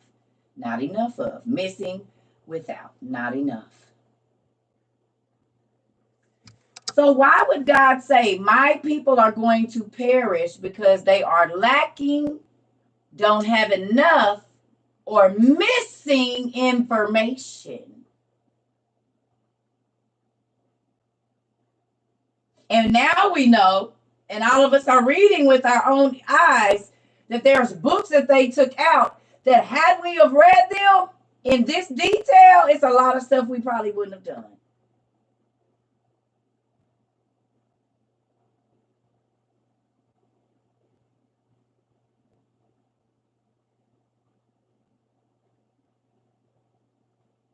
So now you understand why I feel sorry for the 66ers that come in here and say this is all there is, because they literally live up to what God said, which is my people are not going to have enough information.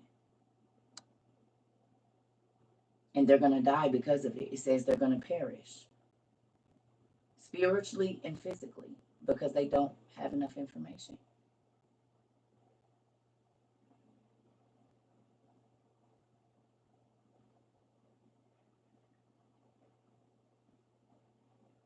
They regulate what goes in the Bible. And all of this we've been reading, y'all saying y'all wish y'all would have known it. Ezra, everything. How many women are married and you, I mean, you don't got to say it out loud, but just think to yourself, just in case your husband is there. Sometimes you dress a little spicy because you want somebody to notice you. Not that you're trying to cheat, but now that you know that that's a whole sin, it says women who adorn themselves not for their husbands, but for other men, desiring an evil desire. How many married women are on the internet showing everything they got? Not to knock her. Cardi's a whole grown married woman, and I know what her whole booty cheeks look like. And her print.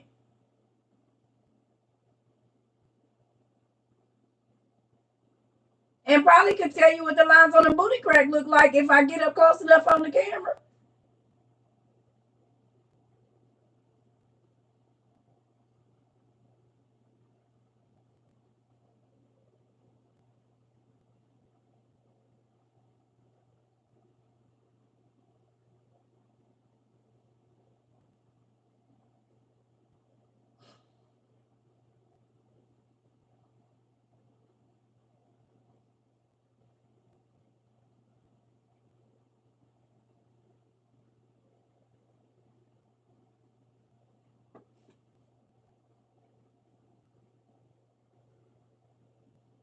Pretty much.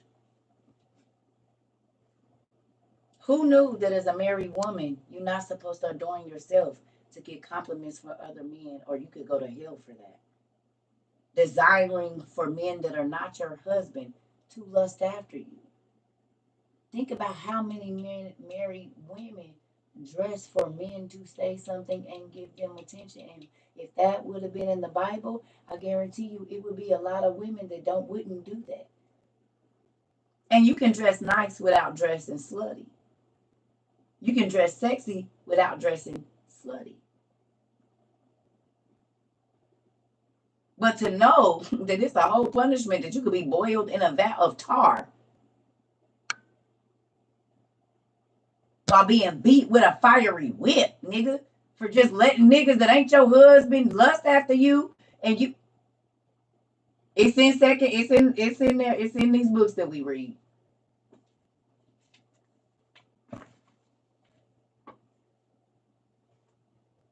My ex wanted me to dress for other men for his own ego. I believe it. I know them type of men too. They never felt like that man, so then they get a woman and try to make her into the man that everybody else won't, because he don't get no play for real. I done seen them too.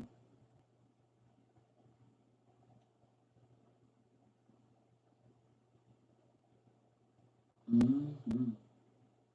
Can I ask y'all a question? Real life.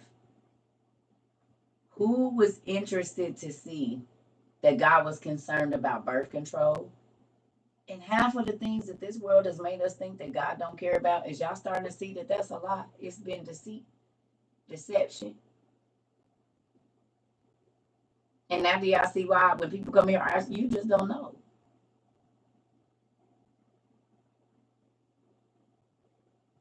That's why you just saying whatever, because you just don't know. But if you read the stuff I read, you wouldn't think like that.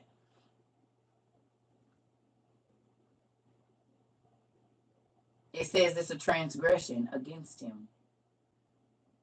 Because the first thing he told us to do was be fruitful and multiply. So the moment you take some birth control or plan B, you are transgressing God's word.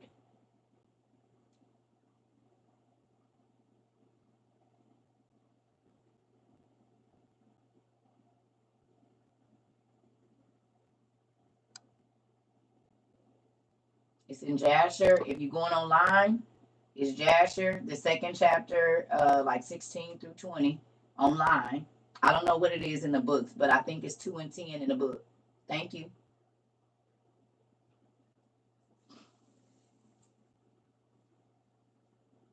So that's when I asked y'all, remember when we talked about this? You're welcome. Y'all remember when we talked about this and I said it's a lot of church people with blood on their hands? And they don't even know that they have murder on their rap sheet because they made their daughters get rid of their babies because they was worried about what the church people was going to say? They don't know that murder is on their rap sheet while they sanctified and saved.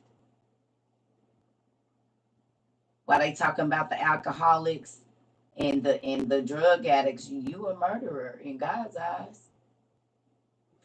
And the only reason you made your daughter get rid of her baby is because you was worried about what people was gonna say. You didn't even ask God what He thought about it.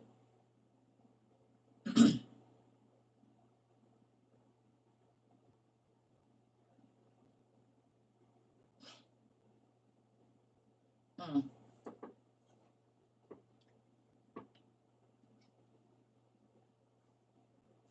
not knowing. Come on.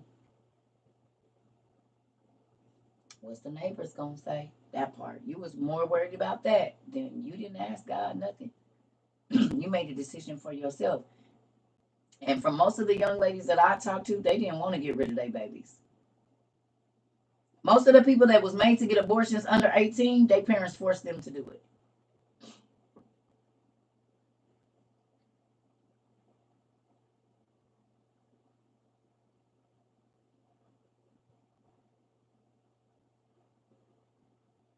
Because they was worried about what people was gonna say. They never considered what God was gonna say. Y'all do not have to feel that guilt. Do y'all know that? If you have guilt over that ain't on you. That's not on you. So just know that blame passed to your parents. Because the Bible tells you about provoking your children to evil. A lot of kids, after they did that, them kids went a whole different way. Start rebelling even worse.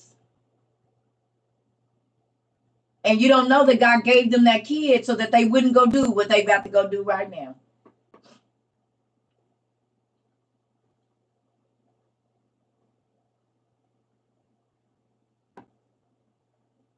Yep.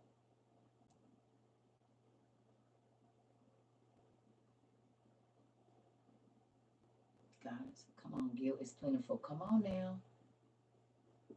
So I just saw my ex-pastor's name and then it just. Oh, okay. They didn't know you was in here.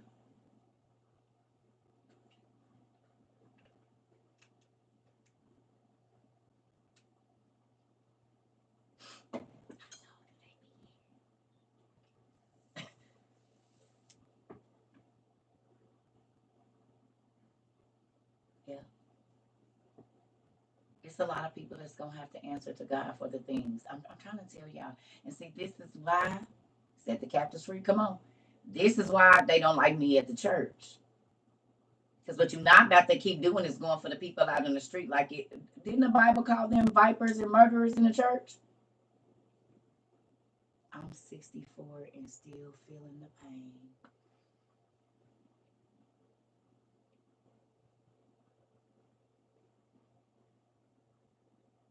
I know you're not lying because I know someone that is very close in your age and they hear babies crying all the time. They don't even sleep. They hear babies crying whenever they sleep and they wake up hearing babies cry.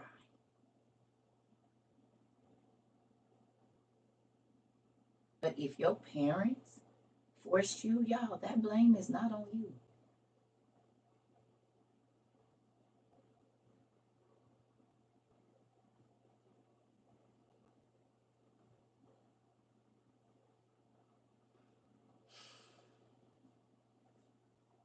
You said it's such a real thing, the guilt.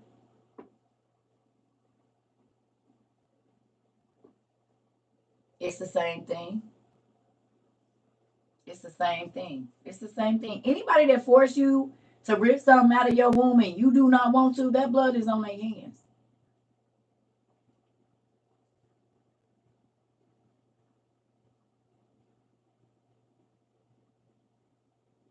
God gives life, the devil don't give life. And there are babies that came out of assaults.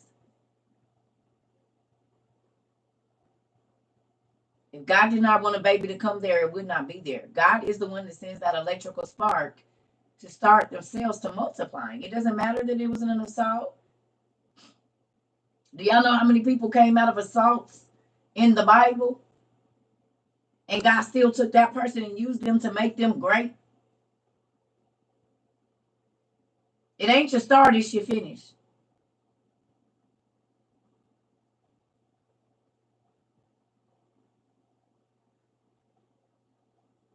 That could have been a baby that was gonna give you your lung when you get older, or your blood transfusion, and that was the only one that could do it. That might be the child that keep your other kid alive, because they got the same bone marrow. Later on, when you gone, but you, because you think you know about the future.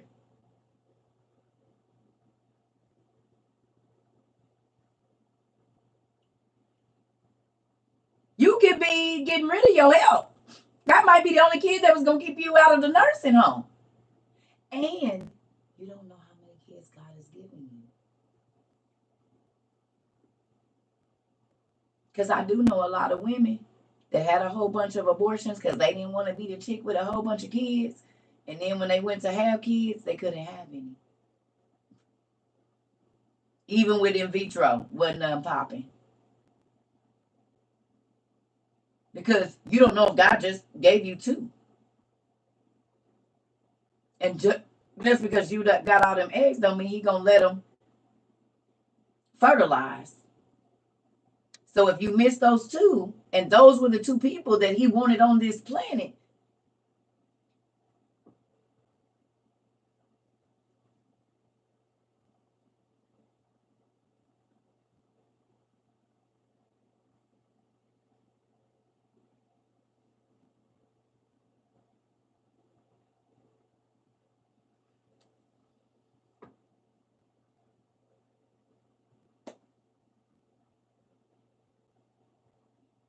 that's why I be telling y'all, I do not look at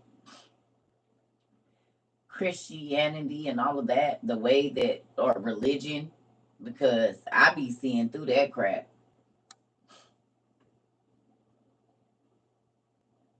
My punishment is now that my daughter can't have children.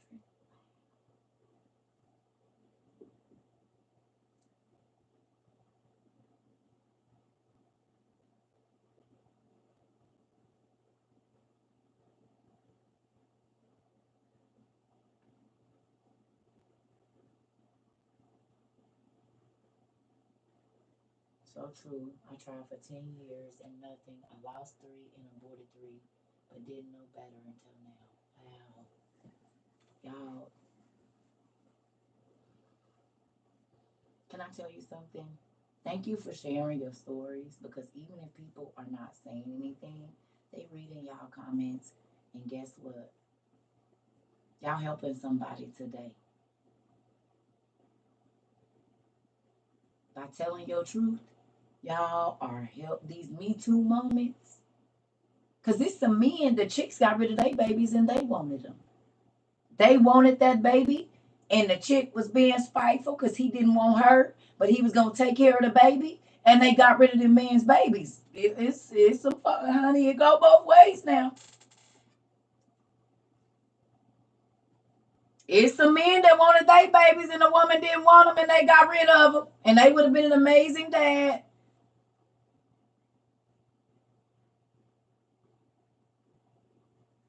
Real life. People be being selfish. You don't know what your life is gonna do. You can find out you pregnant today, be broke and homeless, go buy a dollar ticket and win 20 million. And then you didn't got rid of your baby and you didn't know God had a way. And I'm not knocking nobody. Everybody, I'm just saying this is every time I got pregnant, God gave me a $2 raise. It was crazy. Every single time I found out I was pregnant, and I was not married. My kids were conceived as bastards. I wasn't married to none of their daddies. And guess what? God still blessed my finances so that I could add to what I already had. Every time I got pregnant, I got a raise or a better job. It was crazy. And people kept telling me what I couldn't afford. And God said, I didn't say that. They telling you what you can't afford because it's a certain life they want you to live to make them look good.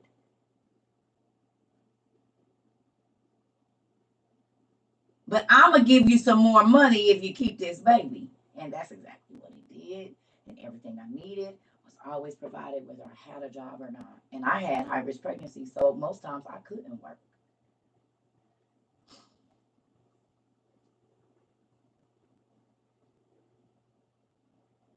Hmm.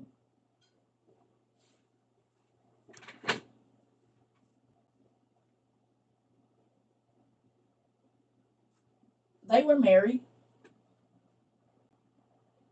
They were married. They were married. He hadn't touched her, but they were married. He married her, but and dropped her off at the crib and took off. No, because when he came back 6 months later, she was pregnant. No, she had just started her period. She was only like 13. She no.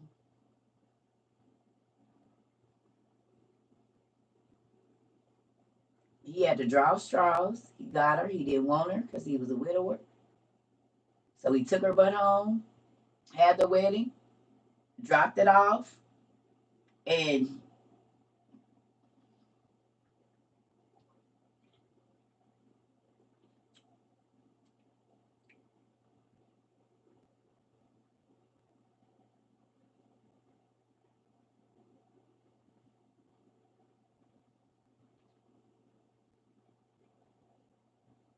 how old was she when she left the temple? If she was 15 when she had Jesus, how old was she when she left the temple? How old was she when she started a cycle? How old was she when she got to the temple?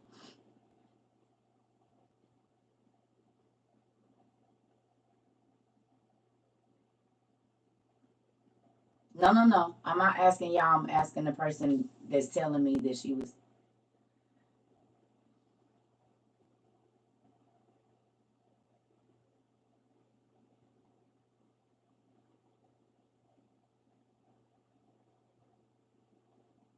Yeah, how old was she when she walked?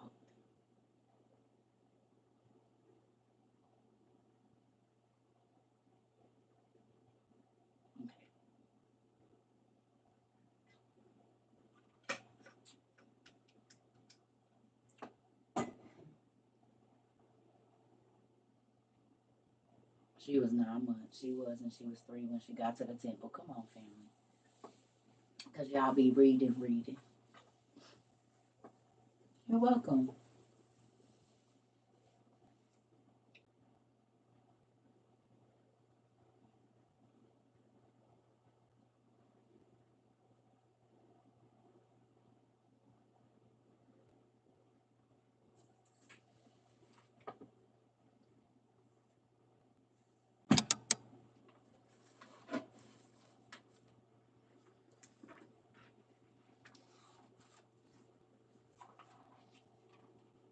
You do realize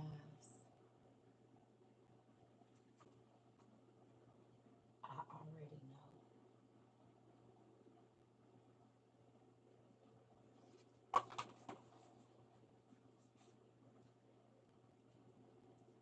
Right?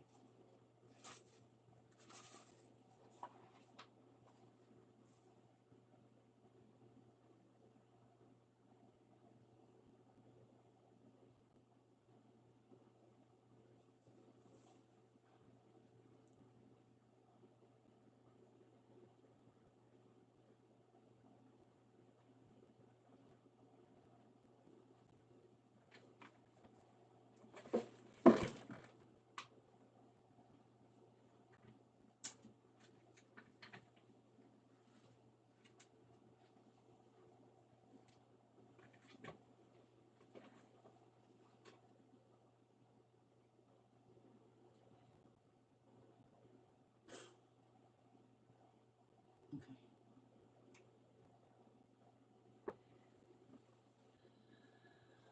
He wouldn't have been trying to put her away as an adulterer if they wasn't already married when he came back and she was pregnant.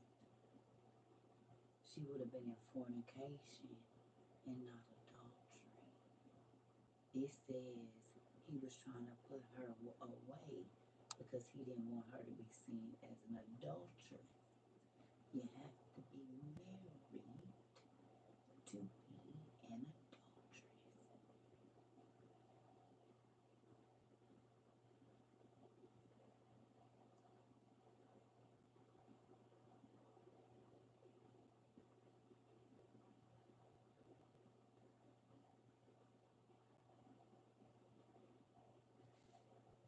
Read them. That's my thoughts on the Sefer and the Torah.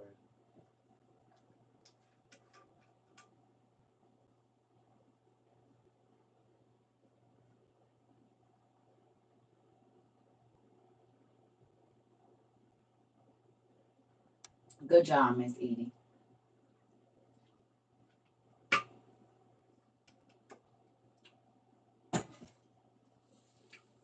Yes.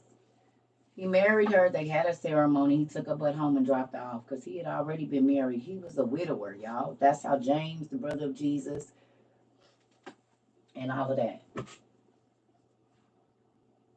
This is how Jesus had older brothers and sisters because his stepdaddy was a widower, y'all. Okay? He already had grown brothers and sisters. Joseph had already lost his wife, and he did not want to be dealing with no little 14-year-old girl. And the angel came and told him it's going to be worse than Sodom and Gomorrah or whatever if you don't take her home with you.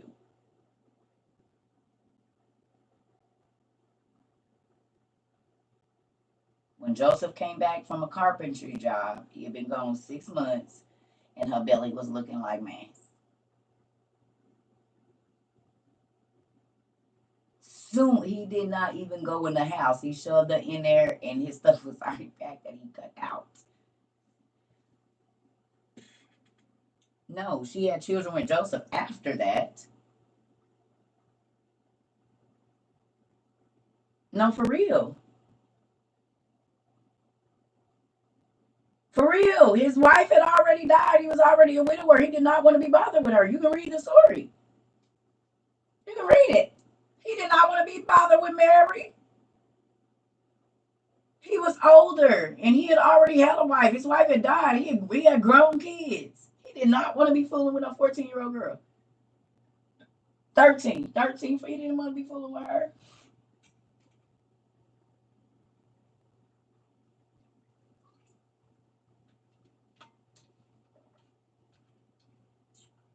Okay. Lord, some people are just idiots. Go away, official art. Go away. Lord, you ain't even watched. Have you even watched the ancient alien stuff that they said his shroud only got 23 chromosomes on it? If you don't believe that, believe the damn scientists and get out of my class. Don't believe the Bible. Believe the scientists. They tested the shroud and it only got 23 chromosomes on it. Or 24. It's 24. You so don't believe the Bible. Believe the damn scientists. But just go on out my class with that weird.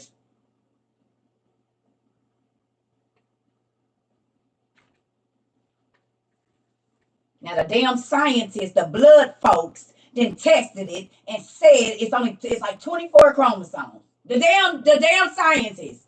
You can't be that crazy that you won't believe nobody.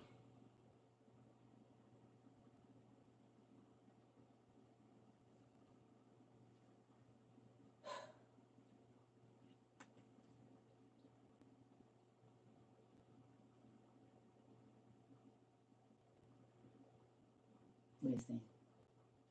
What's the first ruling spirit of this realm? Family, please let them know.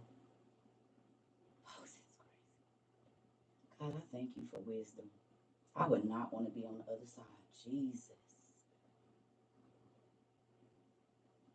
The first ruling spirit of this realm is deception.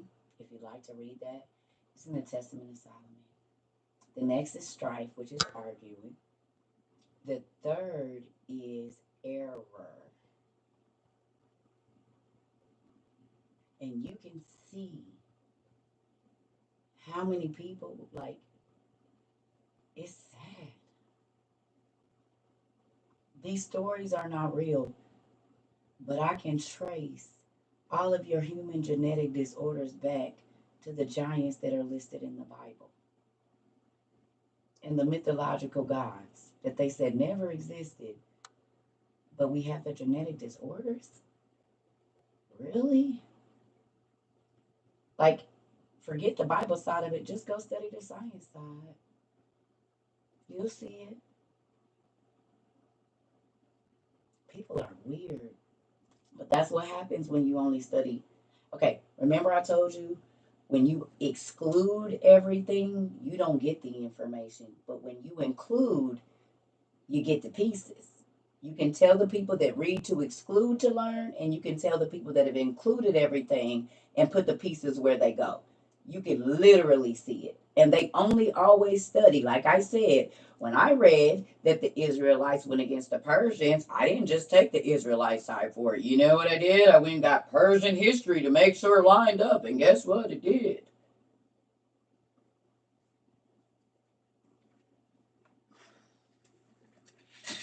Folks, crazy. That's why we have Creation of the Gods, Library Chinese Classics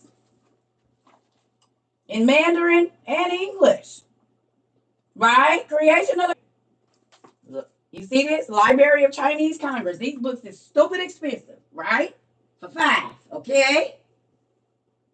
So we got the Library of Chinese, the Creation God in Chinese. We got that. Then we got Persian myths and tales, Japanese myths, swords and steam Celts, the Celtic, Native American, African, Greek gods and beasts. We got Chinese myths, we got Hindu, we got Norse mythology.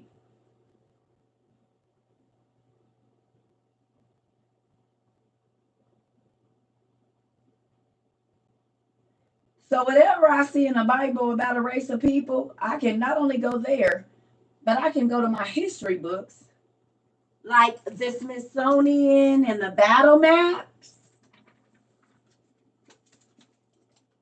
And it's so crazy that you said that they're just stories and they're not real, because guess what the Smithsonian says? Let's see. And they the one that got all the bones and stuff. Let's see what they got to say about it. Was these real races of people? Well, let's see. This is the book, Smithsonian Battles by Map from the beginning until now. So let's look what it see.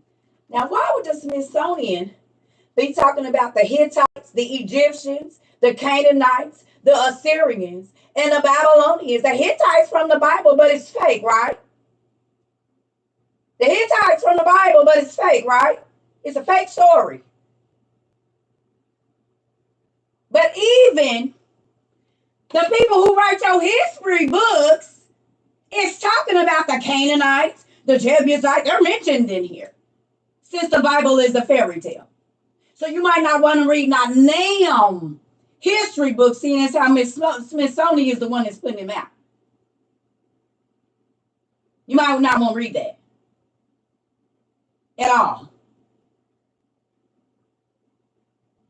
because this is fairy tales. The Hittites and the Jebusites, they're all made up fairy tales. You're right, says the Smithsonian. Oh.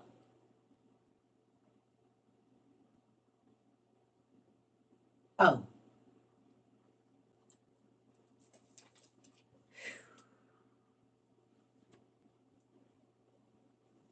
I'll be right back. Folks they just believe anything.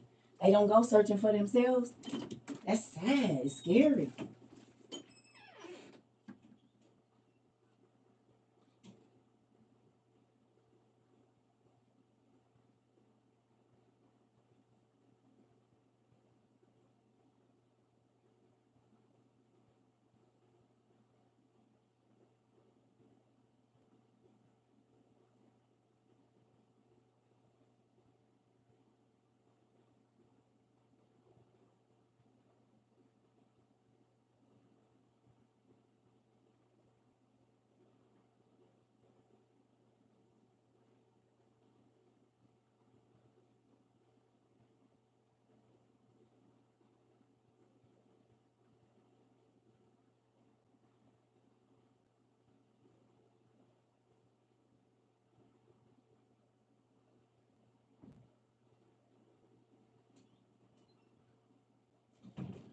But like I said, people don't take time to study the migrations. They only read from one avenue or one angle, and so they just be saying stuff.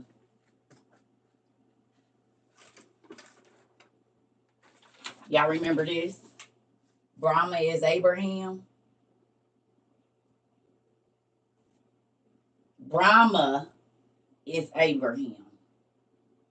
And if you look at where Keturah or Hagar and Abraham went, you'll see why the Hindus call him Brahma.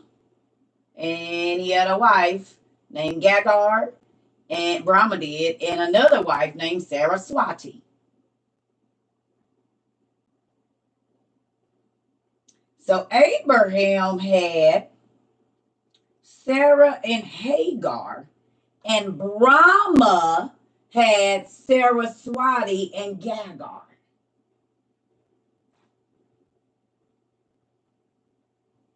Hmm.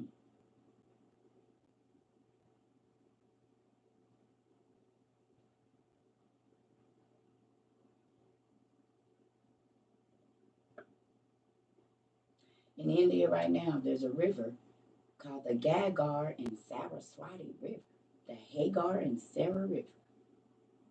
Right now, they put a G in front of Hagar. They changed Brahma, Abraham to Brahma, and Sarah to Saraswati.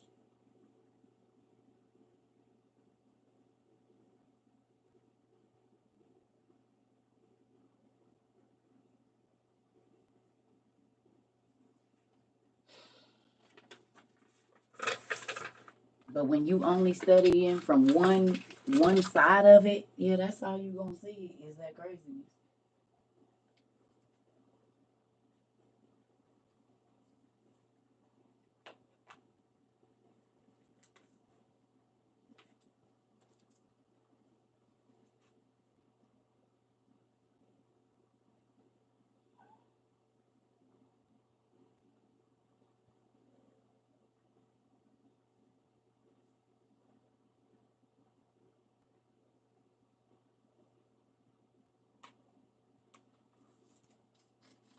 It amazes me that people have so much information, but you don't never see none of their videos on TikTok.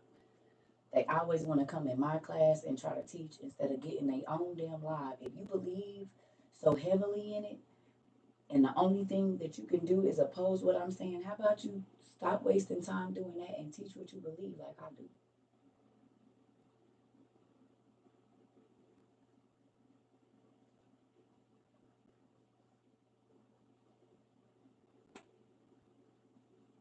Y'all spend so much time over here trying to argue with me instead of teaching what you believe.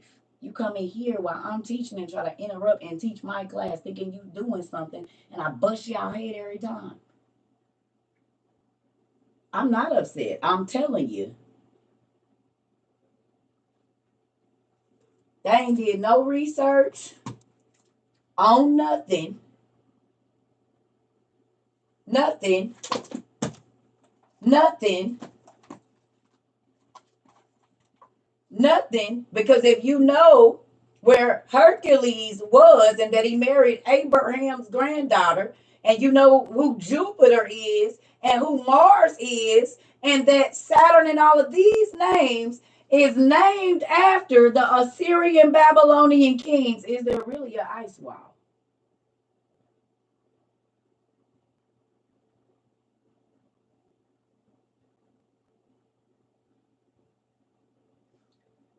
How could this be behind the ice wall and these places were ancient Mesopotamia?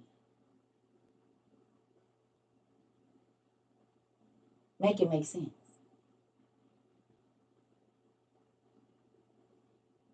The land of Hercules, the land of Jupiter. When you read about them, you're reading about the Assyrian and Babylonian kings. So is this behind the damn ice wall? Hell no, it ain't. But if you don't know what you're looking for and you just repeating a whole bunch of BS, then yeah, you would think this behind the ice wall, and they can tell you that. And you'll believe it.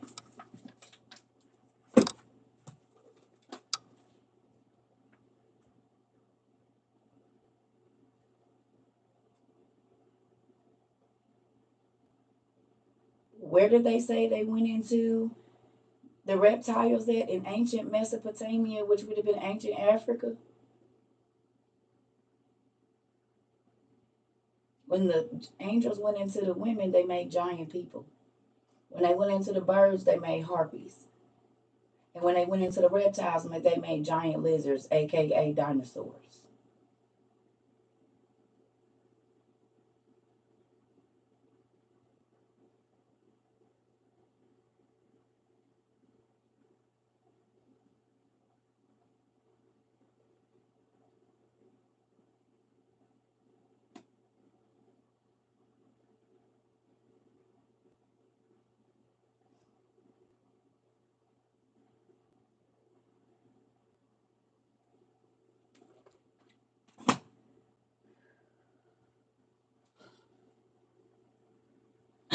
People is crazy.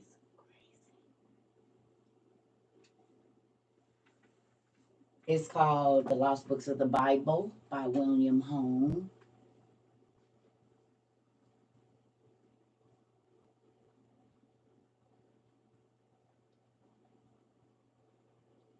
Facts. Reports are there are still dinos. Come on, Michi. That's why they burning the Congo down now. But they sending niggas to the ice wall, but they burning the Congo down to get to the dinosaurs that's over there. Literally, if you go and do your research, the land of Hercules, it's a big old thing where his temple was. Perseus and all of that, it's all in Egypt. And ancient Persia, it's not over there in Rome. Now, did they go over there? Yes. But the original temples and the original place that they lived, you can go and look it up right now. All of those places and most of those things are still there.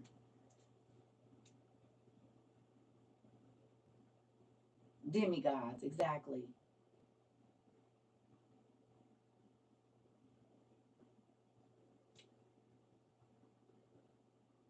We love you too, Rika. That's why when people come here talking crazy, I can tell if they've only studied Egyptology.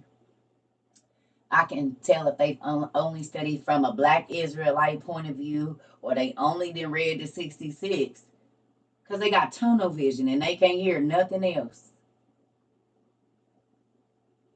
Because they ain't even went and studied. Like when I tell people that Buddhism ain't nothing but Proverbs and Psalms. Well, had I have never read it, I could have talked real good and crazy about Buddhism. But once I put Buddhism and the Bible next to each other, as I started reading it, I said, this is Proverbs and Psalms. Literally. It's Proverbs and Psalms.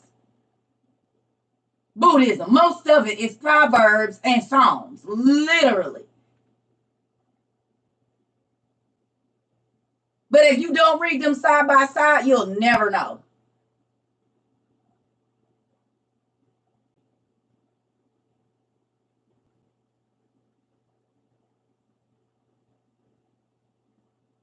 Yes, really.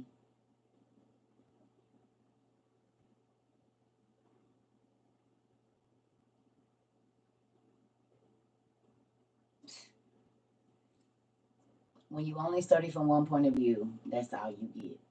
But when you go looking and you just go to fact check other places instead of excluding stuff, you include it, and then you get a bit of view of the picture. I promise you do. If you study migration of people and where they went, and you study where they were taken into captivity, and all of those things, you won't be spouting out stupid stuff. If you actually go look up the places where they was taken to, I don't know if Buddha meant black face one, but if you look at the original Buddha, he was a nappy head little black boy. Around the time they said Jesus would have been going out into all the world.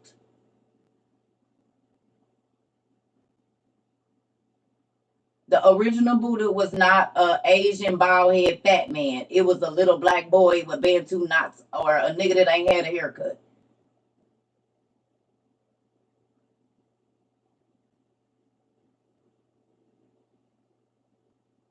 If you go and look up, no, for real.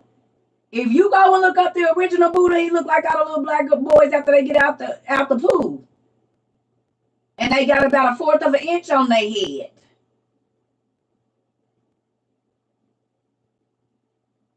Sometimes you see him with bantu knots.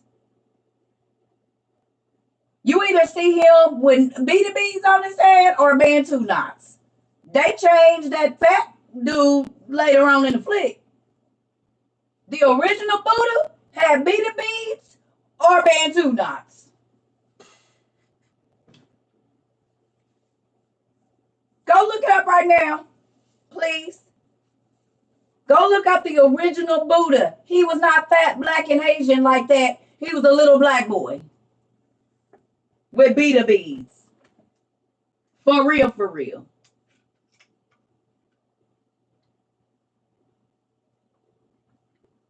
I can verify that truth about Buddha. Straight little black boy. Come on with it.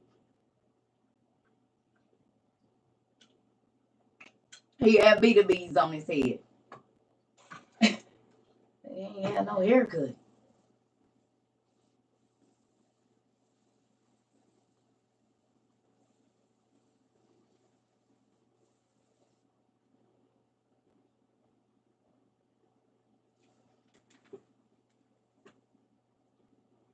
Don't tell your Asian friends that I'm pretty sure that their great grandmothers know that.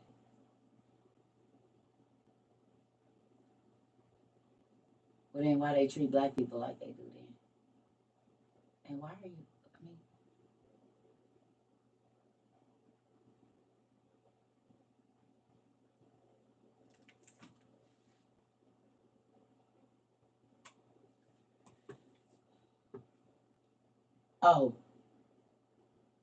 oh, somebody was gonna. Oh, okay, okay, okay. I see what you're saying. You know way I found it. Oh, he was dark skinned too, wasn't he? See how they be playing y'all when you don't know what to look for.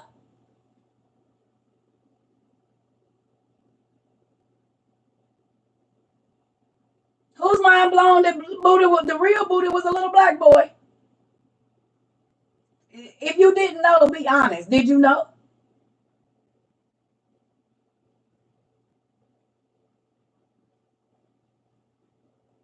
Asia got whitewashed like every other continent when they got colonized. The colonized, you know what I'm talking about? Colonizers came.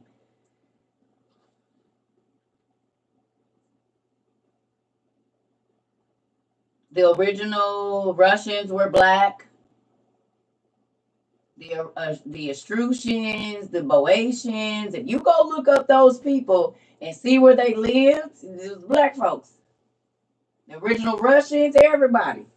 You gotta go looking though, and see. Let me bust y'all head.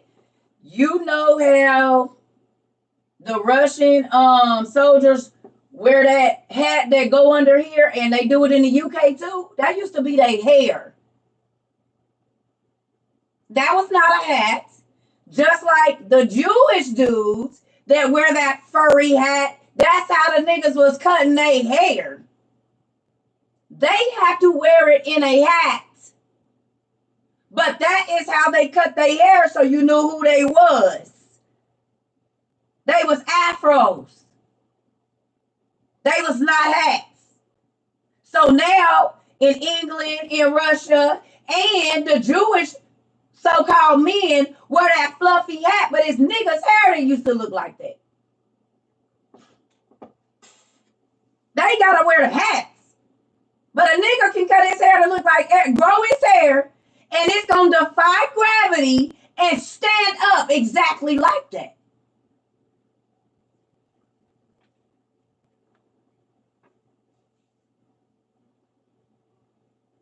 Go look for yourself. If you look at the original photos of them, it was their hair. But no hat, it was their hair.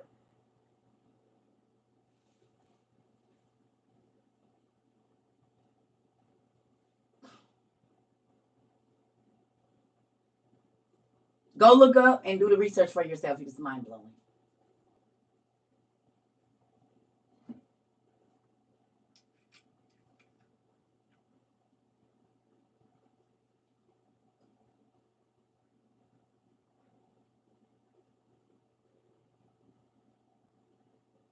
Go look up the Etruscans.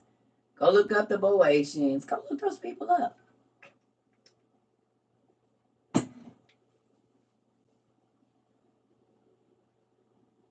If you look up the originals, the original indigenous people, Literally.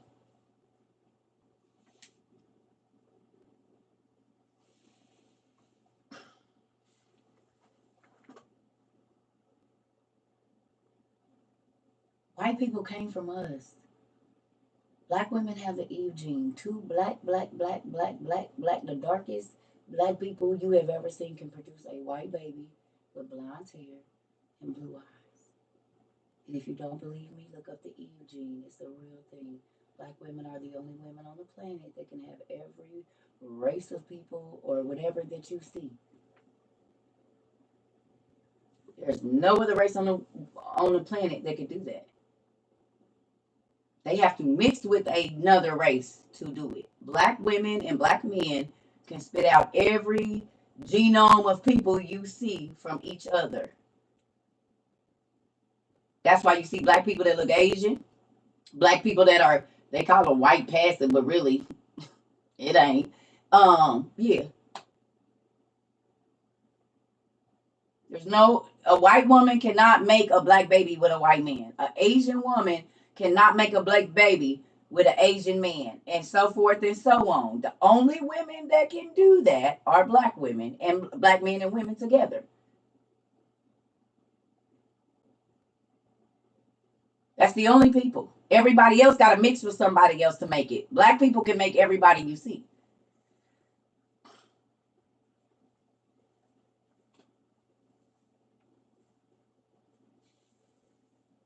Look up the Eve gene.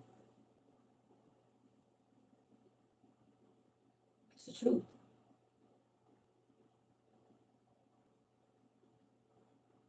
If it was before the flood, they was all black.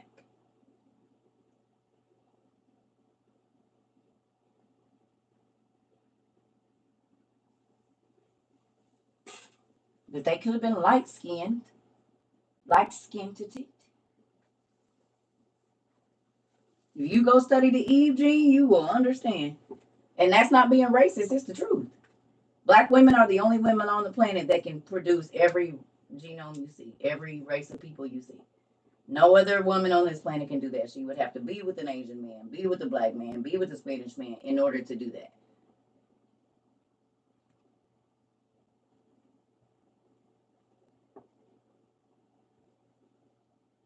Just like it was a lot of white folks in here that got their heads blown all the way back when they found out the other day that they SPF make them look like a Nigerian under a UV camera. But they scalps was filled all the way back here that they didn't know that they be looking like a nigga under the UV camera was sad. You a whole Nigerian over here from Chad, nigga. But they were like, wait, I said, so get rid of the niggas, y'all not too.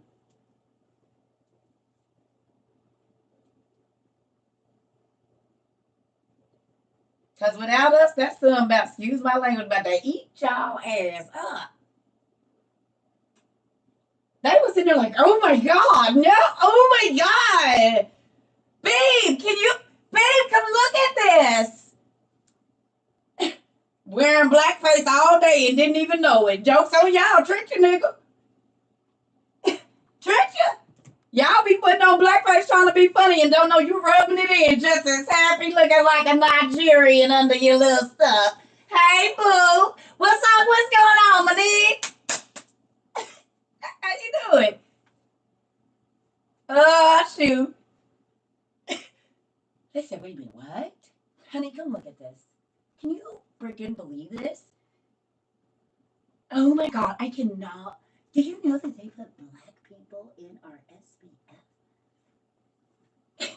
My hyaluronic acid is actually not that. It's ground up black people bones, babe. I'm not wearing it anymore. I give up. I'm not wearing it. I can't walk around and have it on my conscience that I am wearing dead black people on my face. Who went home and did that? I'm gonna leave y'all alone. I'm gonna leave y'all alone. I love y'all. Ooh-wee.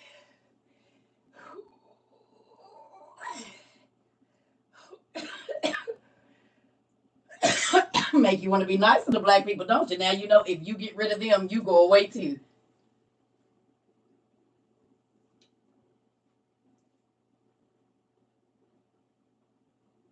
Samantha,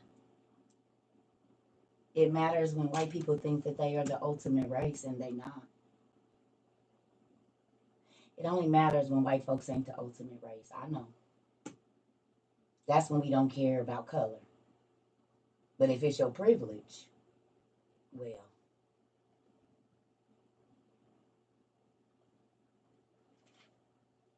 that's why it matters.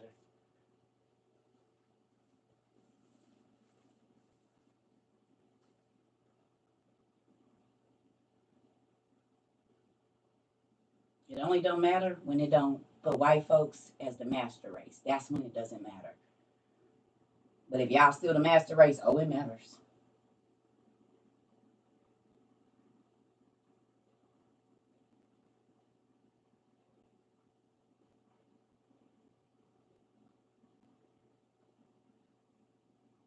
It's kumbaya when y'all not.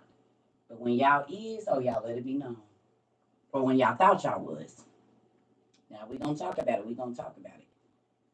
Okay, Samantha, it's time for you to go, hon. I know this is offensive and it probably rocks your whole white world. We just gonna let it go. See you later. Bye, boo.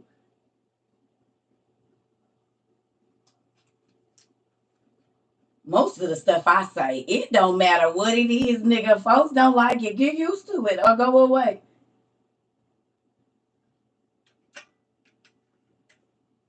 Bye bye now. The fragility of it all, right? And I love my white folks. Don't get me wrong. But we gonna bust the facts. We ain't living in no lies no more. We not doing that.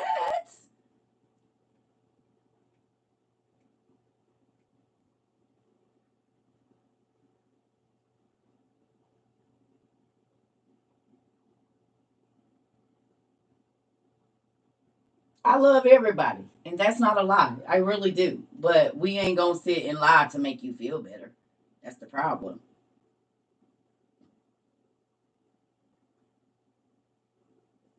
We're not gonna do that. If you come over here, you ain't getting nothing but the truth. That's a wrap for all that extra fluffy stuff. We don't do none of that over here.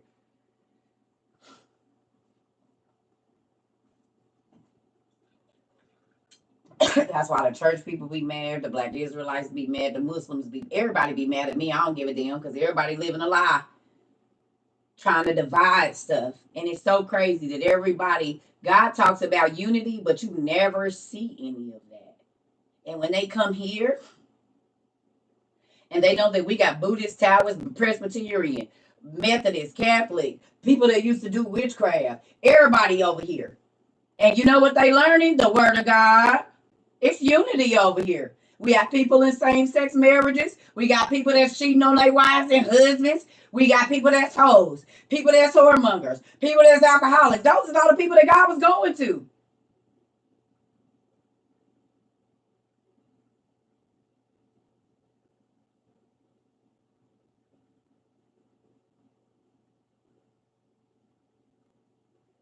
And guess what? We worship here in unity and peace. And we learning. We ain't worried about who more saved, who know more. We just trying to build together. And our community has helped other communities, whether they believe what we believe or not. We don't care about what they do. We don't care about who they sleep with because that's their issue to take up with God. God says men need to quit putting themselves in my seat, which is the judgment seat. So we don't judge over here. We leave that to our dad. What we do is what he told us to do and be a fisherman of men to bring people to him and let him take out of their life what he don't like. Our only job is to prepare them to meet our dad. That's it. All the rest of that is above my pay grade. It don't have nothing to do with me. What you do in your bedroom don't have nothing to do with me. I can tell you what God say, but I cannot judge you because I'm going to be judged for what I do in my own bedroom. I'm only going to give you the word, and the word don't go back null and void. You don't got to do all that. God's word don't come back or go out void. It's always going to accomplish what it set out to do. So you really do. It's like, okay, anybody here been to hair beauty school? So when we got our kitchen perms, we watched them work it through, work it through, work it through. Didn't know they was over processing the hair because the process tells you put it on, let it break down, and then smooth it. So you're not irritating the scalp. You put the product on, leave it, you gonna see them waves start to break down. And then when you take that comb, you ain't gotta do all that. You put it on, it's gonna break down on the new growth, boom, smooth it. We was taught to work it in. And this is why our scalps was messed up.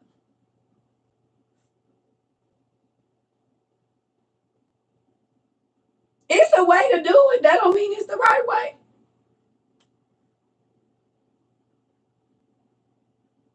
All them years I used to be slapping that relaxer, went to beauty school and figured out the right way to do it.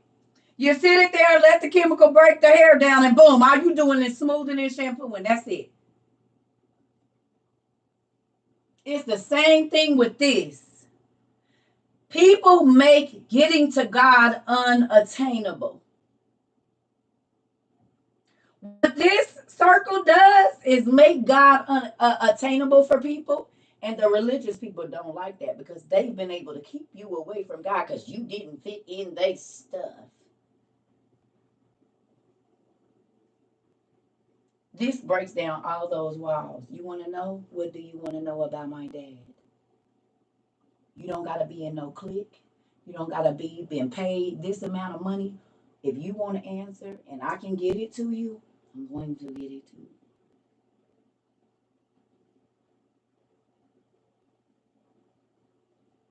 They mad. A church without walls. Come on. They mad because the information that y'all been looking for, y'all getting it over here. And y'all lives is changing.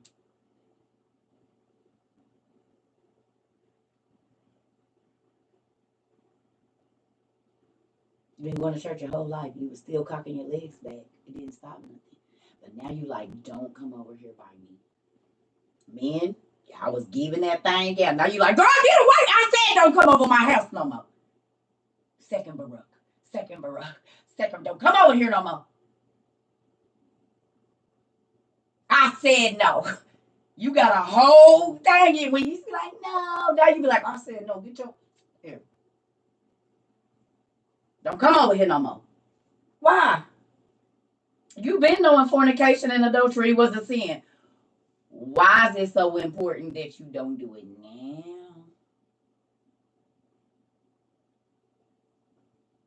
The big screen. He been telling you what you do in the dark was gonna come to the light. You heard that again. You been knowing that.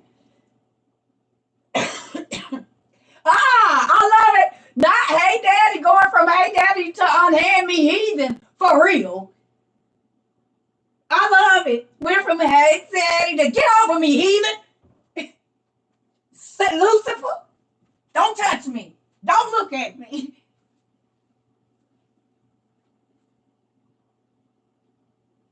I love that type. She said, I'm going from hey daddy to unhand me heathen for real. Listen here. You said, go on now, get. Go on now, get. Look at it. Look. Didn't nobody have to tell you you wasn't close to God for that? You said, I don't want no parts of it now, that part. And all you did was read.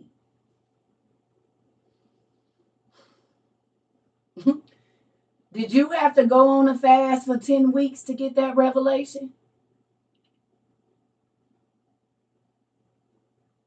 B-U-R-C, I think it's B-U-R-U-C-H. Did you have to go on a fast for 20 years and give up $10,000 to get that revelation? All you had to do was read. And what you read has stuck in your mind for 2 weeks. So much so that it has even changed the way that you think. It has changed the way that you act. It has changed the way that you talk.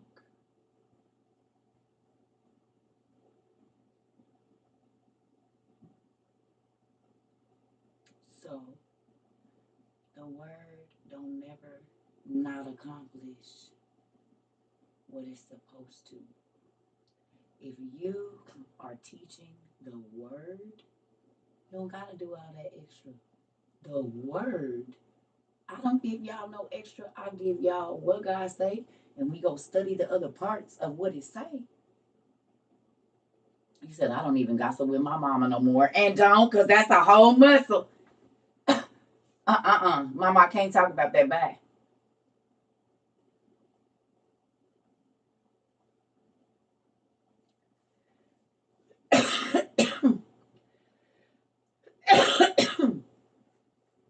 You didn't have to have nobody watching over you and monitoring you to make sure you was at church. Y'all don't even go to church.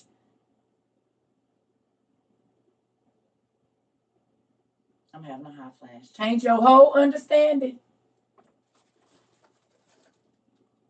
That muscle memory. Come on. You didn't have to go do a whole bunch of all of that hooping and hollering. Y'all read about 7 sentences that changed your whole life.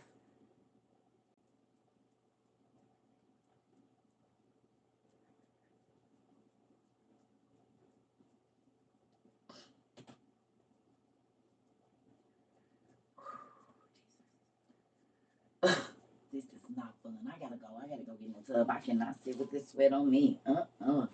I love y'all. I gotta go get into it. I can't do it. The sweat just rolled down my back. I ain't gonna be able to do it. I know that's right, Joy. You said, wait, you gotta hear this gossip. You said, I'm trying to get to heaven. That's funny. I love you. I gotta go get in the tub, baby. I can't do this. You know that sweat that we roll down your back in the middle, it'll make you angry. Oh, she thought I was possessed at first. Hilarious. Now she asking questions. Good. Now she thought you was possessed. But I told you they say you would have reprobate mine. I knew that was coming. All of y'all been called crazy. She said my mama thought I was possessed. She said now she asking questions and do. You welcome. That made me so excited. That's funny. That is funny. Ooh, I know people was talking about they folks they thought they was crazy over here too. It's okay, I'm used to it. My mama told everybody, listen, my mama told me I was in a cult. Everybody, people, husbands and everything thought they was in a cult until they came on into the WOIU.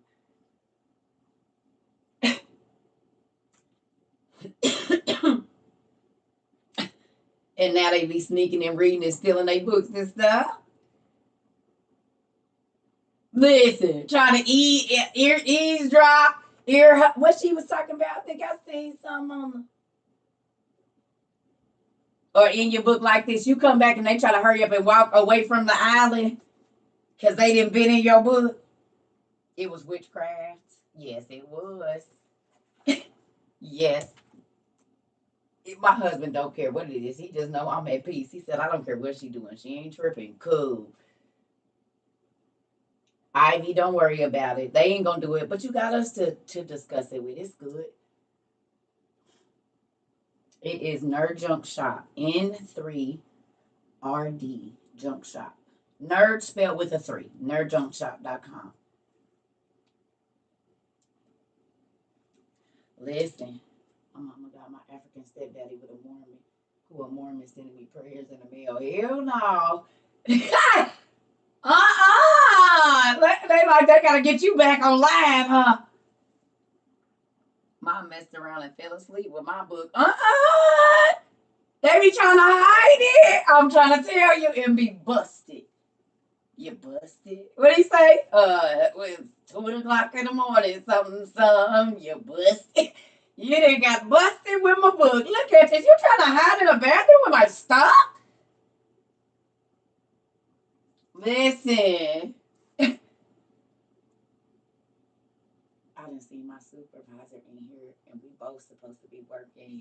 Hell no.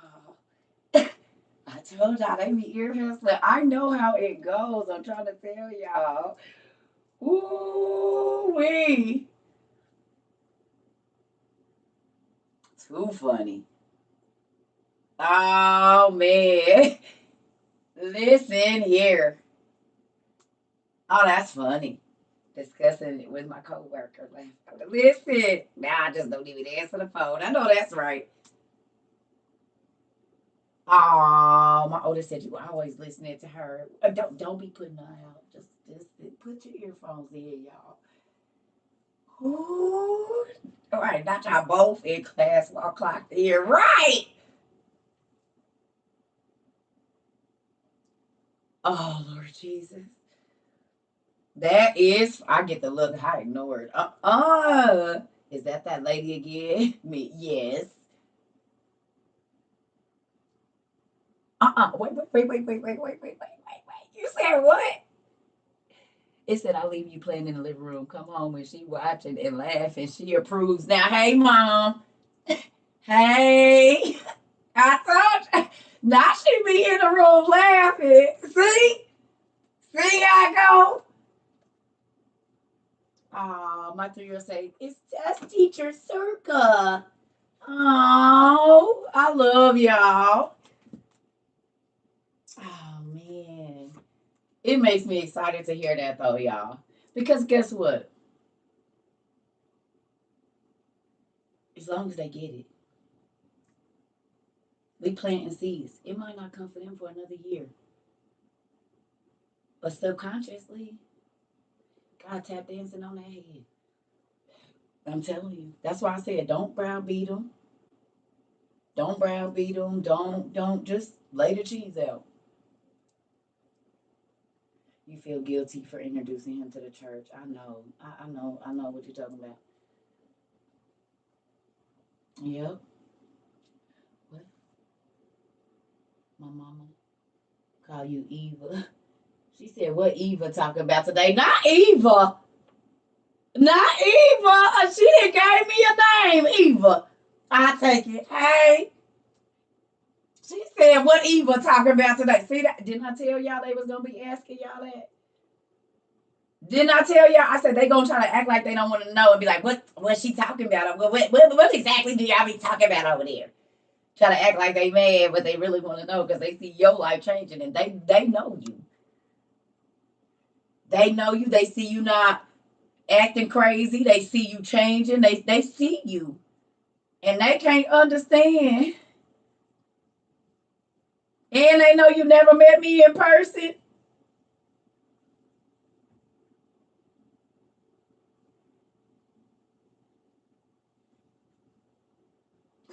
My husband be ear hustling, girl. They all do. I promise. This just happened to me today. My family just asked, "What the hell?" Listen here, I'm trying to tell you, and then they'll be in founders, and they'll be sneaking in here as user 24630. I promise you, it works. Now my daughter will text me and say Circa is on. That is so funny. No, my husband asked me what did Tia Circa say teach today, and where's the Pharisees on today? It is. They be here, nephew. Don't worry about it. I done got my mama hooked on class too. She tired of my OTP though, so she getting her own. Hey, well, hello from Kenya. I love it. I told y'all they was gonna want y'all books. Eva is even Spanish. Okay, thank you. Listen, I told y'all they was gonna be stealing y'all books. They was gonna get so fed up with trying to read them. I told y'all, you cannot watch a person's life change like this and not want some. Listen, that part. You said you I tell my part, they better tune in for they steal. You better get on here. Oh man. Y'all make me happy. Y'all make me happy. And not just because, but our community is growing and people's lives are going to change. And that makes me happy. That makes me very, very excited because once you know better, you do better. Oh, pretty miss. That made me excited because this is the thing. God wants our lives to be better. He don't want you walking around bitter, angry, mad all the time because then he don't get no glory out of that. Oh, listen, I'm telling y'all, look, God don't get no glory out of you staying the same. He gets glory out of you saying, nah, for real, look, this what happened, this what God did. Boom. And this why I believe the way I do. Can't nobody take this from me because I read this or I looked at this or this is what I had. You know, whatever your experience is, people see you changing. And it ain't no fake, I'm going to church every Sunday. No. They see you gradually just becoming calmer. They see you, you know, different things in your life are changing. They see it. You see what I'm saying? And so now they want some of that because they know you. They didn't know you however long. Girl, we thought she was going to pop out. She didn't even do that with me. Normally he snapped. He just walked away. Now they trying to figure out what's going on. They see you calm. They see you more peaceful. They see you when you could have snapped off or you could have did wrong or you could have did what you used to do. And they know you ain't going to church. They know this. So they trying to figure out what is it. And then that's the bait. Yep. Come here. Come on. Come on. Come on. Dr. Woods. Yeah. You hear me? Get over here, right? I'm telling you. I need closure from nobody. I go directly to God, right? So you ain't tooling with that thing no more. You're about to stress me out. Applying this single. It makes me excited. I'm about to go get in the tub. We've been on here for 280 minutes. I gotta go. I'm sweaty. I gotta go. Bye, y'all. I didn't have too many. I love y'all. I'll keep on.